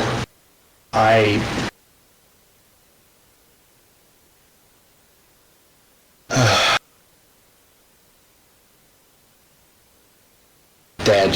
All dead. Was there a plague? We should. Oh, go on. Sorry. Go on. No, and actually, as she says that, you feel her kind of like, you feel her like very soft like paw, like you feel her actually kind of like hugging, like it's like how little kids try to hide behind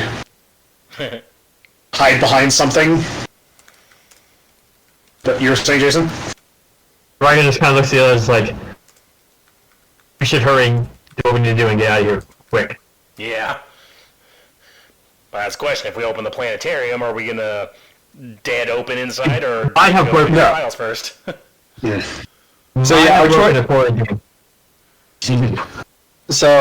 our choices are planetarium, locked archive with all the answers, infirmary with dead people inside, or was there a fourth option? Get out. Right, the going up here. Yeah, up here, which would presumably be the exit. Alright, so I'd say, as much as I'm curious about the planetarium, let's go check. I want to check the locked door with the answers. You guys up for that? Peek inside and then decide, like, if we see any. If we see. No, sir. Why you saw the planetarium, not the planetarium, not the infirmary. I think Grant's talking about the planetarium. Planetarium, not infirmary, Temme. Yeah. Okay. Inside and see if there's anything sinister. It's like, oh, we'll come back to this. Yeah, we might as well just take a look inside and see what's there before then we'll decide. We'll send in our we'll send in Typhon. All right, Typhon, can you breathe in there? You're canary, Typhon. He looks over at Fig and looks what the fuck? I'm firing. Totally. Alright, so do you all head into the planetarium? Sure, why not? Alrighty then. Let's just take a peek first, because we do want to open this one door, but if there's more locks in here, maybe not. Oh, there's the door. Yeah. No, that's like, actually that door leads into, like, the door is off the hinge up there. Okay. Mm-hmm. And Elaina, as you walk in, there's all kinds of fancy buttons and levers and, like, screens and things. No. She doesn't hit any one of them, she just looks meh. And since you walked in there... Ooh! So that's how it goes. A planetarium. Why do I imagine this looks kind of like the orrery from the Dark Crystal? It actually does. Like, to describe it, you see a large sphere with, like, this weird mechanical mechanism rotating around it, and you see two other spheres, basically, like, kind of jankily levitating around it. The moons? Yeah, and they're slowly moving. Very slowly moving. Wait, so they're one still moving? to debris in the sky, right? Yes. This shows What two. the original moon looks like now. Sketch that. Yeah. Yeah. Oh, JoJo's already ahead of you. She's sketching everything. Wait a minute, did the planet itself look like any land masses that we're not familiar with? Yeah, the planet is covered in land masses that have never been seen, that look nothing like the world map. Click. Oh, JoJo is going to sketch this in detail. Yeah, Jason? My goodness. And Look, I told you Moo was real. It's right there. and actually, Typhon disappears around the corner, and actually, Elaina, you actually see Typhon look at this, and you see him kind of nudge, like look at you, kind of like this. All right, heading back over. What? And then he says to you, push that button. Please. And then shoot the glass. Pushes that. Shoot the glass. All right. Do you push the button? Yes. Push the button! You push the button, and all of a sudden you hear, suddenly the lights in the room fade and then come back up. And Nifty begins to translates this. This is the world of Midland, and its twin moons, Selene and Luna. Those are both names for our own moon. Yes. Yeah, I believe that was the intention. The world of Midland our world is populated by many species. From the humblest of gnome to the mightiest of the dragon. And it actually it shows projecting onto this sphere, like these weird little image projections of a very crude drawing of a gnome and a very cartoonish drawing of a dragon. Mr. DNA. No, Mr. DNA shows up, and it's just like, however, Midland is only part of our story, for we are surrounded by the plains, and it shows us projection of these illuminated spheres all rotating around the big sphere.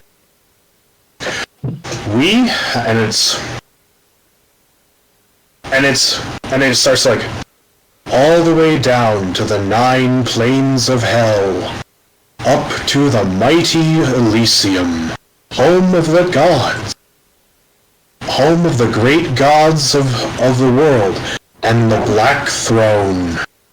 And you see projected onto the sphere the Black Throne of Elysium. A solid stone mass, which this is in religion iconography. So you all know this. Picture. But it's an actual photo. It's an actual photo, and you see... by people who were probably there because they had the Stargate. And actually Riken, for as religious you are, it is kind of amazing to see something that realistic looking, and seeing the Black Throne, which depicts an angel falling from the sky, and an ape rising up to meet it.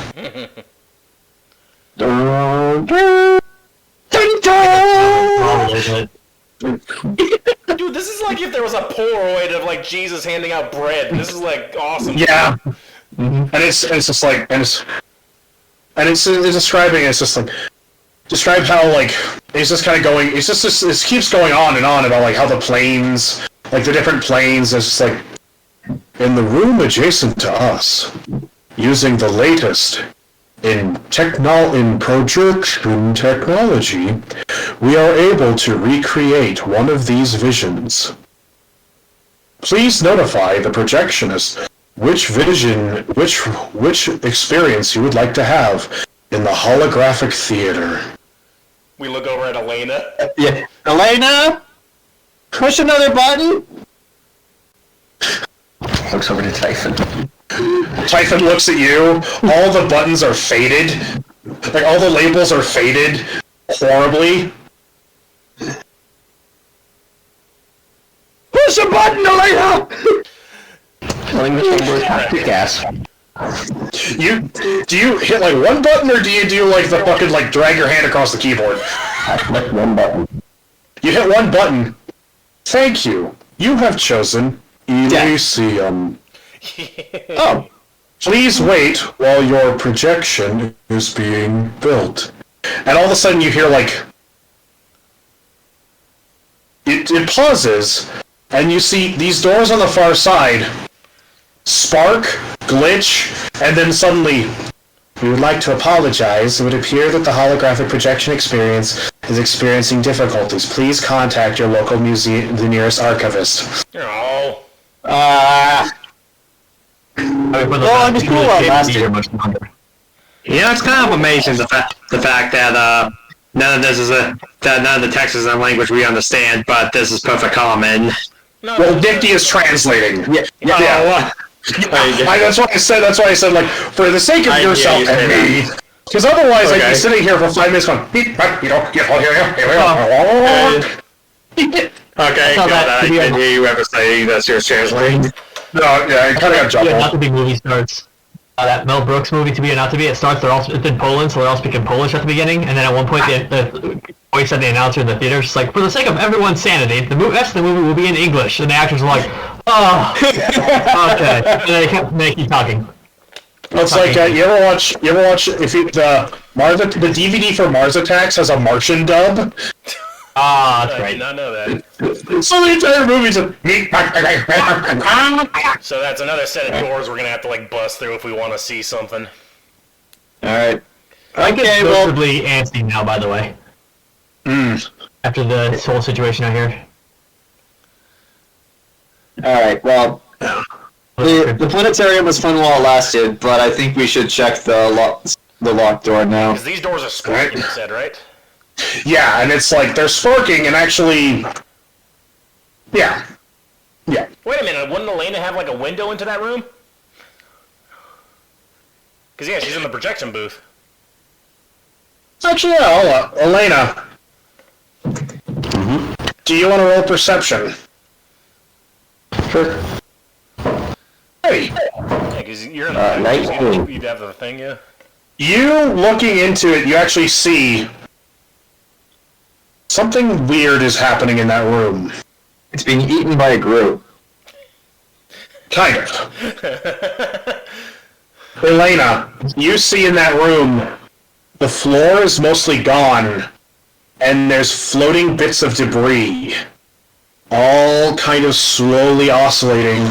And in fact, you see, like, statues and broken pieces of stuff, a torn banner, and you see a single lone Warforged crumpled up amongst this field of debris, and this, like, swirling black mass, a single lone Warforged, that as soon as you kind of, like, you know, I'm guessing you press your face up against the glass to kind of be like, what the frick?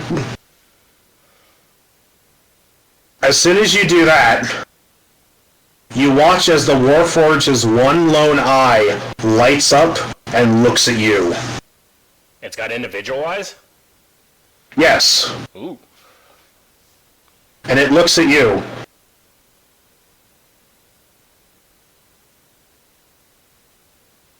I'm sorry, Dave. And I look at him. And it's staring you down.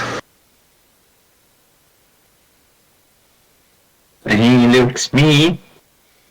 What do you do, Elaina? I also look at him.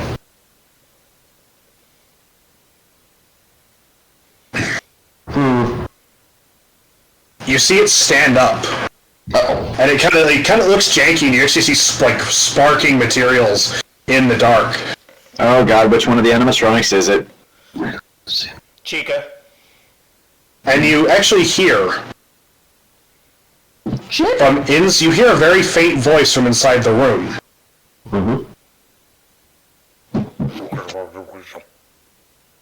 Finally, some living creatures.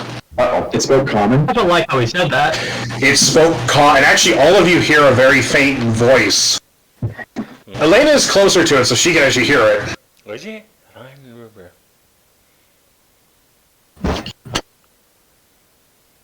I do not mean harm. Please tell me, where is this place? Underground.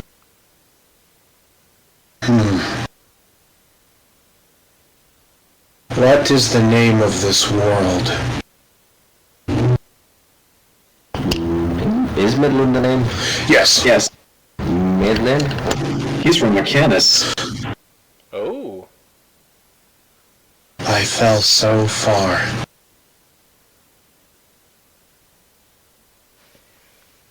It would appear that these doors are broken. I don't have much longer before I shut down completely. I will work on getting these doors open, though it may take me a long time. Please come back here. When the doors are open, you will know I am ready to talk. I need to tell my story to something before I die. Oh. Alright. Only Elena's heard this so far. We just hear mumbling like. Well, actually, all you hear that now. You all heard, like... The projection. Yeah. And it's also my way of, like, okay, if you guys do this thing now, I'm not prepared to fucking move on to the next thing. Okay, that's fair. That's fair, yeah. Yeah, it looks like this early. We can't sequence break. We gotta go back first. Well, no, the game is... The game is going to glitch, and like we'll have to reload our last stage. I can sequence break. It's just like... Actually, you know what? We're gonna have this fucker roll. No, that's not No, secret. no, it just means I get to. Actually, this gives a chance, because, anybody got a bounce early? Nope. No. Okay, because we're gonna... Yeah. As long as it's not past 4. I think we're gonna stop, like, at 4, I think. Okay. Okay. If that works for everybody? Okay. That's another 2 hours. Now, can we take a break? I need the bathroom. We will. Okay. So, yeah, we will just immediately after this. You motherfucker. Alright, so the doors open. And What does our new friend look like? Now 9,000. He said one eye, but he had 2 eyes. Like one of them wasn't working. Look at those eyes. Oh no. Oh, there's a token? That looks gross. Oh, geez, what is that? What the planetarium? this is what a Terran realm space looks like, gentlemen. Oh! Oh. Let's not step on So that. we can all see that? Yeah, you all see this as the doors open. Unfortunately, Outer space over there. Unfortunately, I cannot move much further. Please, get closer to the door. This door? No. Right here? This door. I can straight Oh, this I can straight up go, no. Yeah. What are you two doing? What are you three doing? Well, these idiots are going to go over. Like, these idiots are over there, so at least they need a muscle-bound idiot to help keep them safe. And Also, this is one of my kind from the ancient past, so... I ladies can and really use gentlemen, another muscle-bound idiot to come help me, though. ladies and gentlemen, Fine, yeah, fine. We gotta stick together. ladies and gentlemen, boys and girls, children of all ages, we're going to take a quick 5-minute break here. Yeah, we're gonna As- battle in outer space, and then we're gonna go raid the library. As the Warforged comes into light, you see a broken Warforged with a single yellow eye, wearing a yellow What the fuck? suit, We killed you! We killed you twice! and he sits down. Still alive. He's a Gosh robot darn now? it. When we I'm gonna come use back, my Warward was a robot. when we come back, gentlemen,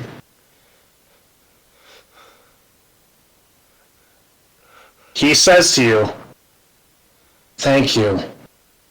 Now please let me finish my story."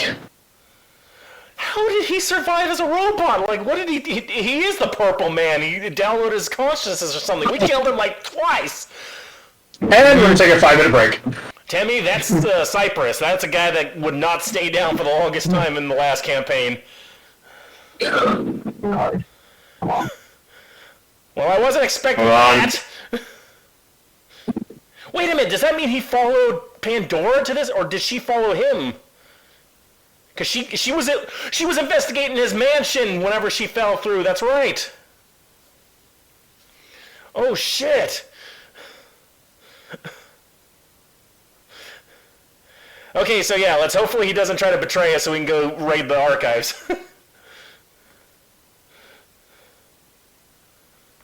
I gotta pause. And we're recording again. Hello, Bill. But you actually see this Warforged is incredibly broken.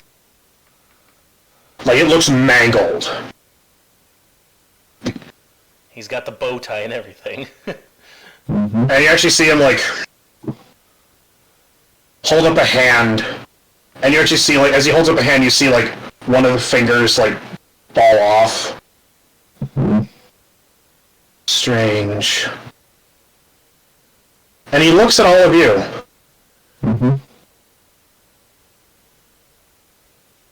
Six. Always 6. 5 of you have similar souls to them. One of you is different. Excuse me, do you have a name? Yes. I am William Johannes Leishman Cipher. And I come from a dead world. Johannes what? Johannes Leishman. Leishman for me, please. Oh, no. I have to type this. I actually the name of the token. Actually, the token's called the Yellow Bastard. Uh-huh. Because I only knew his first and last name. I never knew he had the 2 middle names. Somehow I always knew Bill Cipher was that one character from Sin City. There you go, Mike. There you go, Timmy. Or Grant. Word. Yeah. Johannes Leishman. Okay, I thought that was 2 middle names. Yeah. I am a monster. I am a horrible person. Jojo doesn't have the heart to tell him he's not a person, he's a Warforged, but okay. Strange. Must have been what the Rift interpreted as my soul when I fell through. Huh. You see it kind of look intriguing.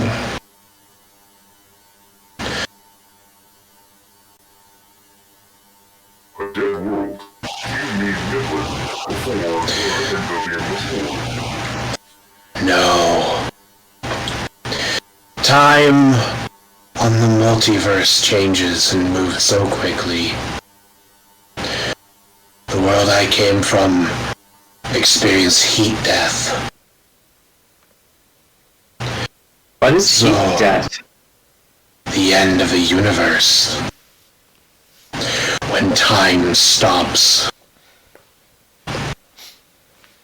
Of course, I only know that because I feel it in I feel it in what used to be my bones. I'm sorry, you used to be made of flesh? Thrice I was made of flesh, and thrice I have died.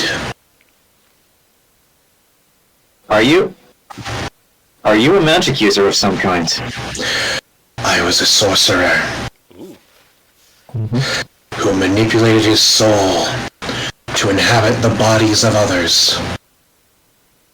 I betrayed a god, made a deal with another god, and I worshipped a very powerful god. A blind god of justice, who knew that he was love and darkness.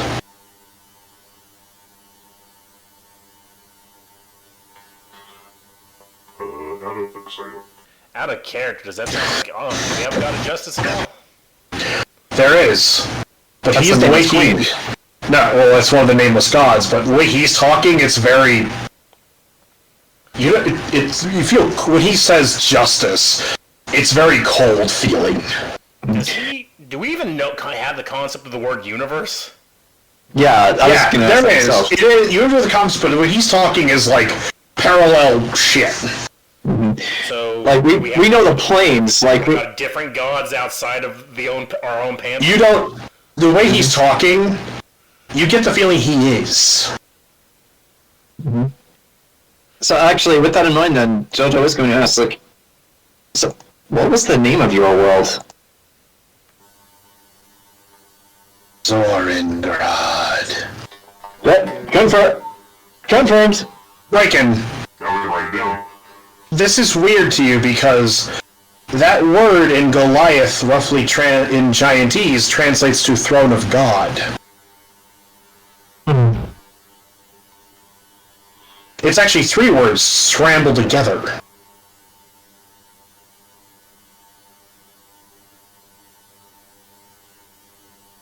I sought to live on. My third piece of myself, hidden away. Tried to come here. I found your universe by random. You were at war with each other. Perfect time to interject. With my magic and skills, I could have easily become a god. What stopped you? That bitch did.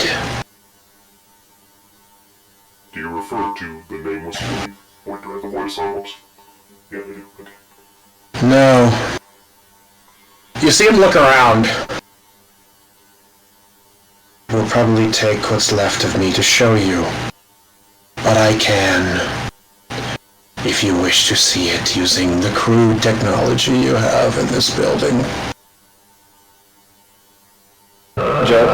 Jojo's taken aback by his description of this technology as crude, but she'll... Okay. Don't worry, it'll be merely projections of images, nothing tangible.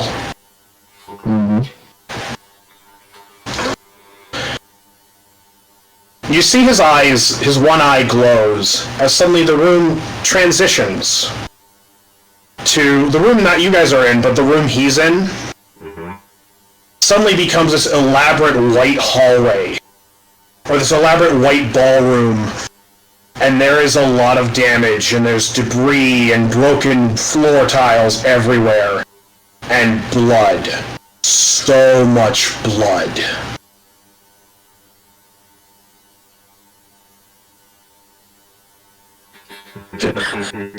Yeah. And suddenly, in the middle of all of it, you see a woman with strange, fire-like hair, red and yellow, wearing all black, with a black cap. Bacon Weave lives. She is on her knees, wounded. She is bleeding badly. Oh. A large gash in her side. Quick question. Yeah. Who was it that saw like that vision of her talking to the other side of the mirror? You. Oh, is this the same lady? Yeah. You recognize her from your vision. Is there any more? Or can I like already say something? You can say so, yeah. That is the woman I saw in the vision. The one speaking to the 6 forces on beyond the glass.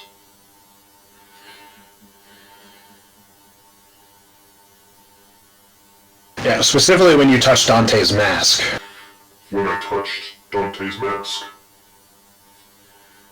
Who is she?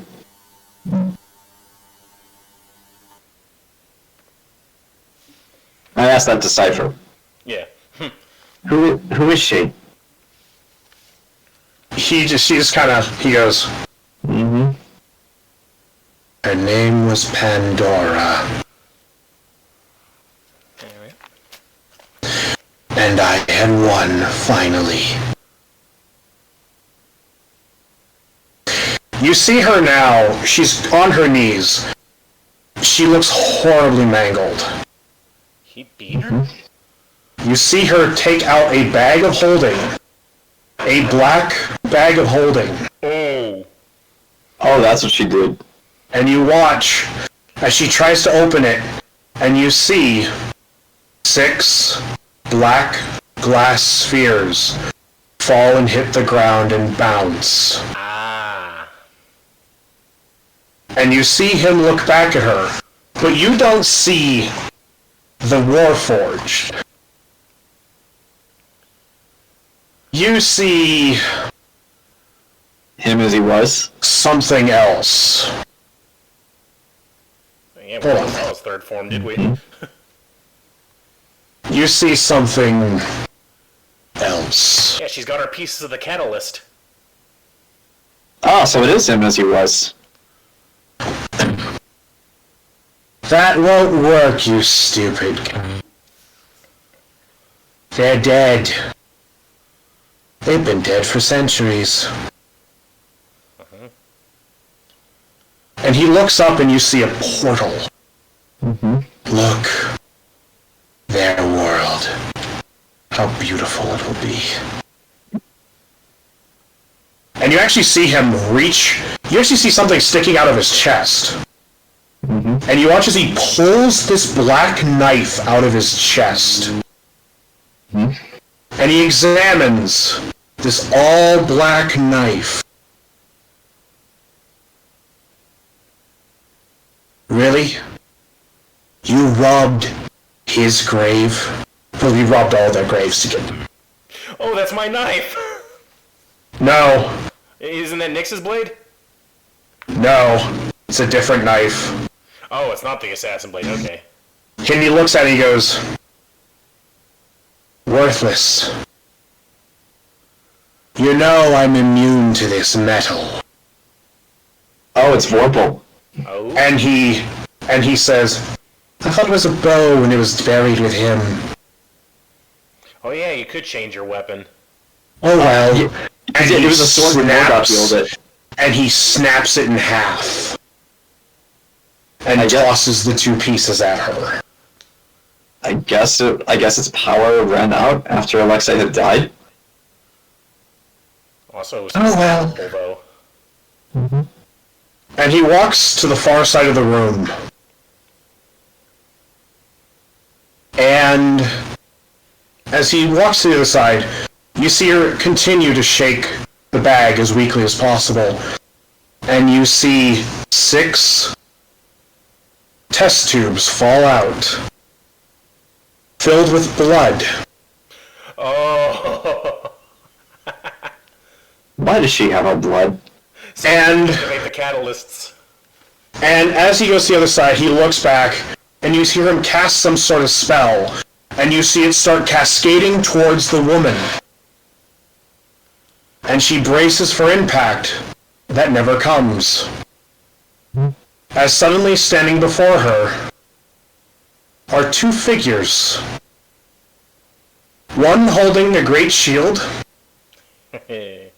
wearing armor and a skull mask. And a woman with a shield that reflects light. Oh, so I guess our weapons were passed on. No. The skull mask again? That was Sugilite. Right? Sugilite never had a shield. Well, He didn't, but he had a skull mask. I'd say he's using Exactly, it's the a door. shield. he's using a door. Yes. And she looks up and she looks confused. As suddenly, as if materializing from thin air, you see a moderately sized, dusty tiefling with big horns look down at her and go, really? This is how you choose to die? And she looks up and she's confused. You're being alive. And you see this young woman say, grab her and pick her and grab her arm. She's like, but you're all dead. And you see Arya look down, and she goes at the piece of the cataclysm, and she just kind of shrugs. And suddenly you hear another voice as a short figure in circus clothes. Up, pardon my reach, as he helps her up. And you see an elf walk over and put his hands on her side. And you see Arya go, Venrith, how's she looking? Not good. I can't really heal this. We only have a short amount of time. And you see this tall man holding this door as the spell rocks against it and knocks the two figures back a little bit. Well, you better make it count. As Valencia says, make it quick. God, this hurts. As you see the young woman use blood to gather up the 6 vials and the 6 spheres as they shatter, coating it in blood, as suddenly a 6th figure walks up behind, holds out her arm, as Alexei, while Felipe props up Pandora, says, make sure you aim right. As suddenly, these 6 spheres begin to glow. As William Cypher turns around and is in horror as the ghostly visages of those stupid fuckers suddenly fade. And you watch doing the Blitzo.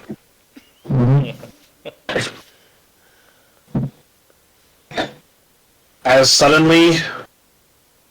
Oh, it's out of focus. It's an inspiration token. As suddenly, you all see rings within rings, circles within circles. As Pandora mouths the words, the room suddenly cascades, and you hear a scream.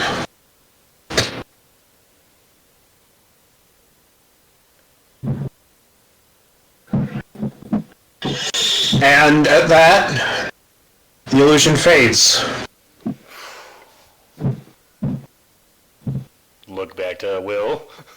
Just like Jojo upon seeing all this is just like, yep.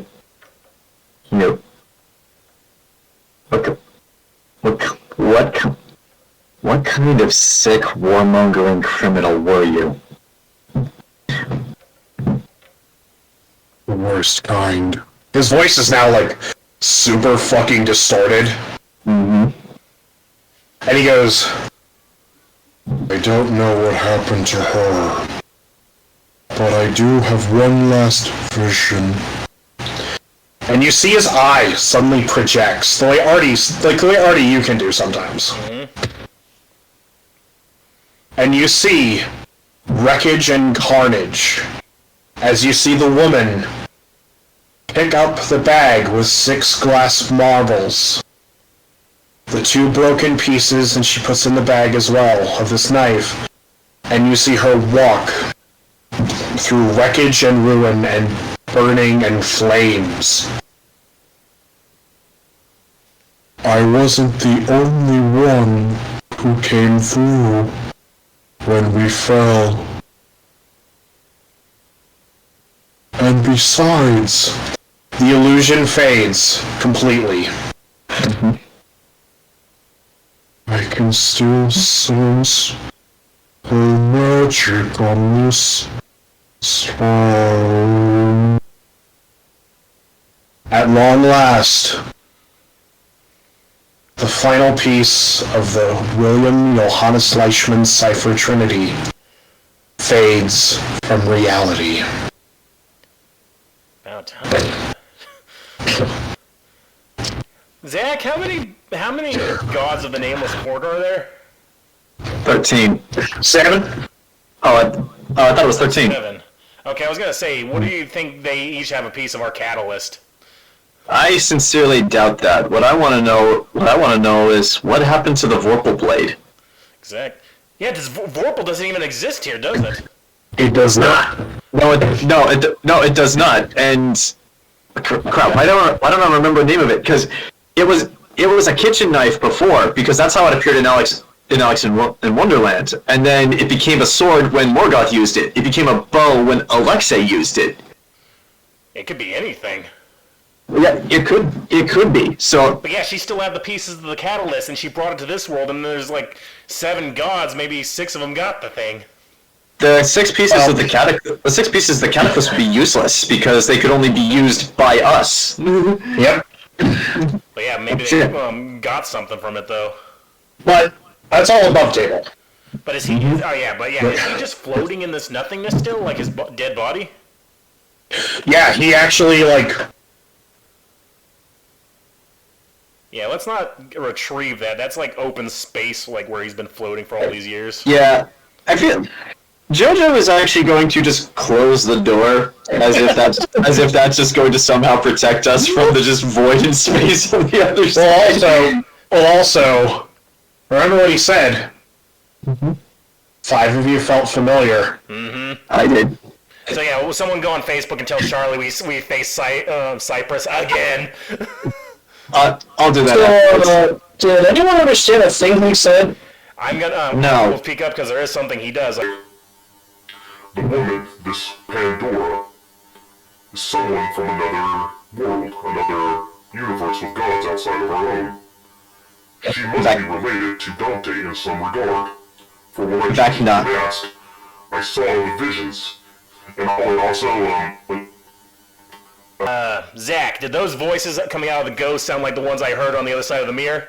Yes. Okay, so Artie... But you can all understand them. You can all understand them now. But I know, but Artie will give context, though, like...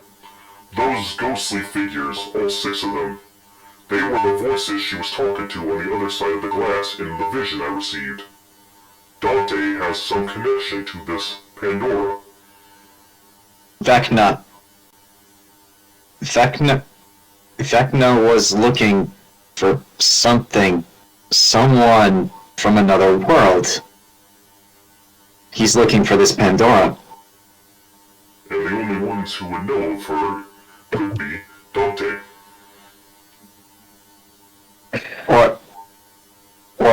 Or the Nameless Queen. Or... oh no. It's like... Jojo looks down to Typhon. This is like... it's a long shot, but it's the only shot we have. It's Typhon. Dante, yeah. It's like... Typhon. I sincerely doubt the gods would be oblivious to or turn a blind eye to visitors from worlds other than our own or the planes we know. Do you know anything of this? Typhon says, "This is the first time I'm hearing of this. And if He came to power. If they came through during the war, it's more than likely no one would have cared. So much destruction." And he's not Cypher goes, "But wherever she came through was not a good place to be. Just a hypothetical, just my own hunch, but I don't think she would have made it very far." Except that out of character, except that Dante had a vision just touching his mask, and she went to her. There are 2 possibilities. One, she died of her wounds shortly after coming here, or 2, she survived just long enough to make some kind of impact. Was she wearing a mask at all in that setting? In the visions at all, or anything on her? No. So what You can probably presume it was in the bag. Yeah, because remember, like Dante doesn't actually wear the mask, right? Normally. Artie, you're just as good as history. You do not recall where or how the fox learned the spell that allowed him to shatter the moon. Do you? Long shot. Should I even roll DM? You can try. You can certainly try. Mm-hmm. Because that's all ancient history. Mm-hmm. Now that's a 10. Yeah, you got no clue. That is more myth than history. It is something that perhaps we should ask the individual himself, if his memories have returned. I feel like we should check out that archive room now. That sounds like a great idea. Let me go bust down the door. Yes, let's do that. Actually, on second thought, does anyone have a hammer and a chisel? I have neither. You just list his Warhammer like. May I? I have some ink. Don't break it. Don't break yourself. Myself? Oh, sir. Alright, now I need a metal rod. Preferably slightly thinner than the hinge. What about the dragon pieces? I mean, please, Penguin, we do have these metal rods that Jojo bought for some reason. Oh, those were for when we were going into the Feywild Forest. You know, to protect ourselves from fey creatures. Well, Is this metal? they'll work. Is this metal rod thinner than the hinge? There are pieces of Yes. It should. We're gonna fucking pop the hinges. Oh, so he takes the hammer, goes over his shoulder, grabs in the front of the hinges, walks over the door. I'm like, excuse me while I go to work. Oh, we gotta zoom out and go play the tokens over there. Mike. Move everybody. I can't group. Elaina, as you're walking past, because my own planetarium in Denver does this too. You see a poster for some sort of like laser show at the planetarium, like some sort of show at the planetarium. And the only thing I'm going to say is, the poster shows a bunch of people, like random people dancing. It looks like whatever this was might have been the pinnacle of human achievement. That dude called it low tech.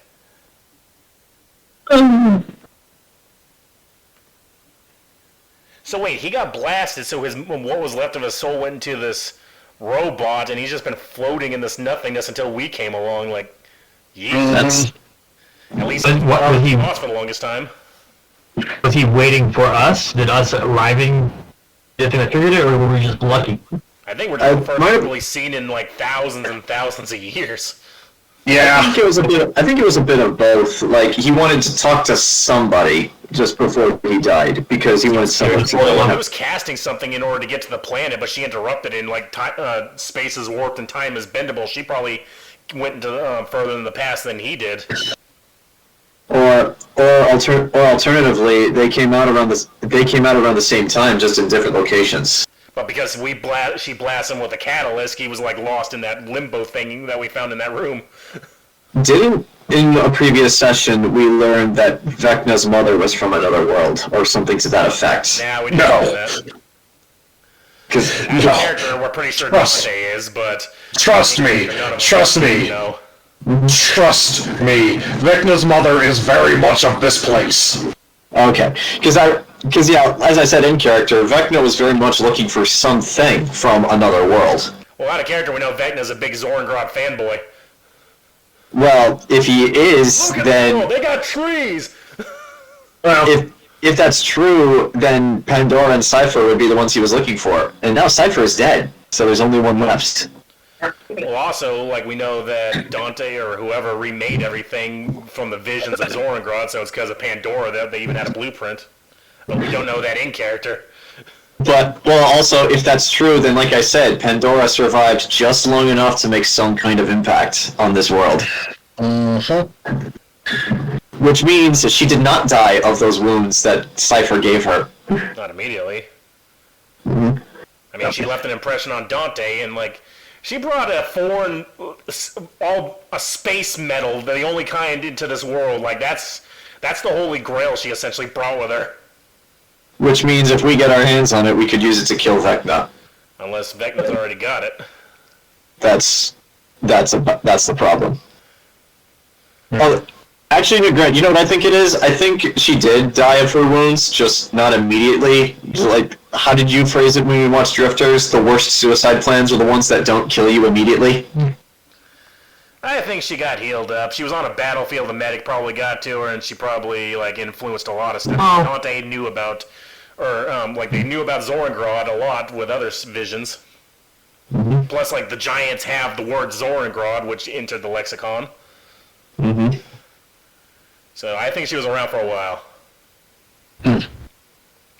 Like, yeah, the Black Throne is named Zorangrod. Like, she had to have influenced that.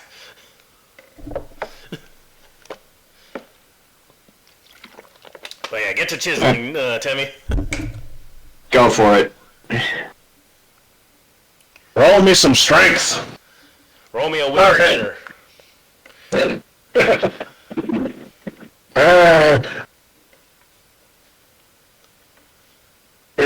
24. Hold on. Let me. Not leverage. Yeah, that first hinge you hit, you kind of like, you smash that, and you hear the hinge fire off like a gunshot, Like, woo! Done! Like it! This is a good hammer! Say, Olzec? Yeah? This thought just occurred to me. If you do go around making friends with all of the gods and you get boons from all of them, stories of heroes who have that happen to them usually don't end well.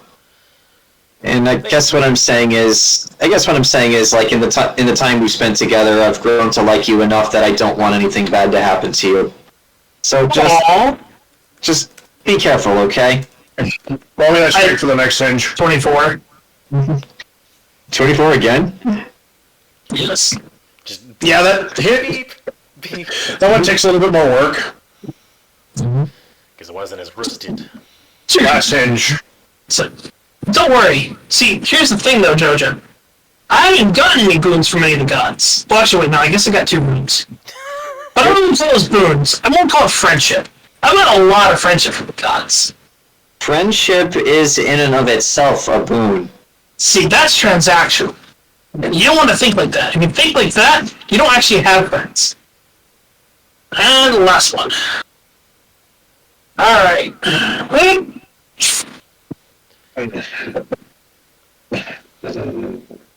25. Ooh. Look, we got regular old John Henry right here. Yeah, you hit that. That hinge pops off, flies past your head. Pew! You hear it hit something in the other room. And the door.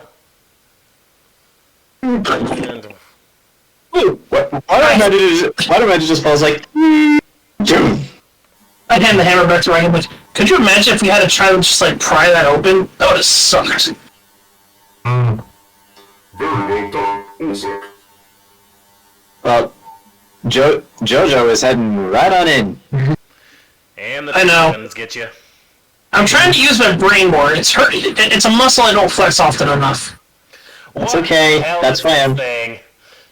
Well, that's why I went in for it first. So the museum has blood pool rituals. Yeah, that's great. I mean, have you ever been to Outworld? I guess, yeah. Okay, congratulations, John. I need you to roll me. I'm kidding. What the hell is this thing? Those aren't books. They look like books, but we'll find Yeah, out. you actually enter this room, and there are no books. There are shelves. There are shelves. However, there are shelves with bank-like lockboxes. Ooh. Okay. Shelves upon shelves. Look for keys, everybody.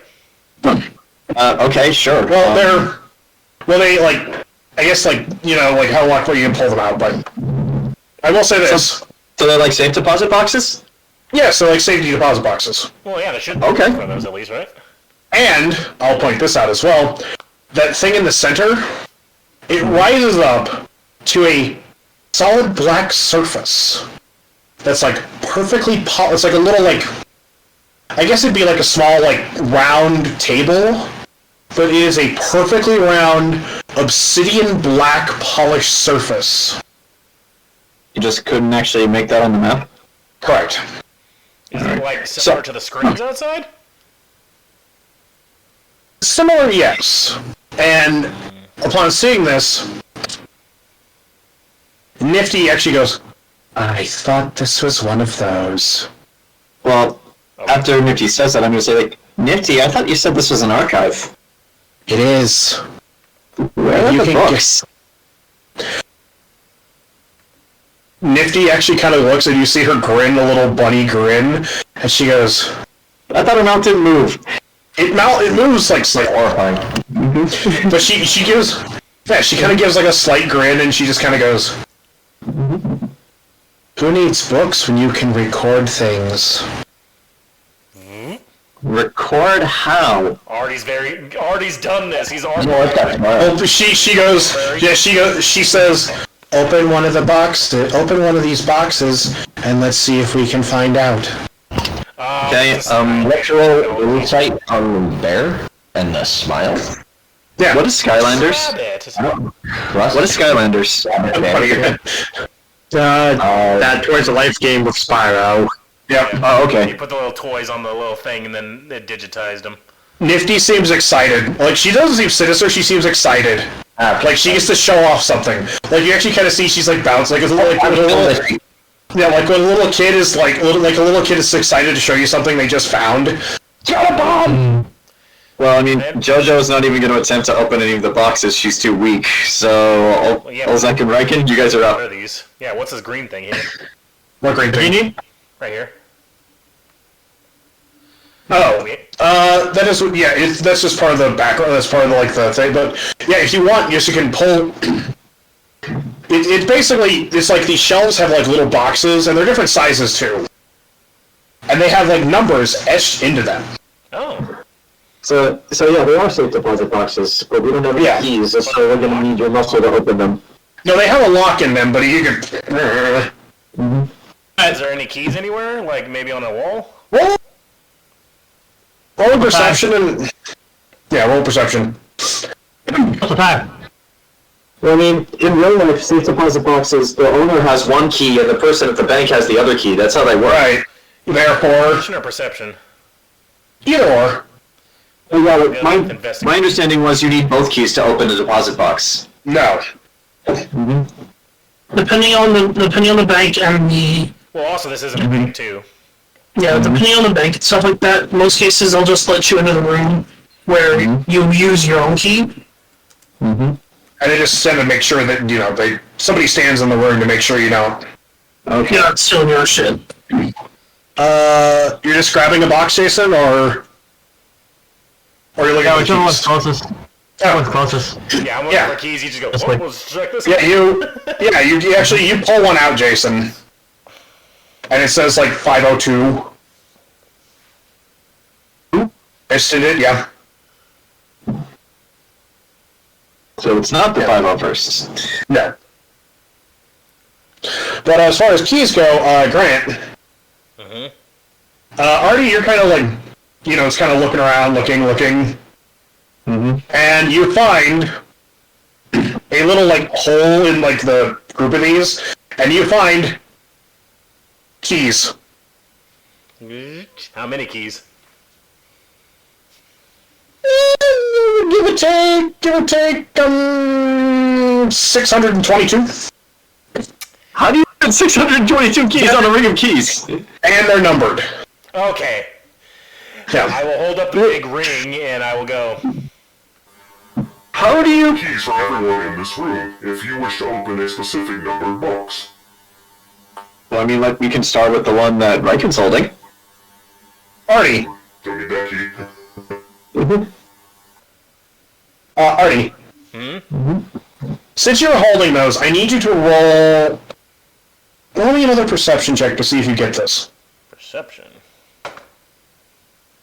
Also, how big of a keyring do you need to fit 622 keys? They're small little tiny keys. Yeah, the little. Yeah, they're tiny keys. Two. So that's a 12. Okay, you don't pick up on this. Darn. But, so... If anybody wants to start Yeah. What do we roll? Okay, they're all if you're holding them out, I'll take it. Olzec. I'll take them. I'll take them. Basically, you can start pulling, boxes out, and you're gonna... It's basically... They already found the ring of keys, and so now you guys are basically, like, if you want to try pulling lock boxes off the wall, out of the wall, you can or, like, safety deposit boxes, and then find the corresponding key and open them and see what's inside. Alright, well, Riken already got a box for me, so I'll just look for the 502nd key and open it, see what's inside. Okay, keep it up. Alright, you open up the box, and inside, in this long box, is what can only be described as soft padding, and a single glass metallic ring. So, I guess Jojo's gonna take it out and just look carefully at it for a second. Can I roll investigation on this to see if I can figure out what it is before I hand it off to Nifty? Glass? Yes, metallic glass. That's a 6. It's glass made of metal. That's a thing. That's a real thing. Well, like a phone? So yeah, that kind of, but not really. Jojo? But yeah, got 16 investigation. This is a thin, like, it looks like a ring. Like, it's basically like a very, it's like, well, I guess the best way to describe it is it, like, looks like it's circular, like a circlet, but it's like got a wide circlet. Doesn't look like you could, like, put your hand in it. Mm-hmm. But it looks like it's just this wide circlet. Kind of like that, but it's hollow on the inside. There's, like, nothing in the middle. Maybe maybe it is like the Skylanders. We put that on the little pedestal here by the big evil machine, and maybe it'll do something. Alright. Well, Jojo is going to examine this for a while, and then she's going to show it to Nifty, and she's not going to say anything, she's just going to hold it out and see what she does. Nifty goes... Nifty looks at it and she goes, I'm not tall enough to reach the thing. Okay, what are we supposed to do with it? She,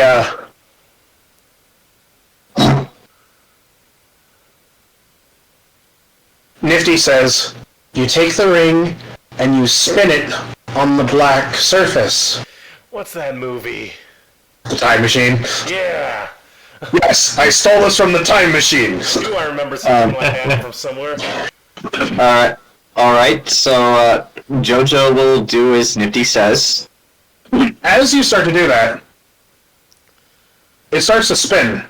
And it spins faster and faster, and then suddenly it floats up into the air a little bit, and across this back wall, suddenly the back wall, like, lights up. Mm-hmm. And for the sake of everything, Nifty will be translating for all of you, but in different voices. I imagine she plugs in like a jack into the wall. Yeah. They just coming right out of her like Teddy Ruxpin. Actually, yeah, you do actually watch her, like, pull a little cord out of, a little cord pops out of the top, like, a little panel pops up on her, and she takes a cord and plugs it into the side. Mm-hmm. And she, You are incredibly useful. Thank you. I was built this way. And we thank God for it. And only that. And it starts to, like, and it says, you hear an exasperated voice. Mm-hmm. Security footage from the primary archive in Victoria, 2391. 23091. I'm just gonna say I wrote down in my notes like I wrote in my notes talking rings, and I'm not going to write down everything every one of these say, but I imagine we are going to listen to more than one of these. Yeah. And you see it actually start to as you see this footage, and it looks like a similar archive, but much bigger, like a more formal museum. And you see a lot of people milling about. And you see a group of people all kind of standing around an exhibit of like exquisite looking jewelry.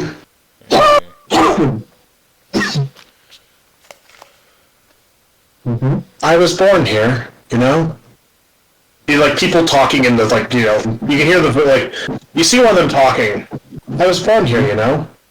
Really? Yes, this used to be a hospital. Then they built this monument to Fascism. this nation.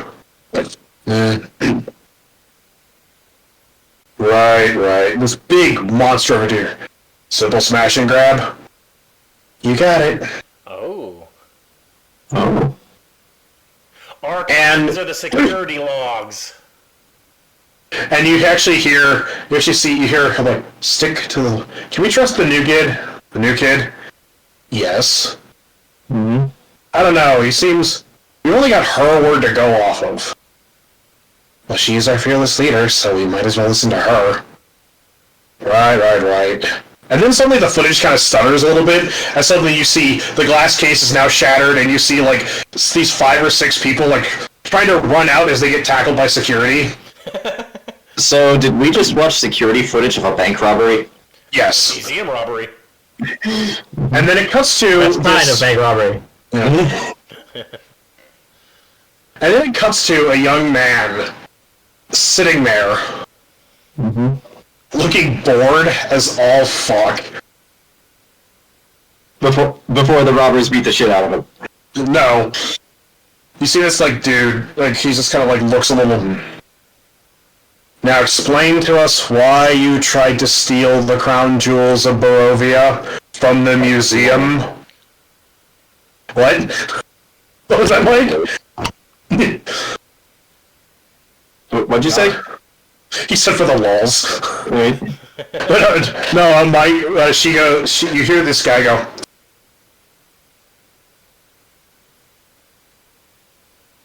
did you know that on the black market, those jewels and that metal could fetch a hefty price and you could feed a lot of people? With the credits we could get from those? They're historical artifact. Oh yeah, from a nation we destroyed. Oh. And just for the sake of it, So the moon destroyed Barovia and then took their crown jewels. this is the guy who's being interrogated. He's got a cool What is with that clockwork? What is that clockwork gun? I know that's AI art, but still, what is that clockwork gun? something cool. They're very... And then the ring stops. So from this, hold on, Artie will... This appears to be security logs for the museum. If this one is 502, what is the highest number of these boxes? I actually have a theory. I'm gonna test it out first before we see anything. Bring me a box that's after 502 and one that's before. I want to see if they're in order. That is my theory as well. So whoever's near 501 and 503. Yeah, like Alright, so you take those. Which one do you... You're going to let them open. Yeah. Because you pulled 502. You pulled 502, so you know. let's do 501 first. Let's do 501 Right, first. gut instinct just to go, hey, this looks important. Like, oh, look at that. We got a big bank robbery. Alright, let's do 501 first. 600, right? Yeah, 622 is what he said. So 622 is probably the last log before So- the entire area. Yeah. Do you 501? Yeah, 501 first. I want to see if it's an earlier log or a later log. Yeah, we'll see if like the date is like changing that. Because yeah, 600 Alright, you do- is the yeah. first one for all we know. Yeah. You spin the ring. Again. Log 501. Archivist log. Or White Wolf personal log. Oh. Recording of the Ascendancy trial of... Look, you hear like the rustling of paper. Siler. 23107. What the fuck? So, yeah. So these recordings are all over the place. And suddenly on the street, you also... Yeah, the archivist didn't, like, order them correctly. It's like the Magnus Archive. You actually see Siler. Almost spitting image exactly as he was. And you hear another voice from off image. You understand why you're here now? Yes, I'm testing for my ascendancy. For godhood. Alright? You understand that as my apprentice, you have to present me something I've never seen before, something that could revolutionize their understanding of magic and or the world. Have you figured out something as such? Siler. Yes, I have. How many students did he have? Alright. Come on, now shush. I'm listening. I imagine Artie goes, how many students did he have? And then also do. I have developed a, I don't know if I should say this for the record, but I looked up some old ways to chain together spells, and I developed something. It's a spell to re-green the planet. What? I figured out a way to use the right spells together to re-engineer the ecology when the war's over. Have you tested this? Yes, I have. You see suddenly, like, he presents, like, evidence on, like, you see, like, photos, like similar to, like, the Elysium picture. I cordoned off a square half-mile of ground, and this was the result, of course, the pollution, before the pollution took it over. And you see, as the spell goes off, the earth suddenly erupts in plants and, like, greenery.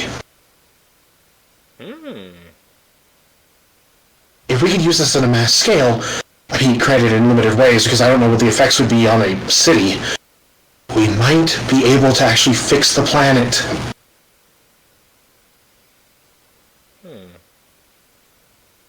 This is unsettling. He looks exactly the same as he does now. I'd also like to point... I guess this is before he became a piece of shit. But no, he probably is still a piece of shit. Oh no, Mistress said he was even before he became a god. At least he had good intentions. He was a terrorist before this. He was a terrorist before he was a god, remember?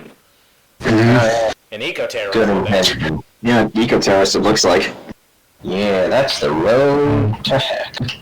But yeah, he eventually developed terraforming. But is that what created the Feywild and made it the way it is? Did his work just go wild? He's just... But he goes, you hear the White Wolf, thank you, this will be... I think I'll tell you how you did afterwards. And then you hear, like it says, following up on this, I believe Sylvanas Siler is a perfect candidate. I will award him the name Sylvanas when he finally reaches ascendancy. Of course, Oceania has cleared him of all his crimes. I believe that he is, well, working for... While Oberon has never officially declared himself on any side of this war, we believe that Oberon is using Siler to deal with some shady things. Look over at Typhon. Typhon goes... Typhon goes... Shifty eyes, shifty eyes, shifty eyes. Yes, Typhon, we know you I guess, yeah. Go ahead. we know you helped in the eco-terrorism against the machines. Typhon actually goes... Siler was one of my father's best soldiers. Okay. It's too bad they had differing opinions. Okay. Okay. What's that George Carlin bit? If firefighters fight fire and crime fighters fight crime, freedom fighters fight. So Typhus So, was like just sending agents in to bomb people. Got it. So Jojo, what this is going to say. So the numbers are clearly more for archival purposes rather than dating purposes. Whoever owns the box puts their own recording in it. You open the box. Hey, everyone, look around. See if there's like some kind of like ledger or some kind of list that says what's in each box, or at the very least gives an indication of that. Okay. Investigation. All right. Yeah. All right. And John, do you try box 503? Not yet. I want to see if we can find this list first because it might help us with that. Yeah, for all we know, we're gonna find black material on somebody. Riken. That's 15. Kind of looking for where both of you kind of looking in the area where Artie found the keys. Mm-hmm. You do find a printed ledger. Mm-hmm. And it doesn't really list off like what's in what. It's sort of just like an inventory. Okay. I mean, it's better than nothing. And it's like, alright, and it's just like based upon what you're able to parse together from the numbers and everything, it says, and through the help of Nifty, the ledger says, archive materials, 139 damaged. Remainder, and it's just like, it lists off, it says, total number of archive materials in this room, 623. 623. Jojo goes back to the keys. There's 622, right? Mm-hmm. Yes. And It's the like- keys are in order. It's like, So there's a hidden box here. yeah, everyone, there's a key missing. The left Or there's a box missing. Alright, just for the sake of curiosity, is there an entry for 503? Yes. What does it say? Well, it doesn't say an entry. It's just like a check mark to basically say, "Is this here?" Oh. Okay. Is there Okay, like so is there like an X next to 623?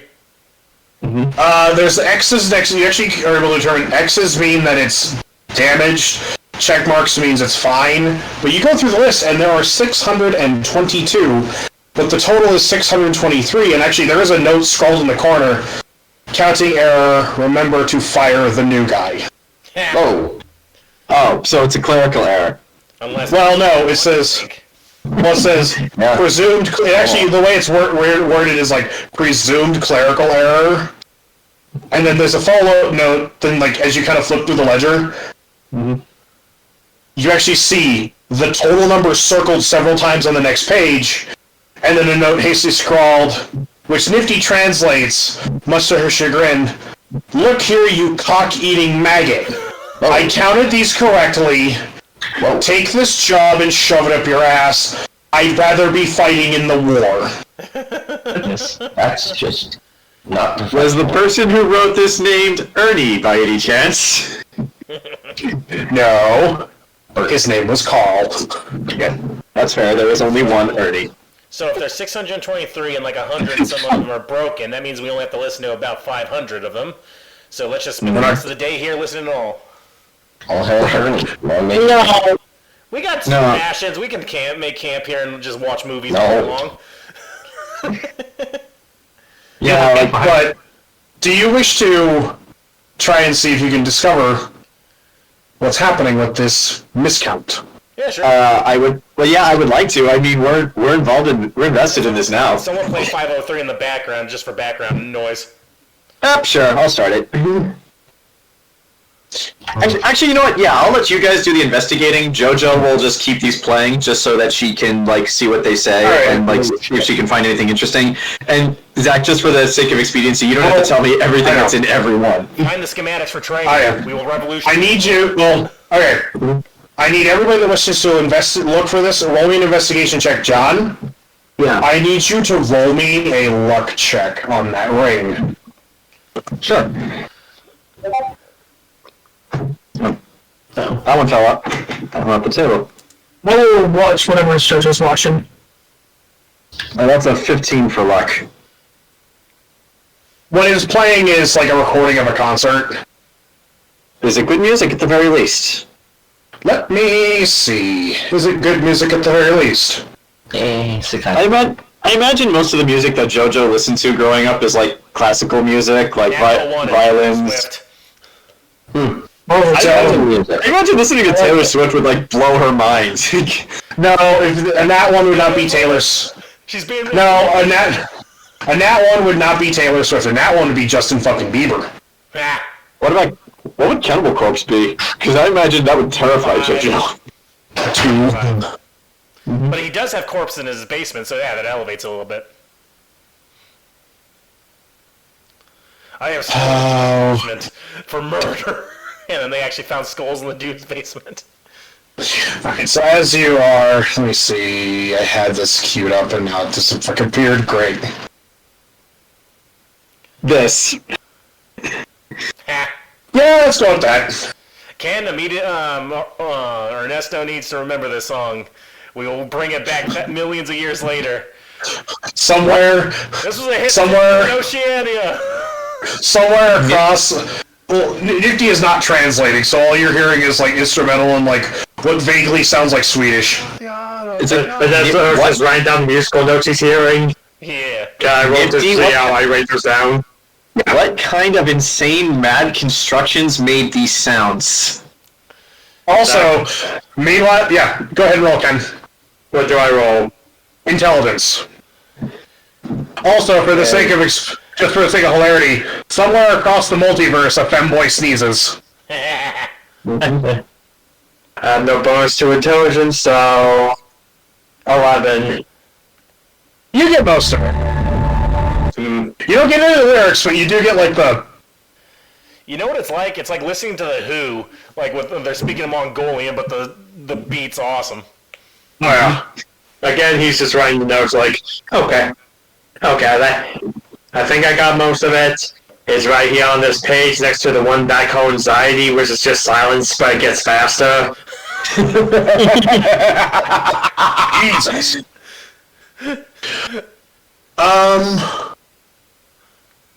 So those of you that are looking, Riken, you just kind of like you're kind of like you got the one you got the one ledger and you're just kind of like going number by number and number by number. Mm-hmm. Jojo and Elaina. Mm-hmm. The two of you kind of started in a different area, and so all of you are kind of like going through shelf by shelf by shelf. I thought John was watching the music with Olzec. Oh no, John. Yeah, John's watching. Yeah, so I guess Elaina.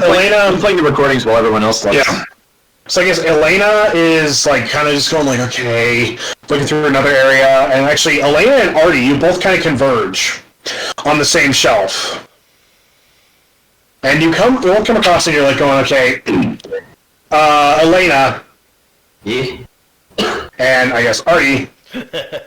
AARTI, you're counting down. He's got a bomb. You're going like 110, 109, 108, 107, 107. Elaina, you're going like 90, 91, 90, and both of you get to a point where you go, Elaina, you go 100, AARTI, you go 102, and then Elaina, you go 101, and then AARTI, you also say 101, and you're both pointing at two different boxes. Yes. There appear to be two 101s. Alright. Does the same key work for both? Does the same key work for both? Riken, we have found two 101 boxes. This was probably the cause of the clerical error. Oh, huh? Is it like part 1, part 2? Ooh. 101A, 101B, that kind of thing? Let's find out. Do Do we But need yeah. the strength to pull it out like last time or no? Yeah. No, you both they both come out easy. Okay. But yeah, does the 101 key work on both boxes? Okay, for the sake of this, left or right? You gotta pick which one you want to open. Right. Alright. You know what? Yeah, let's go right. That's the one further. Well, I mean, we can open more. Alright, who is opening this box? Well, she was the I one mean, I have the key. counting I- up, yeah. I mean, Alright, so I have Elaina? the key, so I'll do it. Yeah, hand it off to Elaina, though. Alright. She's got the box. Alright, Mike, I need you to roll me a luck check. The key does not work. A roper shoots its tentacle out and eats you. Okay, Mike. You go to stick the key into the lock. Crack. Break. No, the key doesn't go in. But I need you to roll me a dexterity saving throw. Ooh. Uh-oh. Is it? 19. You're able to definitely drop the box Uh-oh. as suddenly a fucking bolt of lightning shoots up from the box What the hell? and hits the ceiling. Awesome. Here, give me a 101? That. wait. Before you open that box, let me use detect magic. Okay. Okay. Yep. Alright? Walks over. Well, just starts flexing. All right, show me what you got. As you do that on the box, Box says a little both, but yeah. the box is now on the floor. Both boxes, I guess both boxes. The one on the right, or the one on the left, Lightning. the one on the left, you get nothing out of it. Okay. The one on the right, on the other hand, this box has been trapped with an enchantment. Enchantment?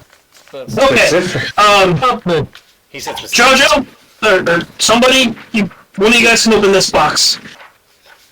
Specifically, Go ahead. it has been trapped with a lightning bolt. Is it, Booby trapped this to cast lightning bolt. is so- it one and done, or is it still active? It is still active. All right, guys. So this one, this one's gonna hurt if you fuck up. Elaina, that was a good dodge. Damn. This would have been lightning bolts to the face. I'm pretty sure only Riken and I can probably tank that. I can just. Oh. Get spell magic, anybody? I do. Cool. Can you use it? Alright. So, Alright. if it's level, what is it, 13? It's level 3 and under. How's counterspell or dispel? It's level 3 and under goes, but then if it's higher, I have to. Yeah, if it's higher, you gotta roll. Level or higher on the target, make an ability check using your spellcasting ability. So DC plus 10 plus spells level on a successful. For above. Okay, so yeah, so Lightning's level 3 spell. I don't know what lightning bolt is, so I guess. 30. It's a third level spell. Okay. If it was cast at that. Oh. Yeah, that's true. Yeah, I guess we don't know. It could be a 9th level spell for all we know. So Oh boy. magic. Chat. Go ahead. Roll me. What was that, Jason? I was saying. Oh. I was like, hey, just try it. Roll me. You gotta roll that check for me. Make an ability check using my spellcasting ability. So that would be my intelligence, right? Yeah, it's just it's basically your spellcasting modifier. Yeah. Okay. Like if I was doing this, it would be charisma. So it's not like the attack one where I get all those bonuses from like the Grimoire. Correct. Right? Correct. No, it's just your intelligence. So just the plus 5 then. Okay. Yo. Yep. That is a. Oh, good. That's a 18 plus 5. So that's a 23. 3. Yeah, 23. The number 23. You succeed. It takes a hot minute, but the spell fades. And as the spell starts to fade, you actually see, as the spell starts to like unravel itself from the box, the lock falls off, revealing the lock was a fake. Made up hand like the And ATM. the lid, as soon as the spell finishes dispelling, the lid pops. Like, I have successfully dispelled the magic, Olzec. Alright, let me just pop it open and See what I got. Alright. Opening this box. What's in the box? You don't find padding. You find a book. A leather-bound book No. with writing on the front. Nifty. What's in the motherfucking box? The private diary of Dr. Balthazar Bastian Box. Private diary of Bao. $5. Bastian. Balthazar Bastian Box. Yes. Universe where he didn't become a piano player. Was that a real person? No. Well, it sounds like. Yeah. If this is a reference to something, it's gone over my head. It's reference to the Neverending Story. Yeah, but I was like, Okay. In this universe, Atreus was played by a non-white actor. You mean my uncle was in the final runnings for it? Alright, so quick history check. Does that name ring any bells? That is unfortunately an 11. No, it does not. Yes. Diary of. What are you on, Timmy? Yes, right. You have no idea. Ow. Nifty, do you know who this person is? She looks at it and shrugs. Maybe religion? Yeah, Jayson, you want to try a religion check? While you're doing that, talk amongst yourselves. I'm going to do a minute quick. Be back in a second. Happy. That's how you spell box. Okay. Okay. Balthazar, got that right. Basti. Oh, AM box. Okay. BBB. Maybe it's an B anagram. B B B B B B B B B. I buy beer bears or something. The Care Bears. Well, I was thinking more like the. What was that? What were those three dudes? Triple B from Amphibia. B B B B B B B B B B. They only appear like twice in the entire show, but they had their own theme music. I still gotta watch season 3. You haven't watched season 3? He's I've good. been on so many shows. I keep getting in these moods where it's like, you know what? It sounds good watching this show or playing this video game, and then I get to it. I'm like, but what if I didn't? Because and it's like, but Welcome to being an adult. they actually do the stuff, and I'm like, oh yeah, that was worth it. Yeah, I'm still waiting for the anime to finish Demon Slayer. Like, I know the manga's finished, but I'm still waiting for the anime to catch up. Yeah, I still gotta watch the newest, the Swordsmith Village because that was on Netflix. My nephew just binge came out. Alright. Sorry about that. That's fine. No worries, Jayson decided to fly the coop as well. But I mean, he's Yeah. You feeling alright? Oh. Yeah, just had a piss. Oh.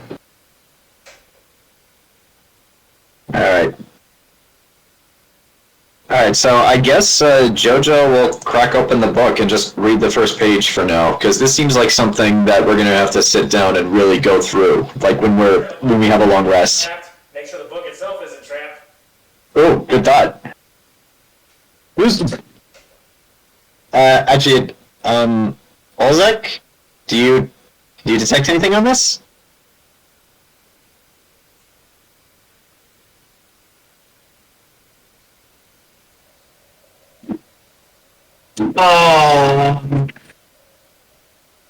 Let's see.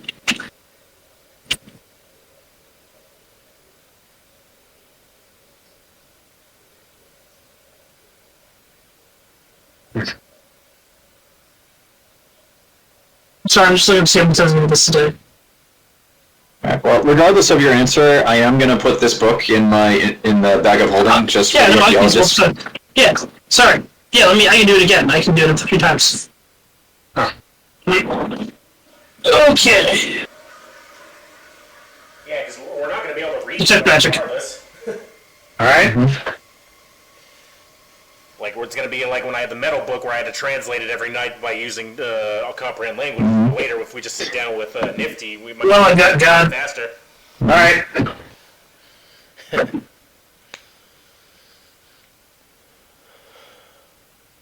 It's, you do get a spell. Oh? Yeah. You do sense that if this book is opened, it will trigger a acid spell on whoever's holding it. Good thing I said something. Jojo, hold on. Give me the book. Oh man. Jojo, give me the book. Okay, go right ahead. I'm going to have to dispel this again. I look around for, like, the nearest section of... I look for the nearest, like, open area, and I just open the book away from me and just... Yeah, you all watch just suddenly this, like, spray of acid is like... What? So it's like in The Exorcist. Oh, no, I'm thinking more, like, water hose. Typhon, dodge! Ah! Actually, I'm thinking more, here we go. The gift didn't work. Child. Well, good thing I said something, because otherwise Jojo will look like the guy at the end of RoboCop. Yep. Ooh! It's more like this. Oh lord. Oh. That's what the acid spray coming out of the book. Yeah, that's the spray coming out of the book. Imagine if that spell reactivates, we can always just open the book at people. No. I'm waiting for it to stop. It takes a solid 5 minutes. How much acid is in this book? I'm hoping this just exhausts the magic. Basically. It does. It exhausts, like, actually... Is there a hole in the ground now? No, it's not burning a hole. It's not burning a hole, but it's like, I guess in this vague direction, there's now just like... A pool of acid. A pool of acid. Alright. We should probably warn future investigators about that. I know, no problem. So after it's done, I close I it. don't think a big pool bath to hard to miss unless you're blind or it's too dark in here. Alright, kids, we're sending the school of deaf and blind down to see the room. Remember, touch everything. I closed the book. After it's all done, I close the book, I wait a few seconds, and I open it back up again, just to be sure. It's fine. The spell has been disarmed. Okay. Here you go, Jojo. Alright. I will crack open just the first page and very quickly skim through it just to see what sort of madness we're dealing with. In what language? Yeah, and of course in what language. It is in the ancient dialect. Of course a much it is. older dialect. Okay, that's significant. Are you showing this to anyone, or... I'm looking over your shoulder with Nifty. I mean, I don't mind if anyone reads over my shoulder. It's just I want to very quickly skim through it just to see what the deal is, and then we can talk about this in depth afterwards. Yeah, because it's going to be like what I did with the other book. Me and Nifty are going to have to sit down and like go through and retranscribe it. Because this is someone's personal diary. I'm imagining one, it's incredibly thick, and two, there's a lot of content in it. So this is going to take some time to go through. As you're kind of peering over, Nifty she goes, oh, this is the comment from when I was made. Oh, okay. From the private diary of Dr. Balthazar Box, written in the 235th year of the Great War. 235th Oh man. year. So it was early in the war then. Okay, yeah, that's significant. And you actually see, like, as you're looking at that, you actually see... This is a private diary I am keeping, with regards to an expedition that my companions and I have undertaken. I have been assigned to a research team. We are going up into the ruins in the great northern mountains. We are looking for something. According to our research, during the strange Aurora Borealis, something fell from the sky and crashed in the northern mountains. Pandora. We think it might be either a meteorite or something else. However, expedition leaders believe it could be something to help us end this war once and for all and bring peace. Certainly didn't do that. What made them think that? I am not entirely sure. Yeah. I'm not sure about us going. Our expedition leader does seem. Oh, she is quite strikingly beautiful. I am worried because she seems sickly. Moreover, her brother is. How do I best put this? I'm not entirely sure if we should be taking him with us, considering he is using walking arm crutches to basically get around.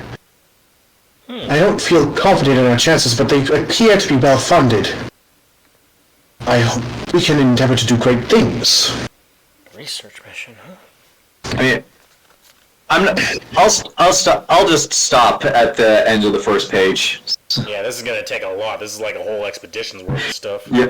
Yeah. So yeah. After that, Jojo is gonna close the book and put it into her bag of holding, and it's like, well, if anything, I feel like this is going to give us the majority of the answers we've been looking for once we get it translated. Brother on Yeah. pages. It's like, but although, does anyone else get the vibe that the thing they saw fall from the sky might be Pandora? Because if Cypher came into this world through a rift in space, so did she. It is still too early to determine that. This really could be anything. That is true. Although, I do kind of agree with something Riken said. This was the 235th year of the Endless War. That early, what made them think that this could end the war and bring peace? Like, what basis do they have for that? Obviously, out of character, obviously it didn't end the war early. They did technically end it. After another 800 years. Remember, the one recording this book says 235th year. Yeah. The one recording you found. Yeah, I picked up on that. It's like, it's in the Endless War. Sure, let's go with that. They were King Ghidorah, and they were like, yeah, let's not. Does anybody else feel incredibly out of their depth here? Kind of, actually, yes. Absolutely. Like, you totally feel like this, we shouldn't be here at all, and this place should remain buried for the next millennia or 3? Oh, absolutely. I myself am finding all the research fascinating. As am I, and I would love to know more. But I do agree with Elaina and Olzec. Once we discover as much as we can, we should bury this place so that it's never found again. What happens when the goth girl goes to the library with the two nerds? Just for curiosity's sake, I'm gonna play the actual 101 ring and see what was on it. I was just about to suggest that. Yeah, let's do that. What was the real 101? Alright. You spin that ring. And it starts to do its thing. Roll for luck. Oh no. Okay. Thank God someone else is rolling for luck. 19 on luck. Right. Model train engines. It starts playing fanfare music. It's like, and all of a sudden it says like, it's playing like a newsreel. No. Like This is CNN breaking news. Today on the war. While many people Godzilla has not been seen since his attack on San Francisco. While many people are fucking Hokkaido. Actually, fun fact, because Google search, like the Microsoft search, recommends shit for like, oh, search this with Bing on Windows 11, and my computer actually says, discover Hokkaido. No! Do not go to Hokkaido. They never learn. But it's also like it says, while many people are concerned with the ongoing war, today is a day of celebration in Elysium. As Lord Edward, the 38th Keeper of the Black Throne, awaiting the return of the gods, has wed Lady Nora. And you see this young couple, clearly like royal types, like walking down the aisle. She's wearing an elegant dress, he's wearing an elegant blue suit. They look genuinely happy and in love. We stumbled upon the recording of the wedding of Prince Charles, didn't we? Or like whatever that royal wedding was in Sounds like UK. the stewards of the throne, so like Denethor. Yeah. Yeah, it's basically that, and you actually see these two people, and as they're kind of like walking, you actually notice, you see that hanging from his way, actually you see kind of a candid moment where you see the two of them looking at something that he's holding, and you realize he's holding a white and silver pocket watch. Wait, who has that? Is that Dante's? Dante has a watch very similar to that watch that he's holding. What's the name of this person? What's the name of this person in the recording? Lord Edward and Lady Nora. Lord Edward the 30 what? He is the 38th Keeper of the Black Throne. Word 38th Keeper. Lord Edward and Lady Nora. Yes. Mm-hmm. Lord Edward the 38th. Does the person in the recording look remotely anything like Dante, even if he just has nicer clothes and more well-combed hair? His hair is like slicked back. It's kind of like salt and pepper gray. He has a fantabulous mustache. So no, nothing. And the woman has black hair, like very well, like actually. Well, what? I have tokens. Why the fuck am I talking? Like, great question. I should just sign off. Probably like Denethor when they were watching the throne while the gods were fighting and stuff. Mm-hmm. Also, if there's an endless war going on, when do they have the time to put all this together, much less gather a crowd for people to watch it? People get Hey, Total War doesn't exist. Yeah. Oh my god, his mustache is fantastic. I love him. Somehow I knew Kenneth Branagh would be in this game somewhere. He's in every game, you just don't see him all the time. Yeah. He's usually in the background, watching shenanigans happen, waiting for his moment. Mm-hmm. And then it's like... When does The Haunting of This come out? It already did. Oh, it did? God Not for a while. Yeah, it's on DVD now. What streaming? Hulu. Oh, okay. Thanks for letting me know. I gotta watch that. But you actually... The news continues, and... Oh, no, sorry. The news actually is just like... Just kind of shows different people. Like, the news reel continues, where it's like... Yes, everything seems to be rather peaceful here. We see emissaries from Oceania, Sidonia, and even the White Wolf himself appears to have made an appearance. Cool. Okay. And then you see it like continue on and just talk about this and this is, and remember, in this great war of ours, remember, sign up to join the Oceanian Republic, the Oceanian Army, and fight against the vile Umbrian forces trying to destroy our way of life. And remember, no matter what they promise, always resist the Brotherhood of the Wolf. I mean, they are. I want you so bad. In fact, like, I will say this, like, everything everything in this like newsreel seems vaguely, overtly militaristic. It's government issued news. Yeah. There's a war bonds today. Yeah. Remember, when you ride alone, you ride with Hitler. Remember, Superman says Papa Jack. Please tell me that they newscasters also say to buy war bonds. No, they talk about rationing and how like keep a stiff upper lip and remember, all that. Get your corn starch. And don't become a goddamn towel. And don't become hippies and try to promote peace, because then we'll try to blow something up, and that's the opposite of peace. So, do you decide to head out and try to find some place to camp, or do you check out one more ring?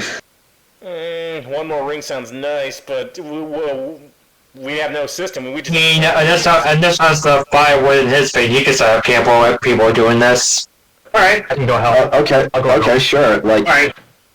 I'd love just to camp in here and just play rings all night. I mean, so would Jojo. I think we go out. Okay. Yeah. I mean, we could just go out in front of the building by the statue of the White Wolf. Well, there's I mean, that's close at enough. the end of the hallway we never explored. I mean, that's true. Well, it's because we're gonna wrap once you guys set up camp and if you want, you can start doing stuff with the book. Like, if you want to do that, we can wrap with that. You know what? Jojo does want. Dictate. Yeah, Jojo does want to start doing stuff with the book. Like, she did pack a bunch of spare journals just for this, so she's gonna take one of them and start translating the book as Nifty dictates it to her. Alright. Well, yeah, let's just do one more ring for the road, just for funsies, before we make camp. I say Olzec picks the number. Wait, what? One more ring before the end of the session. Pick a number between 1 and 622. 622, huh? Mm-hmm.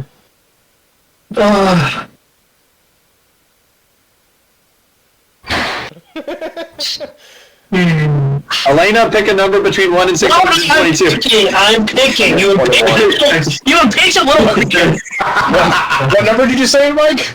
621. Alright. We already Well, did that, I thought. No, you didn't. No, you didn't. There you go. Let's spin 3 rings at once. Let's just... What's inside? They don't hear them. I think that will just blow it up. You want to try 3 rings at once? No. No. Yes. Let's do it. But... Fuck no. No. 69 No. and 420. Yes! 420! 69 and 420. Yes! Yeah. You're all fucking children. I know. What do you expect? Zach, we're playing D&D. That was kind of implied. I didn't realize I was surrounded by Laura Baileys. You know what 420 is going to be? It's going to be smoke weed every day. Every day. It's just going to be a news video. By the way. Ernesto? Yeah, I know. I'm well aware. You're going to have to record that song as well. Alright. And the dance. So do you spin the 3 rings at once? I don't know. No! Blow it up. Yeah, we do it! No, we will not do that. So what ring... But Artie wouldn't. Alright, so I guess I'm gonna say Elaina walks up and grabs 621 and whips that like it's a motherfucker. So 3 rings for the road. Alright, so... 621 starts... and it goes up. And it starts spinning.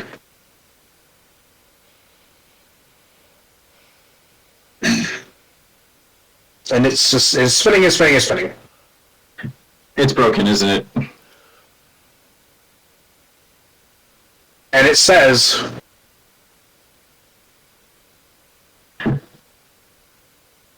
Interrogation footage following bank heist, or following museum heist.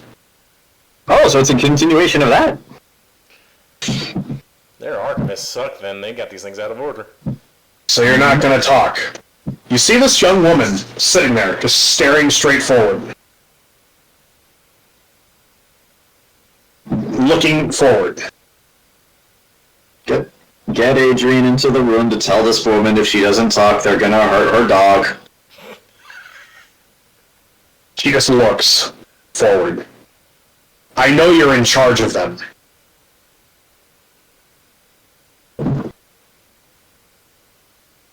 Elaina. This woman kind of reminds you of yourself. She's sitting there, and this guy is threatening her. Like, he is threatening to do unspeakable thing. Like, we'll territory you. We'll get this. Like, why did you do it? Why did you command them to do it? And she just sits there staring at him with that cold, predatory stare that you often give to people that threaten you. Is she human? She's human. Well, remember, Elaina was human before that curse thing happened. That's true. Mm-hmm. She has long, flowing auburn hair. And she's just sitting there, staring.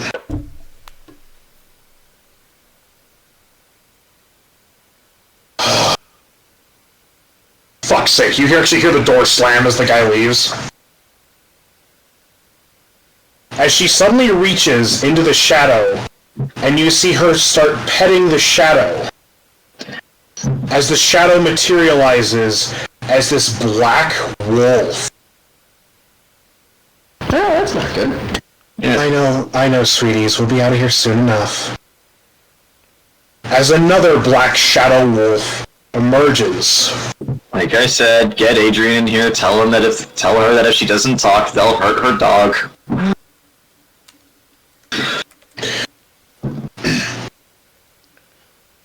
And she just kind of looks straight forward.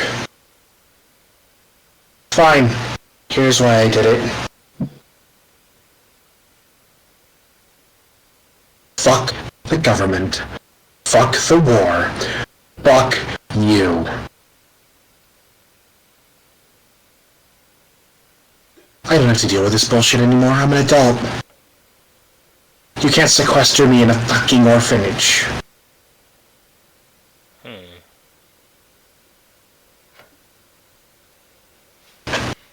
And she just kind of goes... And she just kind of smiles deviously. Angry shadow. I don't care what you people think of me. Terrorist, merc, whatever. At least I'm better than the fucking black dark wolf. At least I give a rat's ass about my people. About people down here. The underdog. The disenfranchised. So, None of you ask why my group is assembled out of veterans of your stupid war. I'm trying, damn it. To help people. And if I gotta burn this cocksucker down, I'll burn this cocksucker down with all of you in it. She's an anarchist. And she just kind of... And she goes... I'm done. My friends and I are leaving now. And suddenly you hear, like, people start panicking behind her. It's just like, somebody shoot those fucking dog gun! As like, what do you mean their cells are... What do you mean? You just hear, like, all this chaos, and she goes... I broke out of your maximum security prison. This little holding place, this little fucking ragtag cage you call a jail. Please. Is that what killed all those people in the infirmary? No. You see her stand up. And you see her go like this. You see her go... And she goes, give my love. And don't be too hard on the apprentice. He's cute. And she suddenly turns, and you see her punch the wall. And you watch as the wall cracks. And she punches it again. And she basically, with 3 punches, ducks a hole in the wall. And you watch as she disappears. Damn. You or just in general? Shadowy. Out of view. Okay. Yeah, Out of view. that's a woman right there. And suddenly, it continues on for a minute, and you suddenly see the white wolf come into frame. Son of a mother! And you see him angry, he just kind of goes, Get me my fucking apprentice. What? Get me Dante! I need to talk to him! That's the Nameless Queen, isn't it? That's the Nameless Queen. Before she ascended. Picture? Does she look like the picture we had? I'll pull it up. Does it? You... Vaguely. It looks vaguely like her. Vaguely. Maybe a relative, then. Like, it looks not quite like... the photo, the image you have is much more regal looking, you know?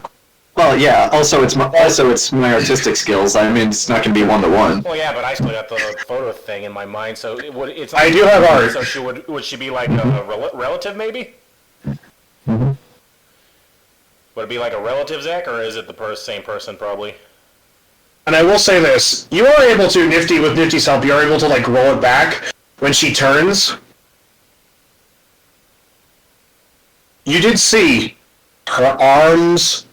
Actually, her arms are covered in rings upon rings upon rings upon rings of words and scripts and dialogue. Does that fit our description That's of the her. Nameless Queen? Yeah. She did It does, but more importantly, we got one more thing to do. But Okay. to leave you on this before we cut to the camp. Mm-hmm. We're ready to cut to camping. We're wrapping up in about 10 minutes.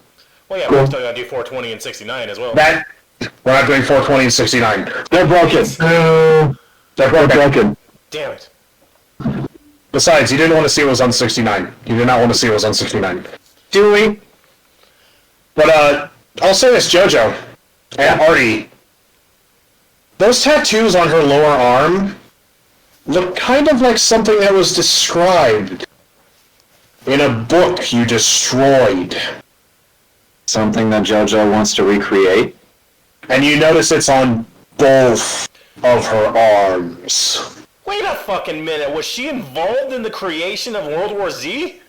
So it is possible to make this thing use different spells. No, I think she was part of the research. If she was, then that means she would know the answer to that question. Yeah, and then you'll never get that answer. Before the ring ends, you actually hear the White Wolf one more time. I thought they were all dead. I killed all of them. I know that. I executed all those fuckers. And he basically says, you hear the voice of, like, a younger man's voice. How do you know her? She's a friend from when I was a child. I don't care if you're my apprentice. Tell me, how do you know her? How do I know her? Who? Is she a Thayan? What? Is she from the nation of Fae? You need to tell me now. What? And right before the ring cuts off, is she a red wizard? What does that mean? I don't know.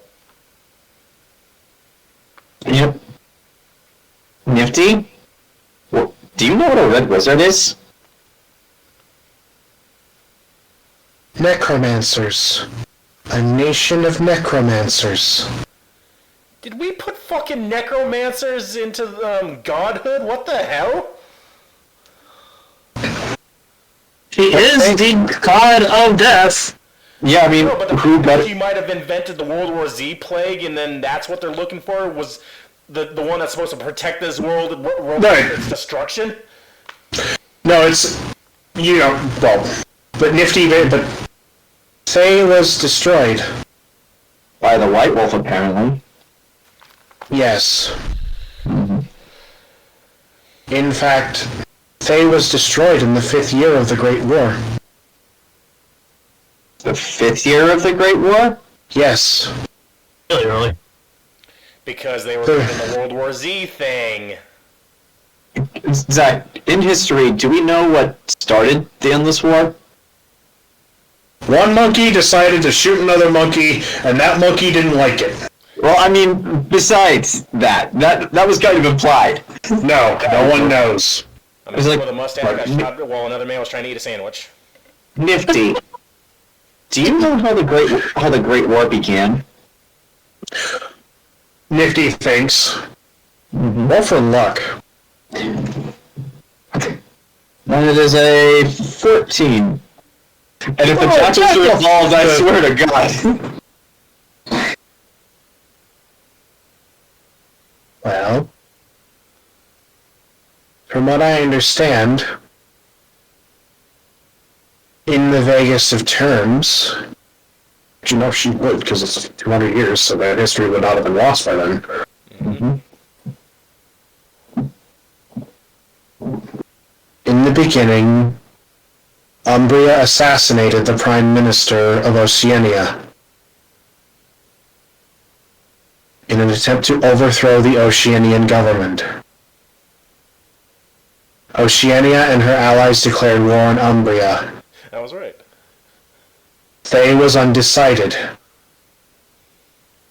The nation of Thay proposed something so unfathomable that the Oceanians declared war on Thay. Yep. Umbria and her allies fought them.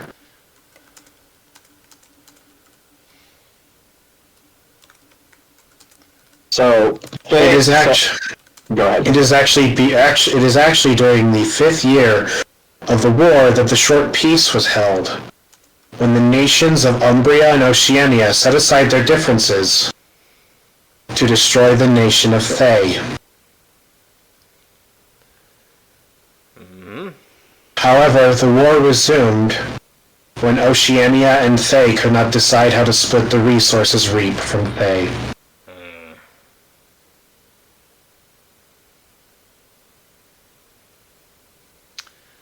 Sorry, I'm writing this down. So the fact that the White Wolf City executed them, but they're necromancers, I mean, they already brought themselves back to life at least once, and Dante somehow put them in the... Because he's the White Wolf... Oh, Dante's the one that ascended them.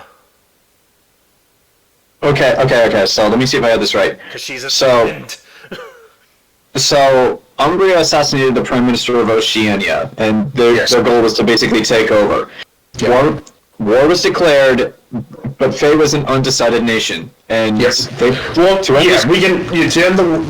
Well, we'll get into that. We'll get into the specifics later. Okay, but yeah, to end the war, they proposed something horrific, and this was so horrific that both Oceania and Umbria put aside their differences to kill them. Yes, you got that. Okay, then I got it right. So we're going to cut to the camp All right. because rooms 420 and 69 are broken.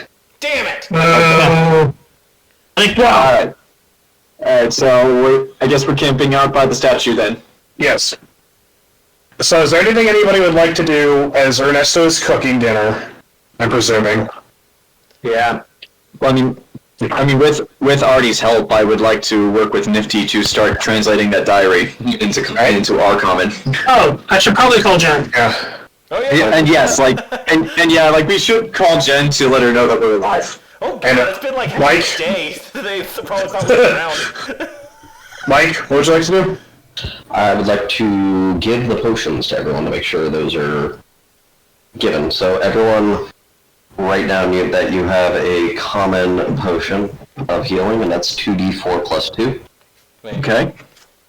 Write down, and then I have additional potions.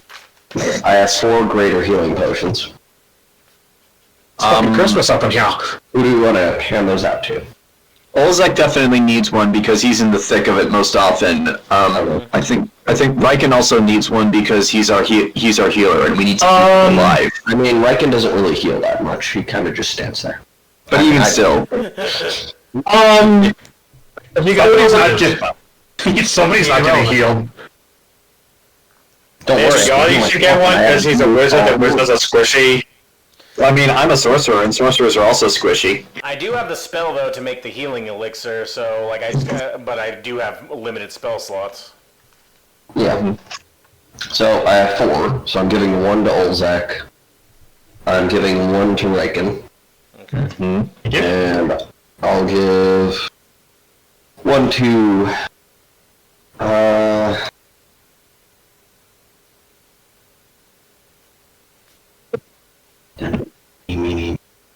one to yeah.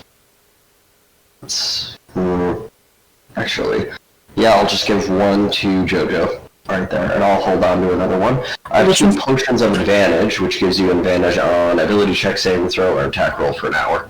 Mike, what was that last one you just said? Potion of greater healing, 4d4 plus 4. Okay, and those. That goes to you, that goes to Riken, that goes to Jojo, that goes to myself. Okay.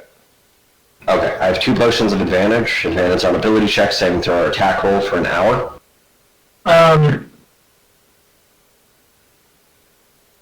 That should probably say that should go. Give advantage on any of those within an hour. I'll probably say give that to Ernesto. Yeah, you definitely use that more than we would. Do the advantage potions like give against his spell DC for enemies? Would that give them disadvantage? Like if he did like shatter? No, it's only on things he does. It's only on yourself. You can either give yourself advantage on an ability check, saving throw, or attack roll for an hour. So I can give one to Ernesto right there, so you have that. So, also, I'm going to give Jojo and Artie. I'm going to give you each a potion of maximum power. This basically, the first spell that you cast of 4th level or lower deals maximum damage. What? Yes. Thank What's fireball? You cast a 4th level or lower deals maximum damage. It is a potion of maximum power. Fireball's a 3rd level spell. Unbooked. Upcast to 4th level, and that's 4th level fireball for free. Everything. And so melee people is I'll probably give this to Olzec right there. Riken, do you fight melee or no? I forget. He does. He has a hammer. Melee or midline or backline? Oh, me? Yes. Midline, I guess. Okay. I will give a potion of bright ichor to Olzec. That's a DC 15 con save, or the target's poisoned for 1d6 hours and confused for a minute. Ooh, Put it on weapon. One ichor poison. Right. So, Thank you. and now we get into the rare potions. Ernesto. Ernesto gets the Liquid Luck, advantage on Deception, Insight, and Persuasion checks for 3 hours. Nice. Liquid Luck. I have 3 potions of Revival. I will give... Give me the squishies. 3 Revival right there. I will give 1 to Riken. I will give 1 to Jojo, and I'll keep 1. If someone has died within a minute, you give them the potion, and they come back with 1 HP. So it's basically Revivify. Yes, for a potion. Okay. So a potion of revival? Is that what you call it? Yes. Who has health lower than 75? I think I do. Let me double check my HP. I'm 2 points off from 75. I can't find the luck potion with what you said it does, so can you just put it in the chat? Yes. My HP is 52. Mine is 73. Okay, because I got that amulet, so it bumped up my HP to 77. Yep. So I got high constitution though, so that usually gives me at least. I have 2 superior healing potions. These deal 8d4 plus 8. You gave both of those to me? No, I need to know who collectively I should give those to. Well, my AC is at 17. What's your AC at, Jojo? Yeah, what's your AC, guys? Because mine's 21, so I'm fine. You can give the superior healing potion.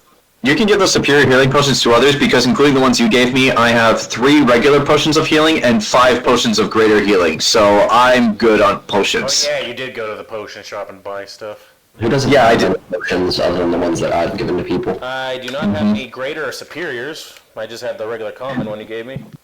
Okay. Oh wait, I do still have 2 greater healing potions, I guess, that we never used from the boat trip. Okay. I'll give 1 to Artie, and I'll give 1 to Ernesto. 1 superior? Yes, 1 superior each. That's 8d4 plus 8 that it heals. 4 plus 8. As Elaina hands out all these potions to everyone as she pulls out her little box of holding with healing potions and such. I love You're it. like, I forgot to do this before we left, but here you go for this. And Thank you, Elaina. This is very thoughtful. Yes. And Artie will say, Thank you, Elaina. I truly appreciate it. Thank you. Yeah, thanks. Ernesto says as he grinds some pepper into the stew. Hey. Incidentally, Elaina. Who's the phone?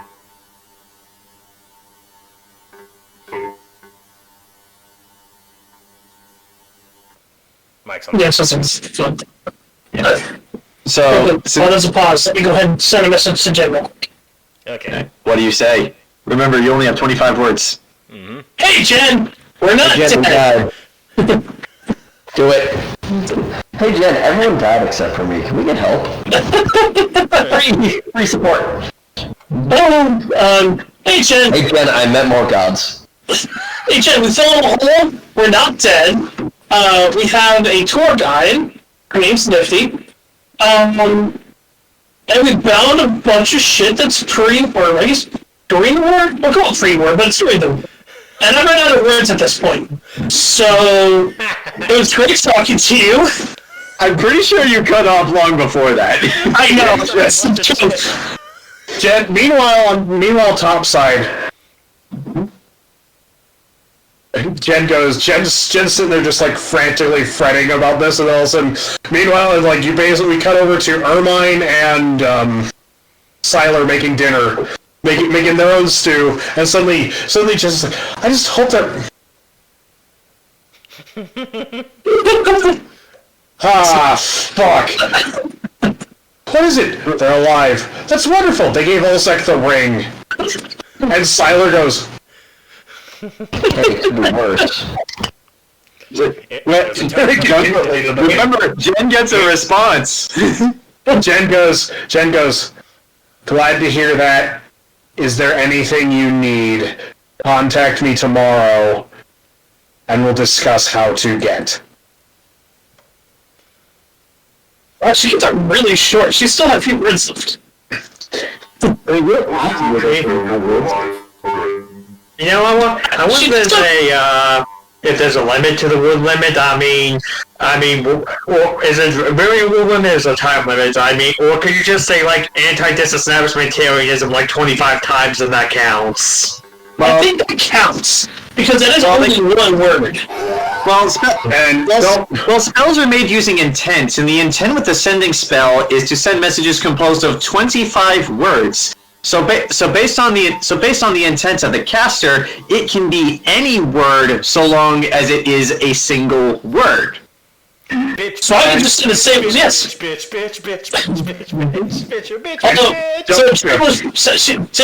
She said she was happy that we were safe. She sounded oddly exasperated though.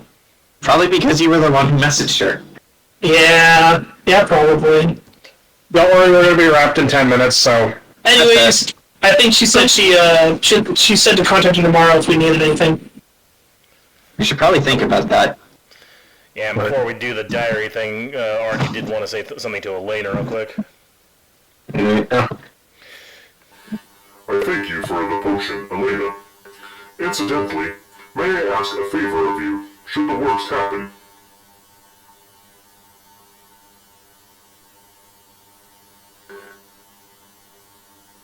Mike? What? I'm talking to you. Yes, what did you say? Sorry. Thank you for the potion. I truly appreciate it. Incidentally, Yeah. may I ask a favor of you, should the worst happen? A favor for what? Should the worst happen? Alright, what do you want, me to do there? The outpost underground we were originally heading towards, the Wrench Jockey outpost.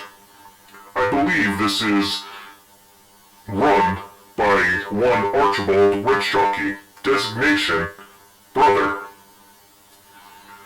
He is a gnome artificer, as my father is. I have a message from my father for him. I do not know the contents, for they buried in my memory banks. should I become decommissioned, will you bring my head to Archibald Witch Jockey? Yeah, I can try to bring it Archibald Witch Jockey. Thank you. I hope it will not be necessary. I do not wish to be decommissioned. Yeah, I don't want you decommissioned either. Thank you, Elaina. Yeah, no problem. That's what you do for a friend. Oh, Elena's learning. I've always been. My robot friend. But I had to tell somebody because I realized the other day I never told anybody in character. I'm like, oh yeah, if I die, that message has to get to him somehow. Okay. Alrighty. So, anybody else want to do anything, say anything before we wrap this? No, Jojo is pretty buried in her work. It's like first thing she's going to do is map out everywhere we've been just to make sure we have that, and then the next thing, and as soon as she's done with that, she's going to work on translating the diary with Nifty.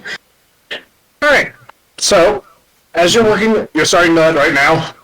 This night? Oh yeah, I've been doing this the whole time while everyone's been doing everything else. That's why Jojo hasn't been talking. What you've described thus far describes this journey up this mountain. As well as the person writing this diary is like slowly falling more in love with their expedition leader. The lady? Okay. Yeah, the lady. Describing this whole thing about how they're slowly falling in love, how it's clearly one-sided. Yeah, I was going to ask, is it a one-sided love or is it mutual? Yeah. And it describes how they find, and then you get to a part where it describes on the 12th day of their journey up this mountain. We have come across the wreckage. It is the ruins of a great machine that fell from the sky. Huh. And we have been able to pull out certain items and find certain things. And it is written in a strange foreign language that is unlike any we have seen on this plane. That's not Pandora. It may take some time, but we were able to pull 2 bodies from the burning wreckage. No. One of the bodies is completely made out of metal, and we were able to study the metallic parts of this creature. It appeared to be a metallic skeleton with large metallic-like wings, raising up. It appeared to be similar to the Asimar, angelic in origin. More on this, and there's actually a sketch in this book. And it's this metallic skeleton and diagrams of the wings and everything. It's just dead, just like Cypher. Who had wings? The bitch that Elaina punted into the Hell Engine. Elaina? Arya. Arya, yeah. Oh, the one we scared with... She had wings? I just remember scaring her with a... Yeah, she had wings made of metal. Those were her main weapons. She pulled her feathers out like swords. Wait, they're describing 2 bodies. Wait! Yes. Yeah. They haven't gotten to the other one. Engine? Yes, it is. Oh. What's the other one? What's the other body? Yeah, who was the other body? It is very strange. The second body, it's not suffered as much decay as one would think. Also, it gives off a strange energy when near. The person is dead. And we've been trying to parse out what words we can from the wreckage, but we haven't been able to find much. And as you're translating, it has been, the day starts skipping. It has been, it's been 20 days. It has taken a lot of effort, but with our best guesses, we were able to determine the potential identity of this second body. We believe it to be a god that fell from the sky from another world. So fascinating. We think that if we could figure this out, we might be able to bring an end to the war.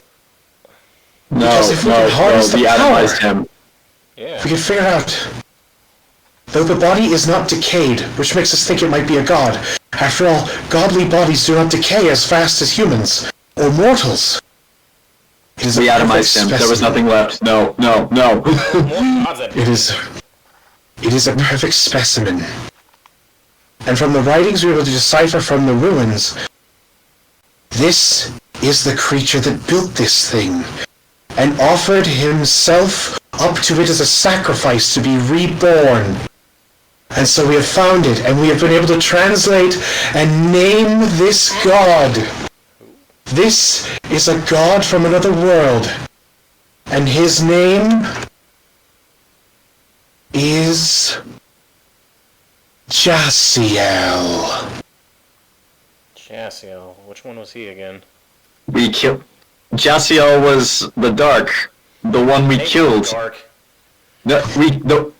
Christian Slater. We killed him at the very end. Wait. We atomized him with the Cataclysm. And if you all look at roll 20, He offered himself to the thing first, so did we only take out his shadow and his body was gone a long time ago? What the hell?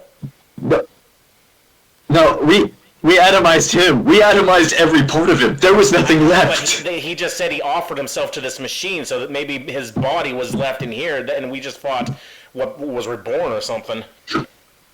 If it was reborn, it would be moving. They said it was a corpse. right. So this must be his original body. Yeah, that's what I was just saying, John. Because, yeah, the Singularity engine already had something in it. It was powering it before we tossed her in. And as described in the first page, this fell from the sky during the Great Aurora. Remember, at the end of the last campaign, Jasiel was trying to bring the Great Center into existence. I remember. And pieces of that world were falling through the rift. So this is our fault. We kicked her in. Not there, really. And then it just fell in there. Now they got two godly bodies. So yes, this entire campaign is all your fault. You monsters. It's not our fault we played tactically and I stole a robe a long time ago from the gods for fun. Artie, do you ever feel like you did something and you feel terrible about it and you have every right to feel terrible, but you know that it wasn't actually you, it was like a past version of you, and just you feel it like it wasn't you, but it was, but you still feel guilty about doing it? Not especially. What the heck are you talking about, Jojo? Like it's weird. Cosmic timey-wimey bullshit. I won't get Pretty into sure the no details. one's ever been reincarnated on Midland. Also, Artie doesn't exactly have guilt yet in his emotional range. Imagine it's like that fucking scene from JoJo's Bizarre Adventure Bridge. What the hell are you talking about, Ponorath? I just feel like I feel like in a past life I was a man and I shot a bow and arrow and I did something that saved the world, but now I feel like I just discovered that in the process I may have doomed another. Jojo, this will sound really weird.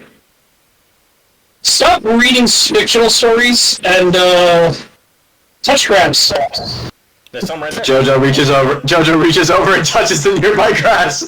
Bill, you're an innocent girl right there. You can't be reading those types of stories. Touching grass is not enough. I need him dead. Actually, you're both an innocent girl and a kind of twisted girl. Right? What's that line? Fuck the grass, you need an entire forest. Question. You said that there were diagrams of the Pale Queen and the Singularity Engine in this book? You sick bastard. Yeah, however, we're ending it there. I know we're ending it there. I know we're ending it there, but you said there were diagrams. What the hell did they chopped them up and ate them or some shit? Hey, free food. Yeah, they're British. They're eating mummies. Only they're eating the god's body.